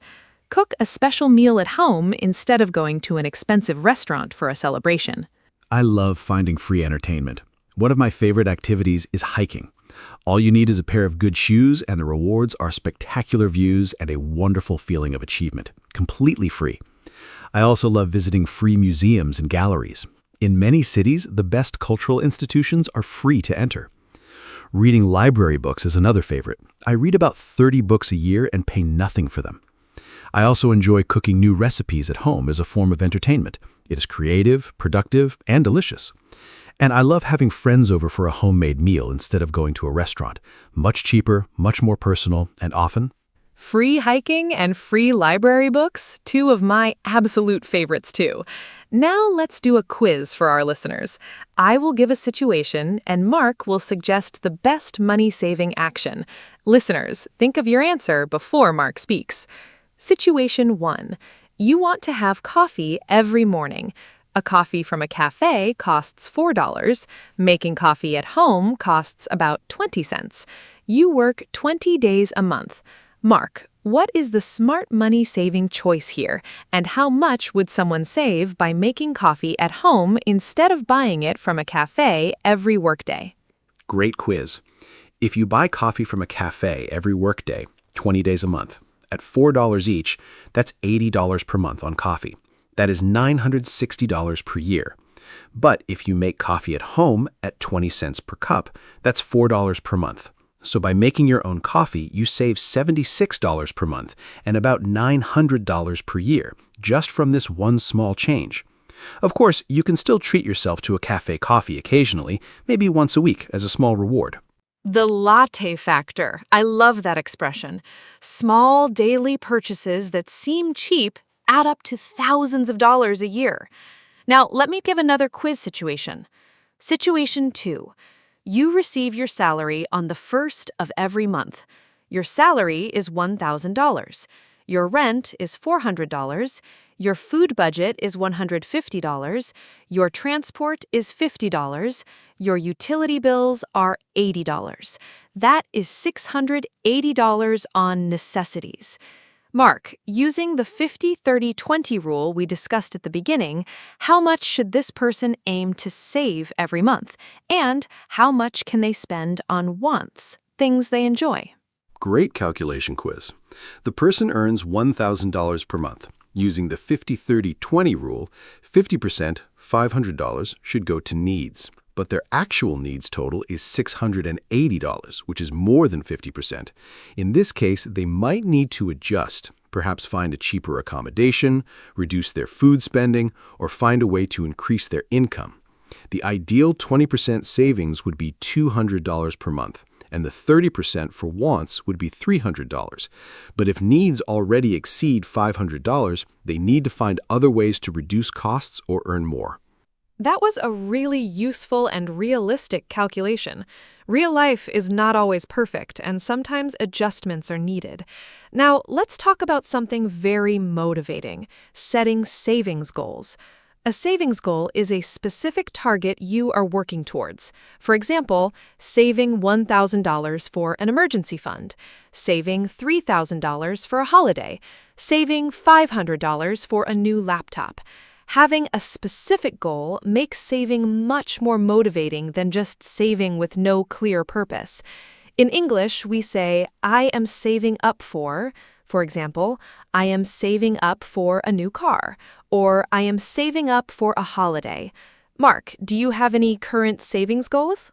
Yes, having savings goals is incredibly motivating for me. Right now, I am saving up for two things. First, I want to add to my emergency fund. Second, I am saving for a trip to Japan, my dream holiday. Knowing exactly what I'm saving for makes it much easier to resist unnecessary spending. When I feel tempted to buy something I do not need, I think about my Japan fund and the temptation usually disappears. Another helpful technique is to visualize your goal. Put a photo of your dream destination or item somewhere you see every day. This keeps your motivation strong. Savings goals feel like a game you want to win. What a great mindset. Now, let's talk about some simple English phrases for talking about money and saving. These are very useful for everyday conversations. I'm on a tight budget. I don't have much money to spend. I'm trying to cut back. I'm trying to spend less. I'm saving up for something. I'm collecting money for a specific purpose. I can't afford it right now. I don't have enough money for it. That's a good deal. The price is very good, lower than expected. More useful money phrases. I'm watching my spending. I am being careful about what I buy. I'm trying to stick to my budget. I am trying to follow my financial plan. It's not worth the money. The quality or value does not match the price. I found a bargain. I found something very cheap or very good value. I am in debt. I owe money to someone. I am debt-free. I don't owe any money. I've been saving for this purchase. I planned and saved for this purchase. That's overpriced. The item costs more than it's worth. Those money phrases are so practical and natural. Now, let's talk about something that many young people struggle with: saving money as a student or on a low income. When your income is small, saving even a little bit can feel impossible, but even very small amounts matter. If you save just $5 per week, that's $20 per month and $240 per year. That might not sound like a lot, but it builds a habit, and habits are the foundation of financial success. Some specific money-saving tips for students. Cook your own meals. Use student discounts. Many shops, transport companies, and entertainment venues offer discounts for students. Great tips for students. Here are a few more. Share accommodation with others. Splitting rent and utility bills with flatmates makes a huge difference to your monthly costs. Walk or cycle to university instead of using transport. Use your student ID everywhere. You'll be surprised how many places offer student discounts that are not advertised. Cook in large batches and freeze portions. This saves both time and money. Avoid buying new gadgets and technology unless absolutely necessary. Look for part-time work that fits around your studies. Apply for any scholarships or bursaries that you might be eligible for. Many students don't apply simply because they don't know these opportunities exist. Cooking in large batches and freezing portions, such a practical and clever tip.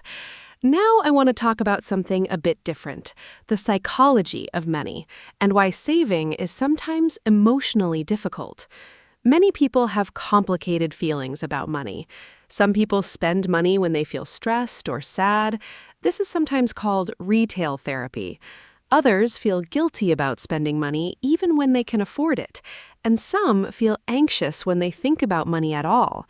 Understanding your emotional relationship with money is important.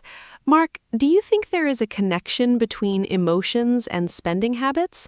How can people develop a healthier relationship with money? Absolutely. Our emotions and money are deeply connected. Retail therapy is very real. Many people shop when they feel unhappy, bored, or stressed, as a way to feel better in the short term. The problem is that the good feeling is temporary, and then you have less money and perhaps feel guilty about spending. A healthier approach is to find non-spending ways to improve your mood when you feel stressed. Exercise, talking to a friend, cooking, going for a walk, or reading.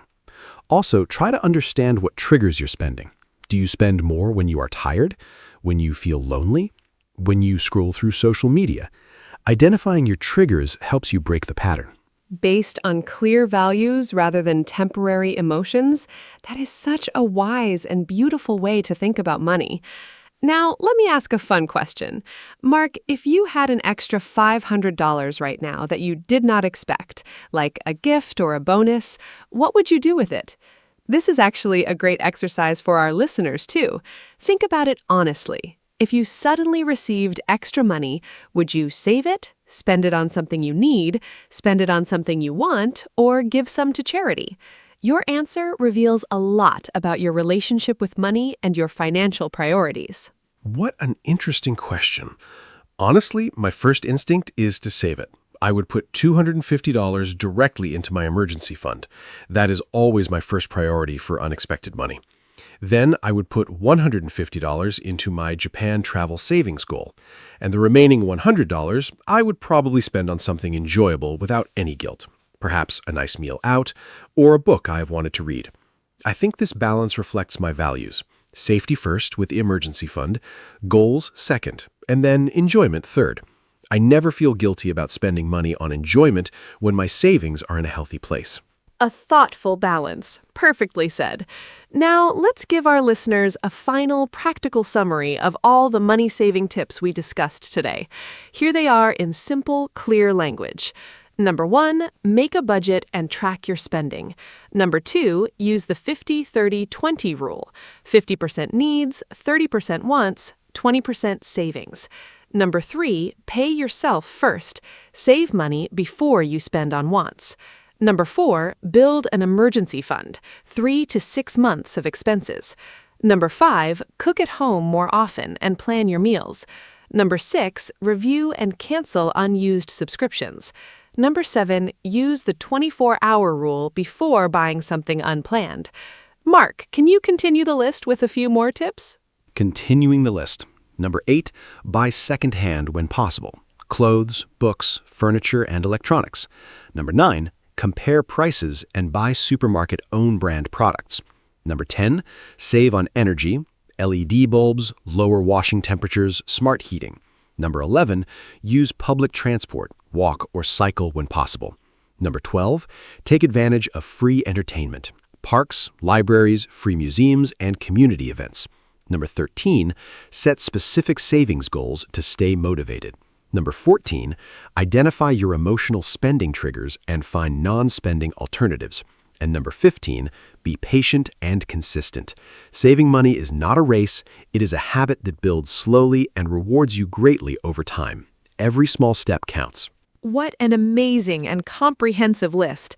I hope every listener finds at least 3 or 4 ideas from today that they can start using immediately. Let me give a final summary of today's episode. We talked about the meaning of saving money, budgeting, needs versus wants, practical daily saving tips, shopping habits, subscriptions, energy savings, emergency funds, debt management, and the psychology of money. We learned lots of useful English vocabulary and phrases, too. Whether you are just starting to think about saving or you're already on your savings journey, I hope today's conversation was helpful, encouraging, and inspiring. Thank you so much to every listener who joined us today. See you next time. Thank you so much, Anna. This has been one of my favorite episodes. And a huge thank you to every single listener who spent this time with us today. Remember, saving money is not about being miserable or denying yourself everything. It is about being intentional and making choices that align with your true values and long-term goals. Every dollar or pound or euro that you save is a vote for your future self. More security, more freedom, more choices. Start small, be consistent, celebrate every milestone, and be patient with yourself. Financial habits take time to build, but last a lifetime. Use the English vocabulary and phrases from today in your real conversations about money.